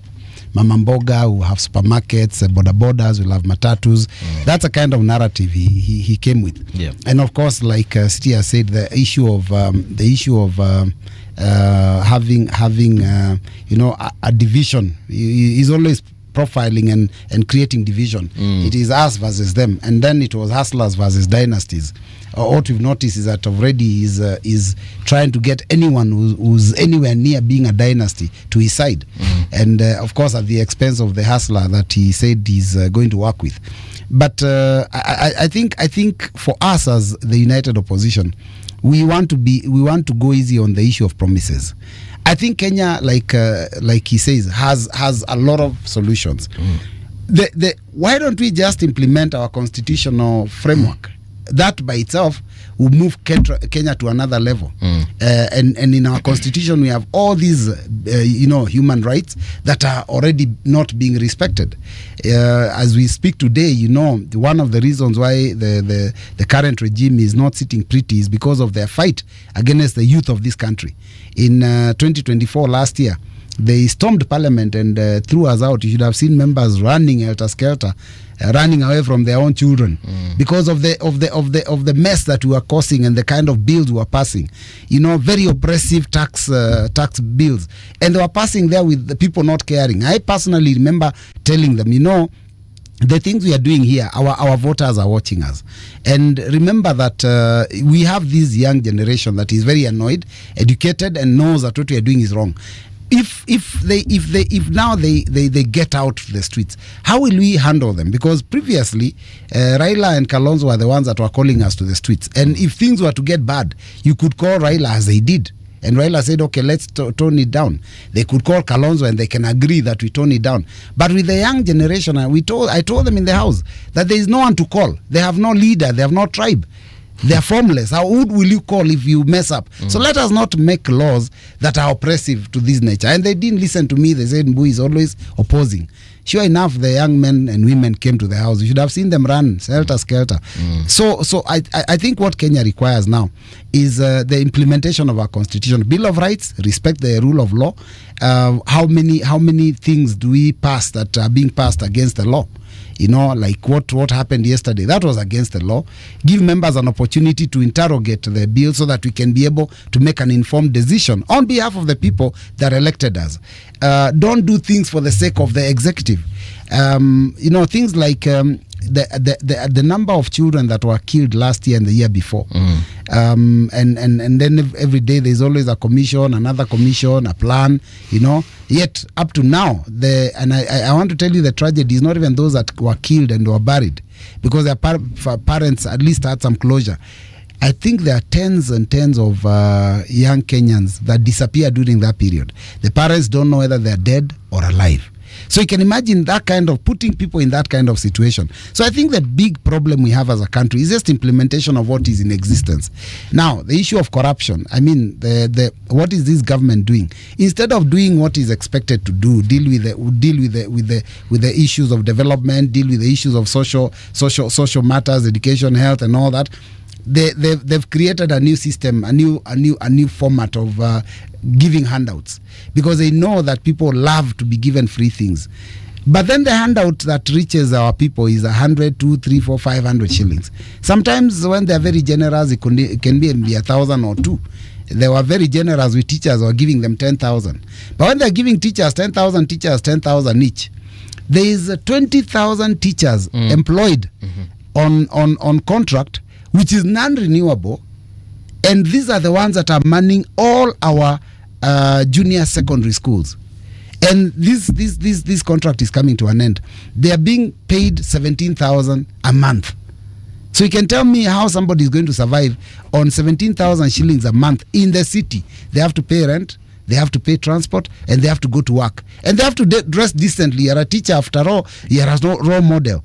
Now that is all happening, but instead of sorting out these, we are giving handouts. So this is a regime that I think I can say this, that the united opposition just needs to stop doing the bad things. It still needs to stop the bad manners of the Kenya Kwanza regime, and Kenya will be back in the right direction.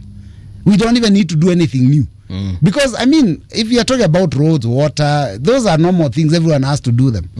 Everybody has to work on roads. Everybody has to work on water, distribution, electricity. These are normal things. So for someone to stand in the podium and say, oh, when you elect me, and kikisha kuna stima, kwani who can be elected and not want to provide electricity? So some things are so basic.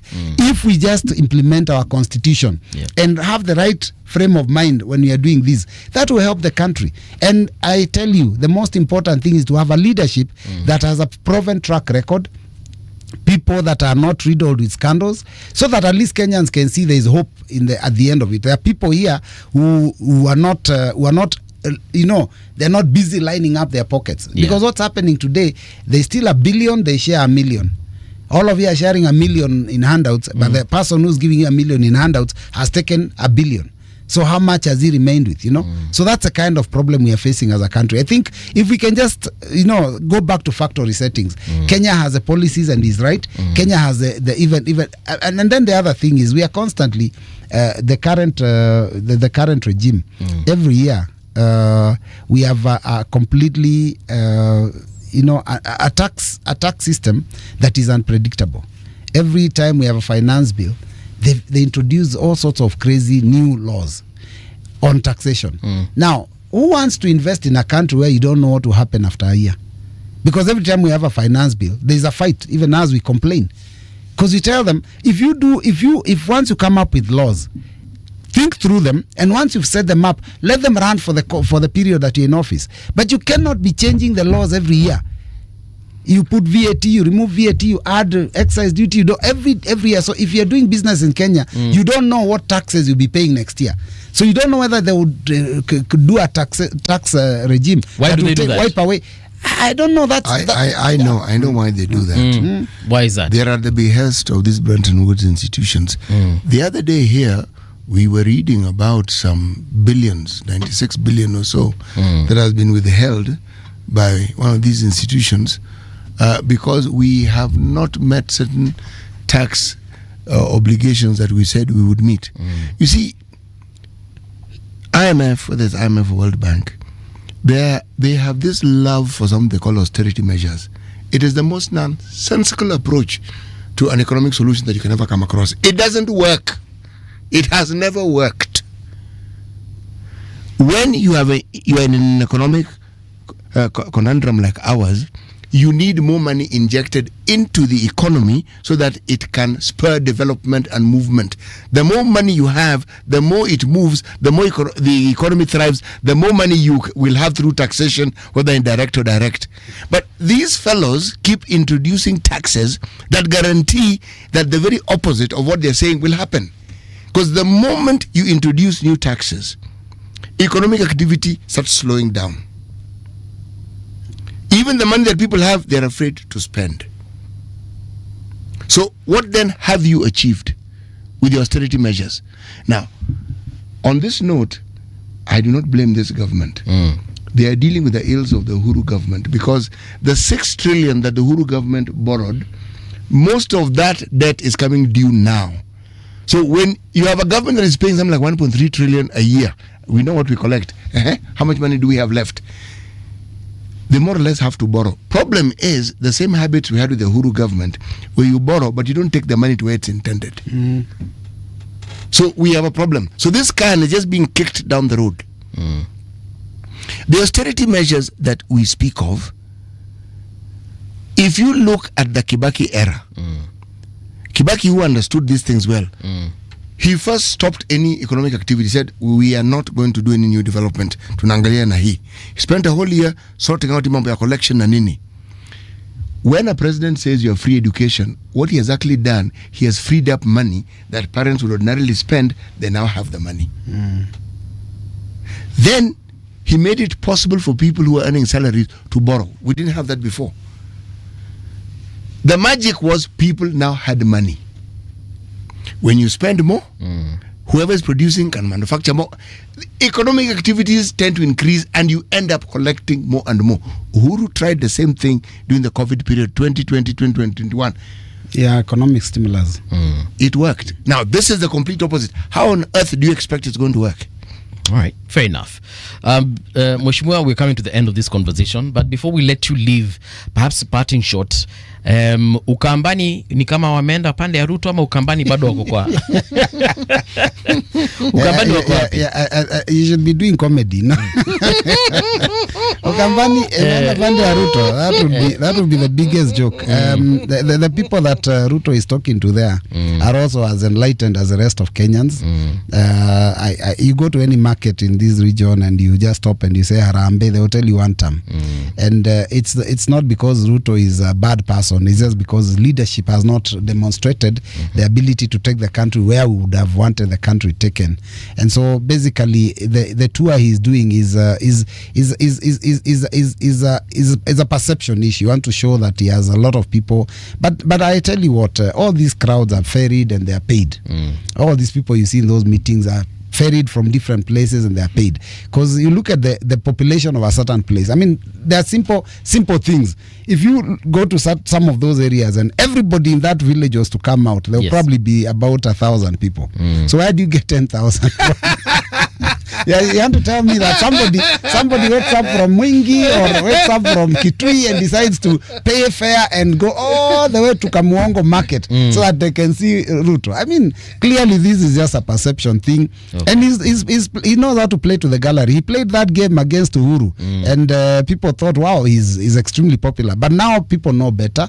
And I don't think he's for me, if he just came to the region and probably dished out goodies, sorted out the soft underbelly of the problem in Kenya, and respected the leaders. But what he did when he insulted the leaders of the community, I did say that the minute you insult all the elected leaders from that area, and you say they have no brains, they have no wisdom, then basically what you are saying is that the people who have no wisdom at all are those that elected them. So he's just insulted the whole community. So he's going to hang around. People will go there and I can tell you this: there's no meeting you call in Kenya today, and they know you have money and you're dishing out, and they don't come. People will come. I mean, right now the people are going there because there is money, and our people also have the same belief as the ones in Mount Kenya, that you don't bury an elephant with its tusks. So you first pull out all the tusks and then you bury the animal. So we are going to bury the animal in 2027, but for now we have to pull out the tusks, we have to trade, we have to get what we can out of it. Thank you so much, Honorable Robert Mbui. That is where we come to an end as far as this conversation is concerned, but the show continues. Don't go too far as I consider that career in comedy. We'll be right back.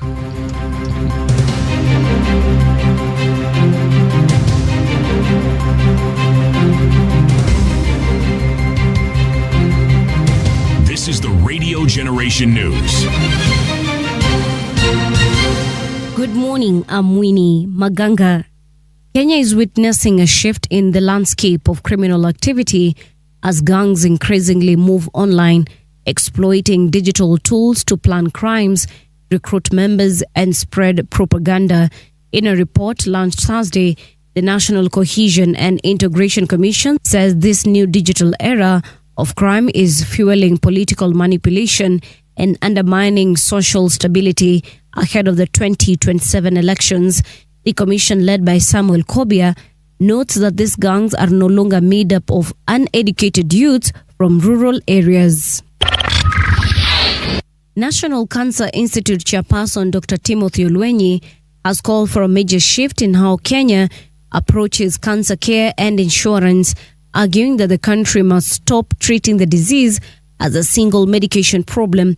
Speaking during an interview in Radio Generation, Dr. Olwenyi said the public often misunderstands the scale and complexity of cancer, despite the fact that medical knowledge is now shared globally faster than ever before. He explained that referring to cancer as though it were a single condition is misleading. We have caused a little bit of confusion by talking about cancer as if cancer is one disease. Yeah. Cancer is actually a group of 100 to 200 diseases. All right? And I say this because cancer has very many different types. Any individual organ or tissue in your body, any cell that divides can potentially develop cancer. All right? And so when we talk about cancer, whether it comes to issues of treatment, and so when you say, for example, cancer seems to be has become such a huge problem. All right? All right, it has to be with the view of saying these 200 diseases have become a huge problem. Not one. But secondly, when it comes to interventions, and that's why you see, for example, when you talk about the issue of training, you can see how difficult that is and how it spans so many different specialities because it covers everywhere. You can get cancer. By the way, the only dead cells, for example, your nails, your hair, and so on, and maybe the enamel of your teeth, are the ones that cannot develop cancer. The Environment and Land Court has approved a public notice calling on affected farmers, workers, and community members to join a petition seeking to ban several agrochemicals in Kenya.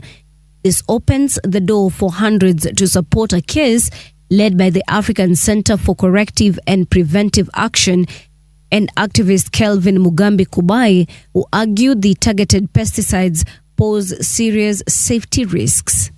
The court made its landmark ruling to allow all persons who have been affected to join in this petition. And some of those people are here before you. So it was not an exercise in futility. We have more and more Kenyans who are behind this petition. It is Kenyans, as the Constitution provides, that they have a right to not just enough food, not just to be free from hunger, but to a food of acceptable quality. A house help has been arrested for allegedly making off with a safe containing a firearm and a large amount of cash from a home in Nairobi's Kileleshwa estate. Kilimani detectives tracked down Meridina Anupi and apprehended her at a hideout in Kawangware. A stolen gun, which was loaded, is still missing. The suspect was presented before court, where she was detained until November 24th. I will allow the application, save that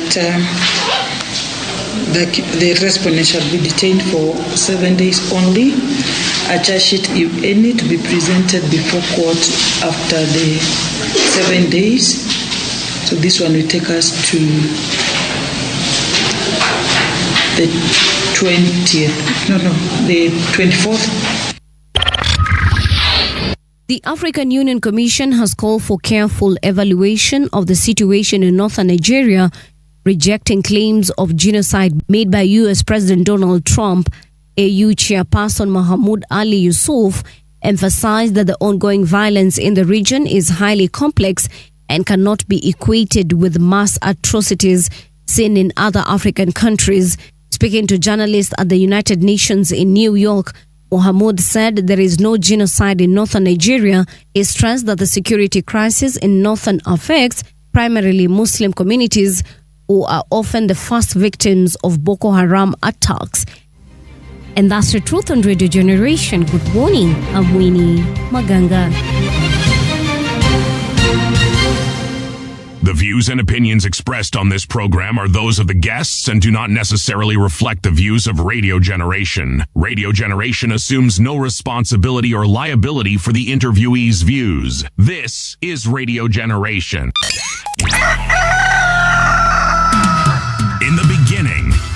morning radio.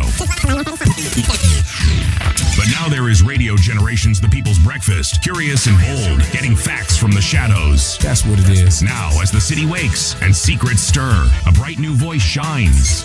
The people's breakfast. Your morning, your voice, your journey. Good morning. Good morning, my neighbor. Welcome to the home of hard truths and bold insights. Radio Generation. Good morning. Welcome back. This is Radio Generation. The time right now is 8 minutes past 9 o'clock, and my name is Mungala Mbuvi. We've been having a conversation right here in the last couple of hours, actually several hours. And, one thing that is coming out from the whole engagement is about that indeed this country needs to rethink. And when I say country, I don't mean politicians. I actually mean sisi wenyewe as citizens. We need to rethink a lot of things, perhaps if we want to achieve some of the things that we want to achieve. But anyway, in the spirit of continuing this conversation, we do have several guests who are going to be joining us. One of them is already here. We want to talk about ODM at 20, and can political parties keep up with rising temperatures ahead of 2027? Wacha atuambie kama indeed kuna temperature. I'm talking about advocate and political analyst Kefa Ojijo. Kefa, a very good morning and welcome back to Radio Generation. Morning, Bobby. Wow. City, how are you? I'm very well, thank you. Good to see you. Kuna political temperatures kweli? Because from where I'm sitting, naona tu ni kama the temperatures rose last year and they haven't gone down. So we are now acclimatized to the current temperatures. Where are the temperatures coming from? ODM are just having the 20th anniversary. Yeah. The same way you love your first, second anniversary with your wife at home sometimes. Yeah. So I think they're just celebrating their moment. Mm-hmm. It was supposed to happen some months back before Baba passed, but now they've decided to have it at this point. Yes, so we expect, we have seen what is happening. We expect to see a lot more planned for us. We expect to see a plan going forward. Now that they've confirmed Oburu Odinga to be in charge, we expect now to see them now putting their house in order properly, because now they have full structure. Yeah. Yes. They started off by saying he's the interim, then he became acting, then now he's confirmed. They're confirmed. This is the shortest confirmation acting confirmed process I've ever seen in my entire life. People are, there are vice chancellors in this country that have been acting for 5 years now. Yeah, but ODM have within a month, imeisha. It's just the beauty of having a political party. They have structures that allow them to do the things they want to do. So if they wanted to appoint them, today you are interim, tomorrow literally you are acting, then the third day you are... Nothing stops them from doing so. Yeah. Plus, they don't have time. You see, elections are just 2 years from now. Actually, let me say 1 year. They don't have time. They need to do a lot of grassroots mobilization, but they must have a structure of command. So, the more the time they waste in delaying on whatever, the more they will delay the whole process. Yes. But does it really matter who is at the very helm? Yes. Yes. Okay. It does. Yes, really it matters. Because if we follow what we are saying here about structures, and we already have an agenda as a party, I mean, Ojijo can be at the very top and he has to run with our agenda. He has to steer the agenda. You see, it's just like the way we have a captain and a plane. You may have the autopilot, but still the captain must be there. To dictate how this going to to initiate the landing, the takeoff. That is the duty of the captain. So you need a leader. You need to have that structure of leadership, because it dictates a lot. You will sometimes, when you are forced, when you have a lot of issues to make a determination, dilemma, you will have to prevail. You will have to guide. This is the direction we are going. This is not aligned to us. Parties have a lot of personal ambitions and conflicts of interest between people, and there must be one person who therefore will have to provide direction on where we have to go. Yes, in the interest of the party. Sometimes we as members may not think about the interest. It's my personal interest at the end of the day. Yes. ODM at 20, they're currently in the coast region. Walijaza sana SGR bwana. It's a good thing. Mimi nilikuwa nadhani bwana ODM wataenda na ndege, lakini mkaamua kupanda train. Remember, ODM at 20 is not about the politician. Yeah. It's the party and the members. Yes. The members see politicians peke yake, ni watu wengi na watu ni wengi. True. Yes. So they are currently in Coast.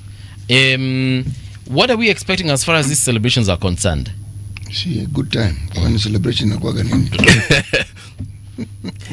Number one, it's Mombasa. Number two, it's a weekend. Yeah. You know what to expect.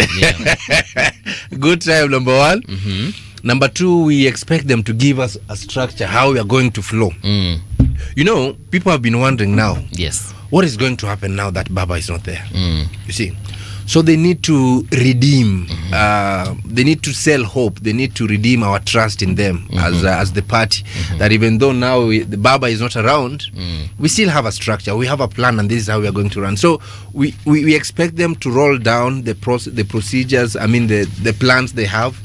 Now that we have Oburu Odinga as now the party leader. Yes. You know, inauguration has been done. So we expect now to lay down the agendas they have for us going forward. Yeah. How we are going to move. The first thing that is going to form the main topic of discussion is the unity and the compactness or togetherness of the members. Because following the demise of Raila, members thought now we do not know where to go. You had some of them wanaume wakubwa wakaanza kusema now we are orphans.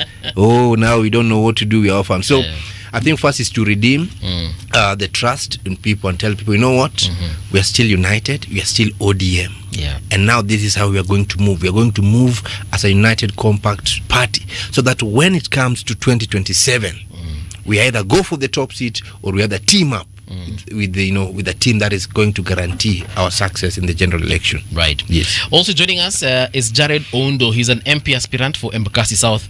Jared, karibu tena sana to Radio Generation. Asante sana bwana Mungala Mrovi. Asante. Na ni vizuri kuona rafiki yangu City Muga. Kumbe mnalipa mshahara mzuri. Mpaka mkachukua huyo. No Paul. This man is the same category of somebody who once came to a station I worked in, and this is the comment he made. People like CT who are paid 2 million shillings. And I thought, does this man know what he has just done to me? Messages started coming to my phone while I was in the studio. Zile messages zinaendanga waheshimiwa. Alikuwa analipa 2 milioni huko, sasa hapa mnamlipa ngapi? Mtoto marambe vitu kama hizo. Immediately first of all, zile mashida ambazo ziko, they first of all invoke God's name, and how God has kept you well and how they've been praying for you. After time you wonder na huni nani, but but thank you for the good wishes. So, Jared, we're just talking about ODM at 20. Yes. And we're just focusing on some of the issues that ODM has gone through up until this particular time. Talking about these political temperatures that are currently in the country. You tell us, from where you stand as an aspirant, are you seeing any temperatures ama hii ni creation ya media? Yes. Now, maybe utauliza swali yako tena. Unajua mrembo amekuja hapa kaenda na akili yangu. No, what I'm asking is, from where you stand as an aspirant, yes. you want to be an MP, right? Yes. Are you feeling the temperatures? Yes. In the country as far as politics is concerned? That's true. Of course, the demise of Right Honorable Raila Amolo Odinga created a vacuum and also created new energy in the political space and some opportunities. Of course, now we will not have someone to be holding your hand. Now itakuwa ni wewe mwenyewe. Like I know now my constituency, of course, we have not had an MP, and my apologies for what happened yesterday. We thought we sent a sober man to the parliament. We sent, and even the speaker confirmed yesterday that he was drunk. I've been wondering why he has not been contributing positively in the parliament. That has been the reason. So now, and that is some of the orphans that Raila Amolo Odinga has left behind. So he could have not won if it was on his own. The reason why Embakasi South was given the current MP, whom I don't want to mention his name, is because of that coalition between Raila Odinga and Kalonzo Musyoka. Now, umeanza campaign. We are stating facts. We are stating facts. Is Raila Odinga anasema ametosha. Sasa now that Raila Odinga is not there, say City ametosha. Hata City pia tunakukaribisha Embakasi South constituency because it's already kufanya nini? Yoyote tu ile unataka kufanya tu kutaka kusimama, naona umetosha. Najua ile pesa wanakulipa hapa ni mzuri. Kuja upewe wananchi wa kule. So we try. But of course there's a lot of siasa imeanza kwa ground and even some of my opponents wameona what you are doing kwa ground. So that's why watu wengi wamejitokeza. Like Nairobi, of course you move everywhere, you see the governors putting their banners, rather the billboards, you see even the women rep wameweka. Sisi wabunge ndio bado tunafanya warm up. Now that you've started campaigning, Yes, let me yes. just ask. Yes. What has your MP not done that you think you can do better? My MP, my first question, do you know him? Honorable Mawathe? Yes. Yes, I know. At least you know him. Did Julius you know him Mawathe. before today? Yeah, hata yeye amujui and he was working in his constituency. You have met him. So, do you know how many bills he has taken to the parliament? Enlighten me, please. Yes, none. Yeah. Any contribution he has made in the parliament? How often is he in the parliament? Yeah, so most of the time he's not in the country. Yes. We don't see him in the constituency. Most of the time yeye ni bodyguard ya Kalonzo Musyoka. So that's the work we know him that he does during the press conference and he says nothing.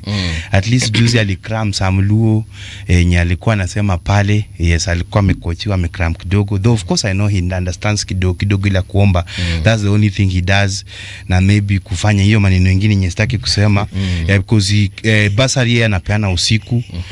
Na wakati unajua usiku ni wakati wa sisi kuongeza kura. Okay. Wakati wa mama kupikia wazee chakula ya juu na chini. Sasa hiyo ndio wakati huyu mbunge. My apologies. He'll have a right of rebuttal. He has to have a right of rebuttal. But you know, I had on a serious note, basari napeanwanga usiku. I had forgotten. Yes. Just how effective this sort of politicking is, because it's entertaining. Facts are tossed back and forth in whatever manner, in no particular order. Interpretations of those facts are also provided in a manner that suits the person who is speaking. Yeah. And by and the chairman for this meeting, Bwana Mbuvi, protect me from this man. Kitu akatafanya kwanza atanitumia kitendawili. Hata ni vizuri I came late so that he doesn't give me the kitendawili that I don't have the answer. But you know, Mheshimiwa, which is your party? Because is this another presenter or is We just want to know. My party is the biggest party in the country. Of course, right now I've not declared the party. For your information, my name is Jared Oundo. I was born and raised in Mukuru kwa Ruben. Okay. This is watu wa Mukuru kwa Lavington. Jubilee is the largest party currently. No. How many MPs do they have in parliament? Well, are we talking about numbers or Jubilee has registered members. Yes. The registered members are the largest. Yes. Followed by ODM. Then they're 7.1. ODM is 5.6. UD is 5.1. Okay? Those are registered members. But if you're talking about members in parliament, the ones, okay, of course, UDA might have the largest. Yes. But again, are they singing the UDA song? They are not in the UDA. They left long time ago. All right, so they joined DCP. So if election was to be held today, I'll use ODM party. Okay. If election was to be held today. All right. But even if I was to go to Wiper, I'll still beat the current MP. I don't want to mention his name because it's not worth our time. So I'll beat him early in the morning in the nominations. So why are you not in Mombasa? Yeah, I'm not in colleagues. he is going to tell you he wanted to. If I was in Mombasa, if I was in Mombasa, who will be here today? I got the invitation. I was to be in Mombasa, but the reason I'm not in Mombasa is because of this. After this, I'll be in Mombasa if you want me to go to Mombasa. Jared, Mombasa is 45 minutes away. So that we don't veer off from the conversation. Yes. So now that you're saying that Mawathe has not delivered, yes, what are you going to do to ensure that you deliver? I'll give bursaries during the day to the people who deserve. I'll not give it to my girlfriends the way Mawathe has been doing. Yeah, the other thing that I'll also do, I'll give it to the constituents of Embakasi South. I'll not carry people from Kitui. Yeah. I'll not carry people from other places that don't live there. I'll always represent them. I'll always first, City knew me as the CEO of the national, as the CEO and national coordinator of the United SME Association. So one of the things that I'll do is to take a bill to the parliament that will propagate or propose to create ease of doing business, so that we Mamambogas who are doing their business, the SMEs in Embakasi South. Embakasi South actually is the backbone of the economy of this country. That is the industrialized Just, area. just wait. Yes. When you say industrial area, explains that we understand you, because you used a strong word. It's the backbone. Yes. Industry, yes, is supposed to be part of the backbone. Yes. So tell me the industries that are in Embakasi East. Embakasi South. It is south, not east. Yes, south. South. Okay. And I know you know east because the MP is active. South is not known because our MPs are not. So Embakasi South include Mukuru kwa Ruben, where I was born, Mukuru kwa Njenga, Kware Ward, Pipeline Ward, and Imaradaima. So Imaradaima starts from the companies that are there includes the Standard Media Group. I know you know that. Yes. Airtel, Ole Sereni, where Taj Mahal was. So there are many other companies, General Motors, Isuzu, Tata, many of them, Jubilant Stewards of Africa, United SME Association, and many others. They have not paid for advertisement. I could have mentioned them. No, but you have been asked a question and you're answering a it. good number of them are there. Panari Hotel is there, Eka Hotel is there. No, Eka Hotel is on the other side. Panari is on this other side. Chloride Exide wako hapo. Chloride Exide, kumbe unafahamu. That's my route home. Ng'ombe iko hapo. Yes, sasa unajua pale kura inachukuliwa. Ni hapo kando. So fanya vile cheza kama wewe. Utanikampenia vizuri. Tuongee nyuma ya tent. Equity Afya is there. All the banks are in Embakasi South. Gania iko. Any bank that's not in Embakasi South is not a serious bank. Samia Business Park is there. So essentially, it's a serious contributor to the economy. To the economy. Yes, but it is not the backbone. Well, SMEs are the backbone of the economy of Kenya. If you are to remove industrial area from Kenya's, from maybe Nairobi, where will you get your revenue from? You see, there Machakos has a sizable chunk of industries as well. Thika Town has a sizable chunk of industries as well. They are, but now Embakasi South is the lead in terms of the density. In terms of density and leading, I do not disagree with you. Yes. What I am at odds with is that it is the backbone of the economy of the country, and I'm saying it is not, because other towns in this country also have some industry that contribute. It is a serious contributor to the economy of the country, but it is not the backbone. That is my contention. I'll have him have his way because you know he's my professor, and you say that when you argue with your professor, you might never graduate. So I don't want to have missed. You want to graduate? I want to graduate. Okay. But the reality is to keep the wheels rolling. Embakasi South is one of those important constituencies in this country where we don't have roads, so the roads ought to be there. Kwa mfano, that road from Taj Mahal all the way to Transami to Oasis Jamii Hospital, that road has not been made. It has always been a campaign tool from every election to another election. So now, now they have tried to excavate it. It's now impossible where the unique estate is, where Mawade used to stay. I'm sorry to mention his name, where that gentleman used to stay before he became an MP. Yeah, then right now he doesn't stay in Kenya. Do you know where he stays? No. You have no idea. And he doesn't stay within the constituency.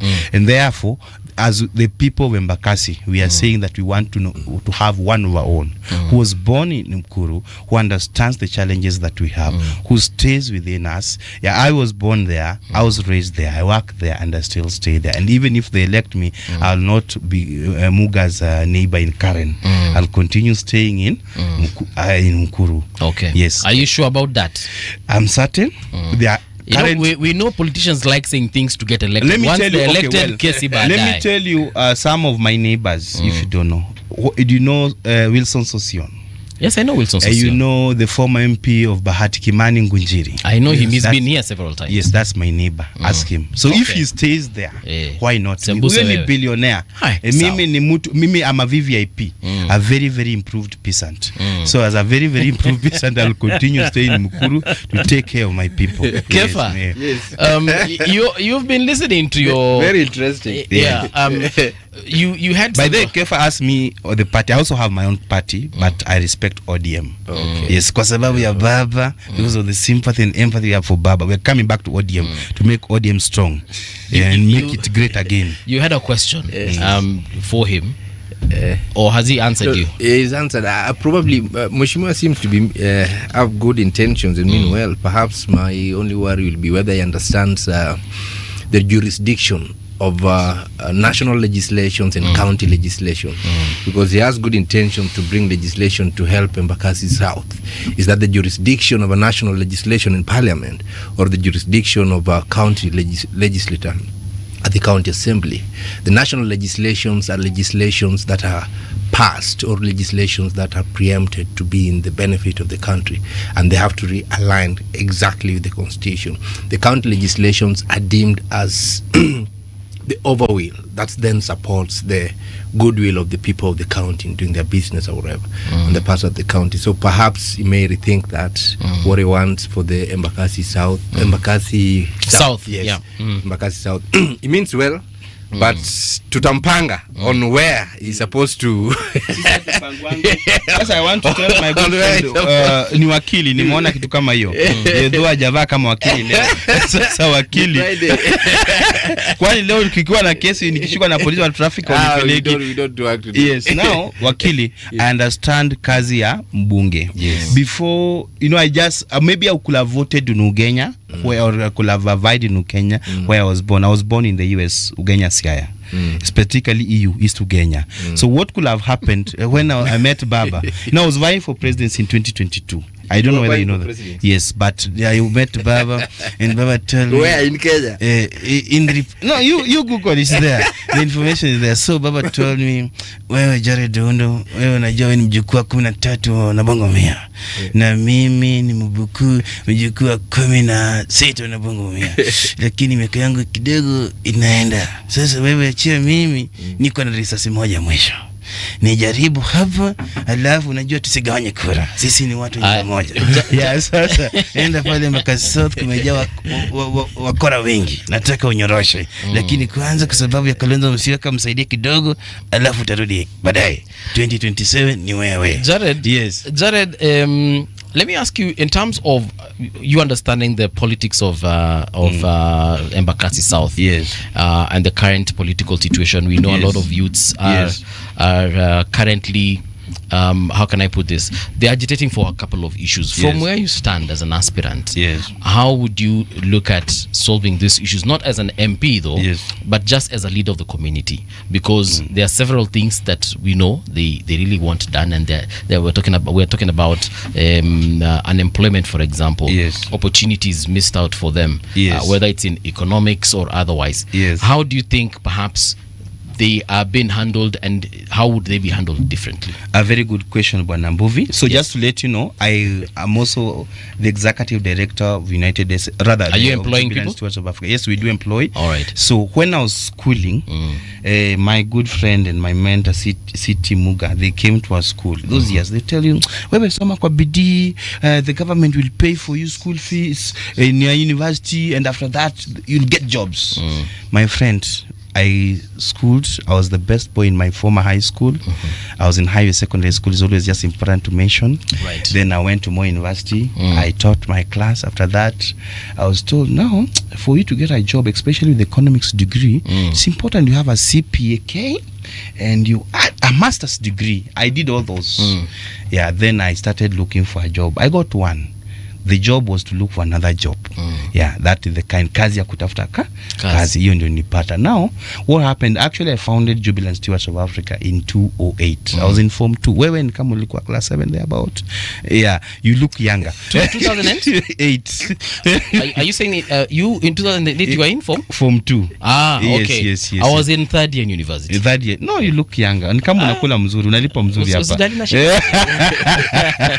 So 2008, I was in Form 2. I was running the environmental club. So Mukuru, this one, Jubilant Stewards of Africa, was then known in 2011. I registered it as Mukuru Jubilant Environmental Stewards of Africa to serve the people of Mukuru.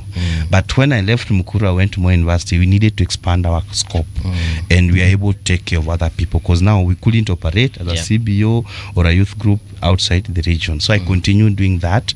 So why was I doing this? I was inspired by Barack Obama. One day I'll be the president of this country, and I don't just have faith, I believe so that I'll be the president. So I started working in the lines of Barack Obama and Wangari Maathai Green Belt movement. So Barack Obama became a community mobilizer. So now I ask myself, what will I do to help my people? If you go to Mukuru today or Mukuru kwa Ruben, you realize that they have made at least the sewage is not how it was those other years. You realize now you can drive your car across cross Mukuru. Initially, that could not be possible. So those are some of the things that I had a proposal in the year 2011. I submitted it to the relevant authorities those years, and I'm happy it has been implemented. Even if I might not be given, like they might not say this was Jared's idea. That of course part of the idea that I had, but I've seen it being cascaded in other places like Lower Lavington, that is Kawangware, and Lower Karen, where my good friends come from. Kefa, I don't know whether you come from Lower Lavington or Upper. So the Lower Karen is Kibra, where most of our relatives come from. I've seen it, improving. Of course, the sanitation has improved. And Kefa says that maybe I might not know the work of the MP. By there I know, kazi ya mbunge ni tatu. One is legislation, oversight, and presentation. As you do that, you ensure that your people have water, they have electricity, they are able to go to school comfortably, the health is taken care of. Now, some of those works are for the MCAs and the governor. And that's why I'm asking the people of Embakasi South and Nairobi at large, when you are voting for the governor, tafadhali, vote someone you'll be able to work with. When you are voting for the MCAs, vote for the MCAs that we can sit down together and reason together and work as a team. Team means together everyone achieves more. So as we do this, we also call for, let's have a positive mental attitude, PMA. Thank you so much. Kefa, there is a conversation we were just having with Mheshimiwa Robert Mbui. He was here in the previous hour, and it was about the united opposition and the direction perhaps they're taking. From where he sits, he seems to say that ODM is no longer part of the opposition. I don't know what your perspective on that would be. ODM is not in government official, though they are working with the government, but ODM is not government. Let us be honest. ODM was not elected. It is the UDA that is the ruling party, I mean, with their coalition. But ODM has entered into an arrangement with the government to ensure their stability, I mean, post the Gen Z's, demonstration, something like that. Whether Mheshimiwa Mbui do not recognize ODM as being in opposition or not, I think is immaterial. But even the way ODM carries itself in parliament clearly is not in opposition. But you see, what happens in this country is very interesting. Opposition, government are no longer, they're just words nowadays. You see, it depends with where do we get the impact from. Where is the impact coming from? I mean, with ODM teaming up with the government, they brought in so much impact that you can now feel it's ODM that's running the country, you see. And they were only given, I think, 4 cabinet slots? So it tells you that impact connection between the ODM and the president there.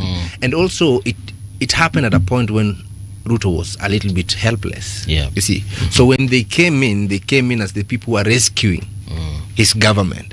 And when you come in as a rescuer, you come in with the upper hand, you have a voice. Because kama singekuwa mimi, haungekuwa hapa where we are.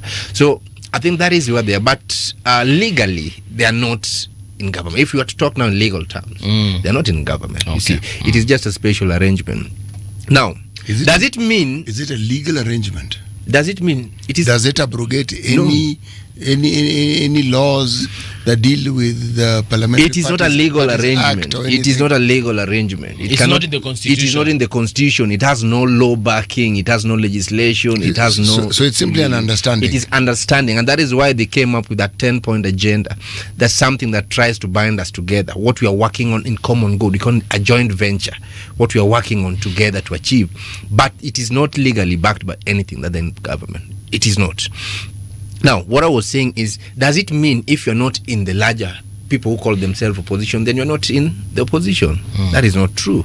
You see, if you're not in government, the current constitution we have right now, we have the government, as the ruling party there, and then the rest becomes now the opposition. You see, so whether ODM is not in the camp of other people like of Gachagua does not now qualify them not to be in the opposition. And because now they work with Ruto does not now qualify them to be in government legally. However, politically, they're deemed to be working now in the tone of the government where we are.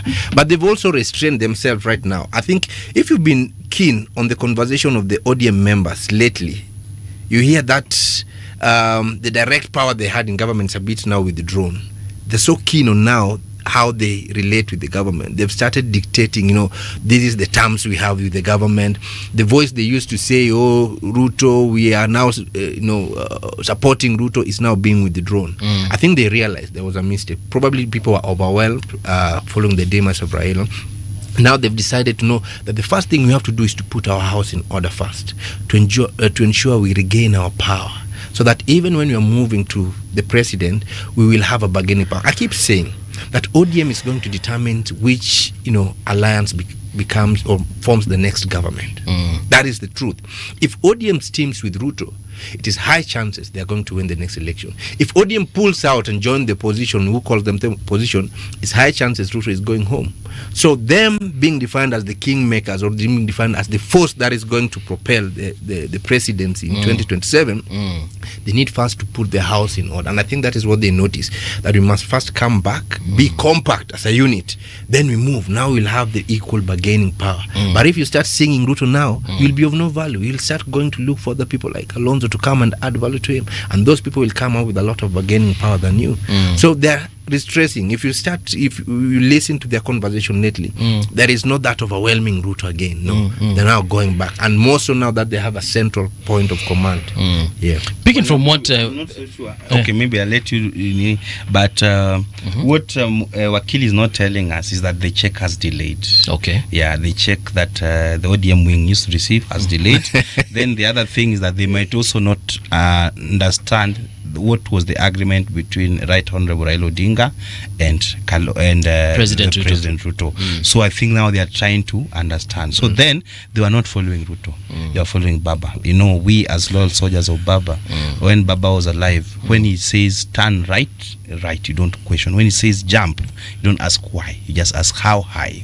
Yes. Okay. But picking from where he has stopped, do you think, and it's a question again we've been having in this studio for a while, do you think the support that ODM, because we know support ODM had was because of Baba, and people like you've said, they were loyal soldiers of Baba. Do you think that ODM still commands the same amount of loyalty amongst the soldiers as Baba did?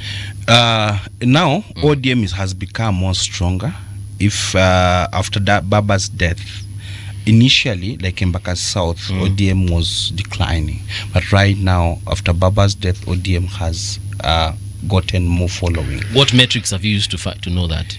From what I've seen, even among my supporters, especially now the Kisi community, for example, like Mbakasi South, the Kisi community are the third in majority. So we have the Kambas, Luyas, Kisis, Luos, the Kikuyus, Somalis, and the rest of the Kenyans. Yeah, so initially they didn't want anything to do with ODM or Baba. But now you see there's that sympathy that comes. You cannot hate someone when he lives and when he is dead. So there's that sympathy and empathy. So ODM might even get more votes if they are organized, that is, if we are able to get free and fair nomination. If not so, then it's going to be a bit hard. Yeah, because initially, of course, Baba was able to bring the party together. But I also think nowadays, initially Baba could, or maybe was not interfering with the internal party issues of the party, because of course he wanted to put the party together.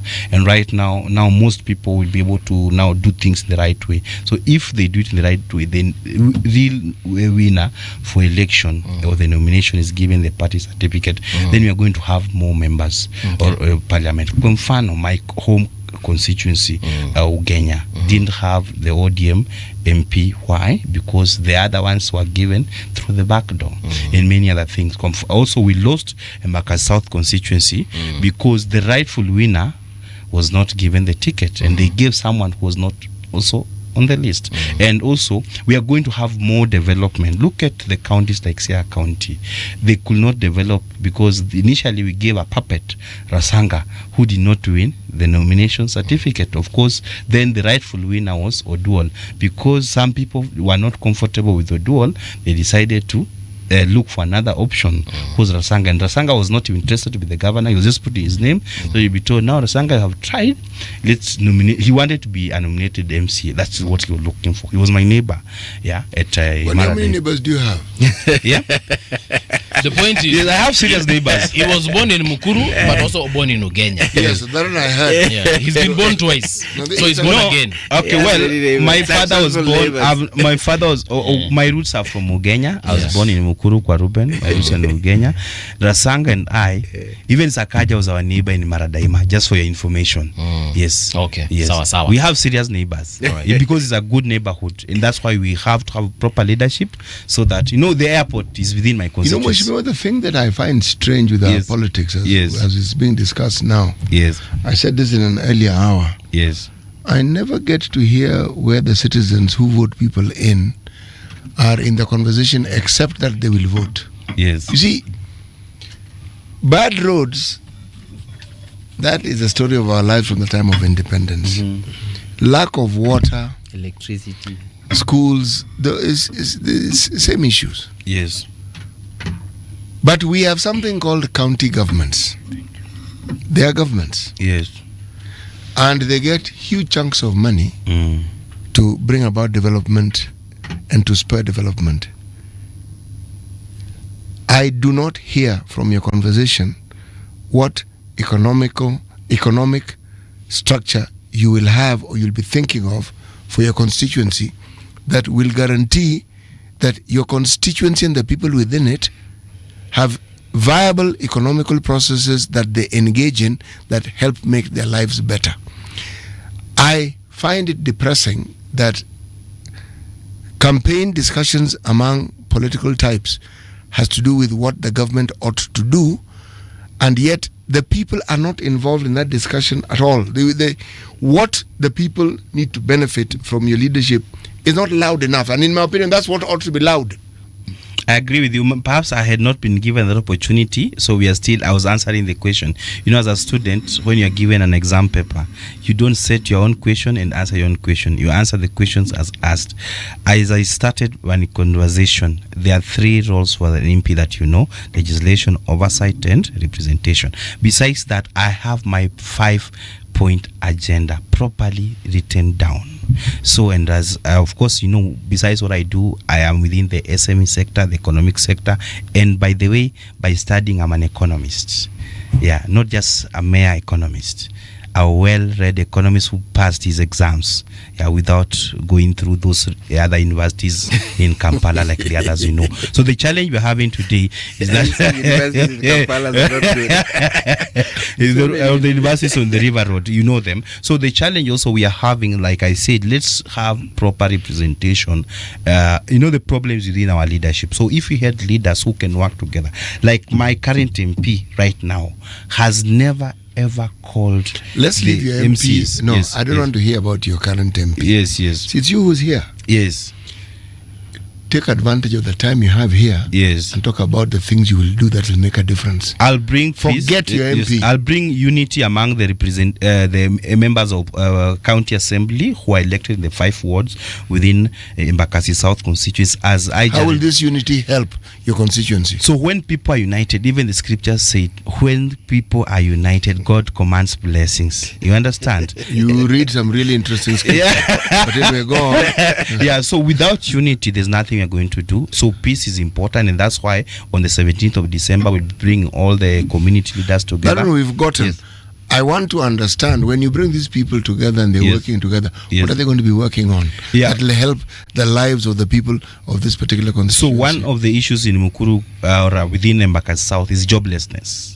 Yeah, so we ensure that we are able to empower the young men. How? They are able to. How?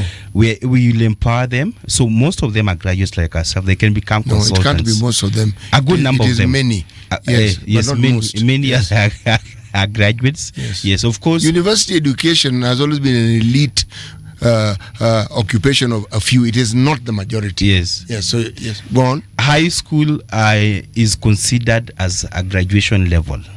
Yeah, you understand? Yeah, but I don't. Mheshimiwa, I am aware I am giving you a hard time, but it is for a very good reason. Yes. If your politics is set to change the lives of Yes. people, Yes. your thinking and your utterances must demonstrate it. Yes. Otherwise, you're just every other politician who comes and says that they're going to bring about change, and yet they cannot talk of any specific change Yes. that they are going to bring that will be meaningful. Yes. See, broad statements every politician makes. Okay, you are a young man, Yes. right? Yes. And you are supposed to appeal to that 70% youth population in the demographic that you wish to represent. City. Yes. I think we keep saying this. If you look The at question was mine. No, it is, but he's allowed to contribute. I'm just contributing. yeah. He's allowed to contribute. I All think right. okay, Let me- I'm just contributing. Yes. If you look at the preamble of our constitution, clearly say we give ourselves this constitution, we enact and adopt it for ourselves and for posterity. Two things. I've never had these politicians clearly define what you have said, the place of the constituents they have, and even what they want to leave for the future generation when they're gone. There is one aspect we deliberately introduced into our constitution, which was to bring the locals to have a voice, which all of them keep avoiding. It's a very simple concept called public participation. Yes. I wish they can ride on that. That any decision we are going to make in this constitution, you people will have to decide. Any decision we are going to make in this county, we people will have to decide. We are not going to make any decision until we throw it back to you and tell us how best you want it made for And ourselves. then we do what you've told And us. then you do what you told us to what we do. want to do. Yes. Because you must get it from the people what they want to implement. You cannot come to implement for us what we do not want. You see, if the same way you bring us affordable, we did not ask for affordable housing. You need to ask us how do we want our house first. You see, Or what do we want as a priority? what do we want as a priority? Is the housing now? We need food first. You see, so this a concept of public participation. I wish if you can just package it so well and run with this as probably first of your pillars in your the agendas you have. How the voice of the people is what is going to escalate your determination or how you are going to lead your people. I think this will be the best point that people will feel they're part of your And you will be different from the You'll be different from all other the other people who keep telling us what they're going to do. Exactly. And without telling us what the people actually I want totally to lead. agree, and thank you for the advice. And that's why I've just shared with you on your WhatsApp the inside Jared Zoundo 5-point agenda. So the agendas are there. If you allow me, I can read or I can tell you. One of the issues is roads and infrastructure. The second one is health and sanitation. The third one is education. And the fourth one is representation of the people, and the fifth one is legislation and economic empowerment. So I've given, and of course I've done small and I've not written them here. As you can see, that's something that has been there. We have been planning for the people. We know the needs for the people. I was born and raised in Embakasi South. I know our problems, and that's why the people in Embakasi South they have said they want to have one of their own to represent them, someone who understands their problems. Yule mtu ambaye anajua kulala njani. You are speaking the political language of all politicians in this country. Yes. And what I'm trying to do, because I know you mean well. Yes. And I also know you actually intend to bring change. I know. Yes. But I think I know. This is not how to bring change. I'm being prescriptive here. Because you're sounding like any other politician. The normal script. Yes, it's a normal script. There is no politician except Baba whom I know would always ask the question, not in public, where are the people in this? Yeah. He would ask it. Okay, nimekusikia unasema nini? Na watu wanasema nini? Where are they in this? That reference point explains why that man was able to hold the attention of the nation for as long as he did. It is abnormal and unusual and bizarre that someone loses an election and becomes more popular. Usually you lose an election and you're diminished, and that's your story in Ndaga. You represent a new demographic. It is youthful. You cannot say what we were saying, my friend. You cannot, because then what you're telling me and what I'm hearing you say that there'll be no change. That's not what I'm saying. What I'm saying, and maybe that's what you are thinking or what you're saying. No, I'm but listening to you. we are all reading the same page actually. What I'm saying is that actually what has been happening, let me say what I've been doing since I declared the intention to run for the MP in Embakasi South constituency. I, Jared Oundo, have been having meetings with the people. Yeah, every week I go to different wards. What do you go to do when you go to meet I these go people? to listen to the people, what they want. So like they told me, let me not come up with my own manifesto, what I'm going to do for them. I'll go, they give me their manifesto. Like what I've just read for you is a manifesto they wrote and they shared it with me. And of course, I concur with them. When you look at maybe the draft that I had before, it looks like what they want. I had over 12-point agenda, but they said no, don't overpromise. Yeah, like what most politicians do, they promise heaven and they deliver hell. Now you see, had you started with this, this conversation would have been very different. Yes. You went on this spiel that all these tired politicians who want to fill our ears with, and I'm wondering, kwani huyu jamaa anaongea nini? Education, now you understand. Now these are issues that have been affecting us. I don't want to be like the pastors when they meet you, they say usiku unakuanga na ndoto mbaya. You understand? Because they understand that those are things that happen. Unamwanga na mgongo, unaelewa? But for us, I'm talking of issues that I understand that happened. Kwa mfano, you said I should not mention his name. The gentleman that we gave opportunity to represent. I do not want even to hear what he has done and not done. Yeah, I want you to talk. I want you to talk, bro. Yes. When you have a platform like this, don't talk about other people. Yes. You are giving him more. You're giving him airtime. Talk about what you want to do and what you hope for to the do. last 3 years. Yes. I have not had electricity. Yeah, so what I'll do, whether I'm in that energy committee or not, I'll ensure that they have the electricity. Actually, what I've done at the moment, I've already engaged the KPLC people. They have come and tried to put electricity. We are and going then to even invite the you water. here again. Yes. What I'd like to hear you talk about is the economic structure that you're going to have for your people and how their lives are going to be better. Economic because there are industries all around you. The economic opportunities as a result of this. There has to be a way that you can plug the energy of that youthful population into an ecosystem, or better still, create a different ecosystem that can plug into this. That is what I want to hear, because we're talking about 2027. Yes, and it's just around the corner. Actually, it is here. Yes. Because this year is over. Yes. An election year, you don't count. Yes. You know, City, what I was reading last week, South African Parliament did a very interesting legislation.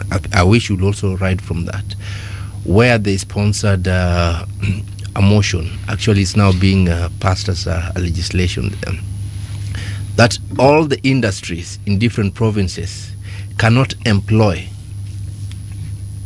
employees in that industry.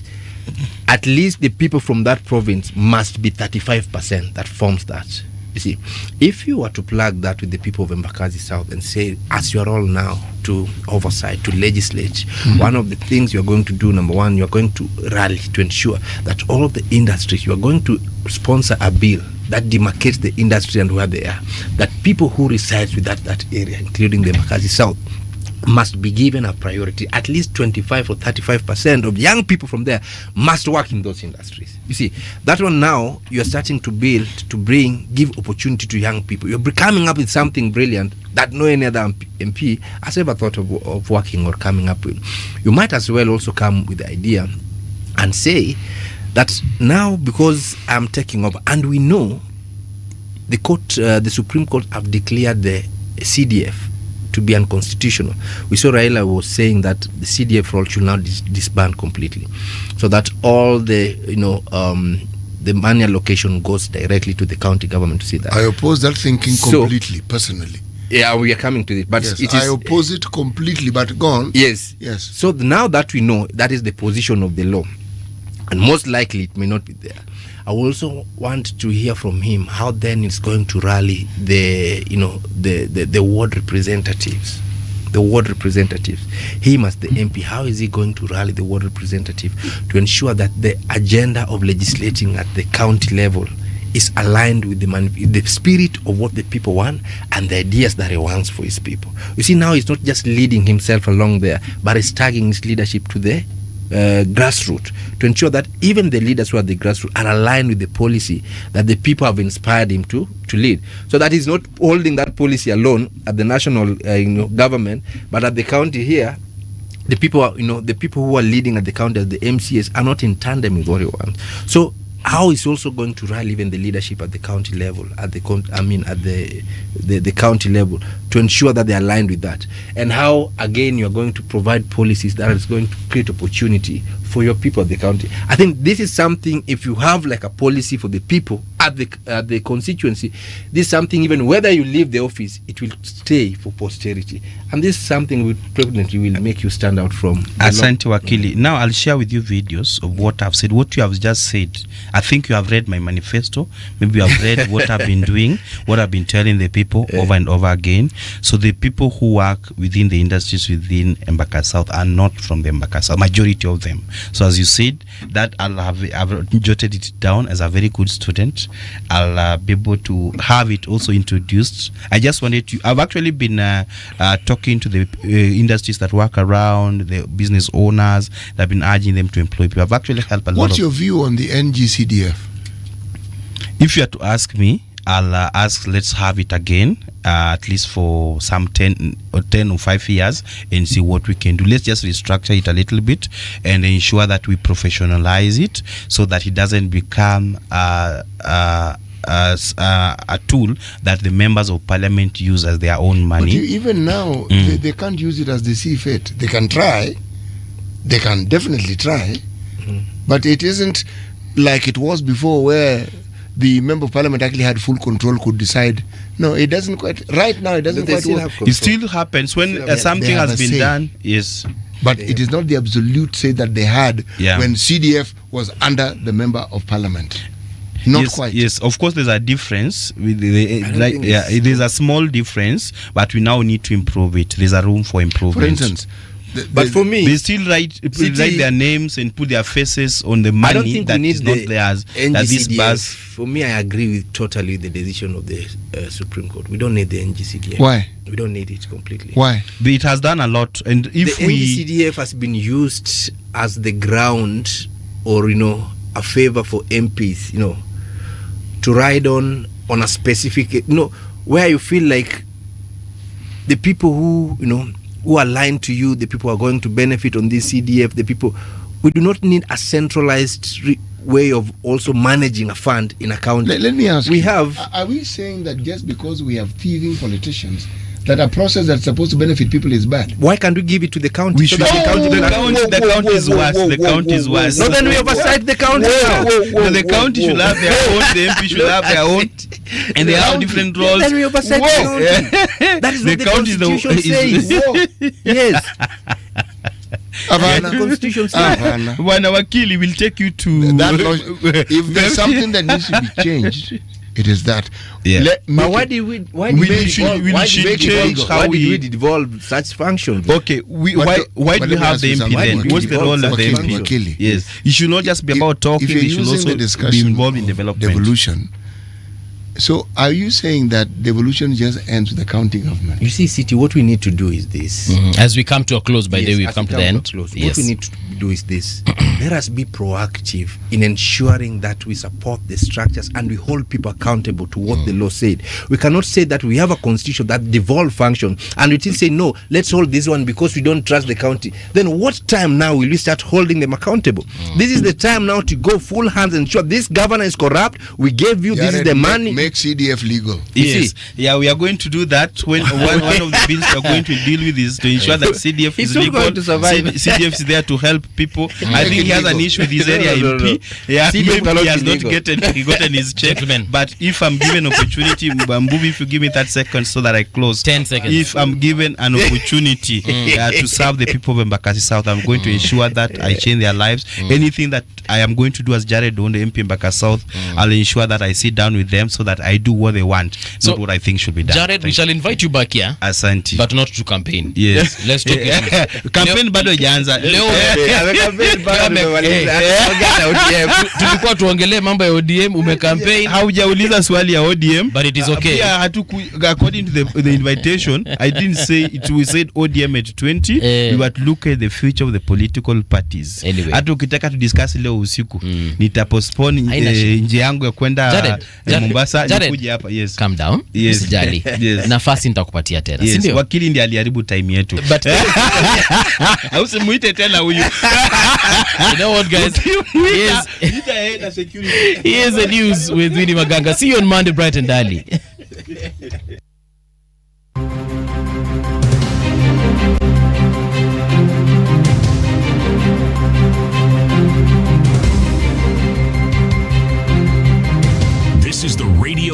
Generation News. Good morning, I'm Winnie Maganga. Kadhiani Member of Parliament Robert Mbui has defended his attempt to reach for the parliamentary mace during a heated session. The lawmaker says he was forced to act after the Deputy Speaker repeatedly ignored his efforts to raise a point of order on what he believed were unlawful proceedings. Speaking on Radio Generation on Friday, Mbui said the confrontation began when a supplementary order paper was introduced on Thursday afternoon, adding new business, including government-owned enterprises bill, during the committee of the whole House. So I decided now, because I was being ignored. So then, the business of the house cannot continue when the mess is in its place. So I decided maybe if I remove the mess from its place. What role does the mess play? The mess is a symbolic, is a symbol of the authority of the house. So when it's sitting in wherever it is, then you can proceed with business. So if you remove the mess, you can now not proceed with you don't proceed with business. So I was just, it's just a symbolic, so I now made an attempt to remove it from its place so that we can stop. You can hold after all, the proceedings were illegal in my opinion. Yes. There was no quorum and the speaker was refusing to allow me. Yes. So on the basis of that, of course, she threw me out, which I think is I think her misconduct, even if I'm disorderly because I removed the mess, but it was subject to her misconduct to refusing to allow a member to rise on a point of order. Nairobi County has introduced strict measures to prevent the transport of meat in Probox vehicles following concerns over health risks and recent anthrax case.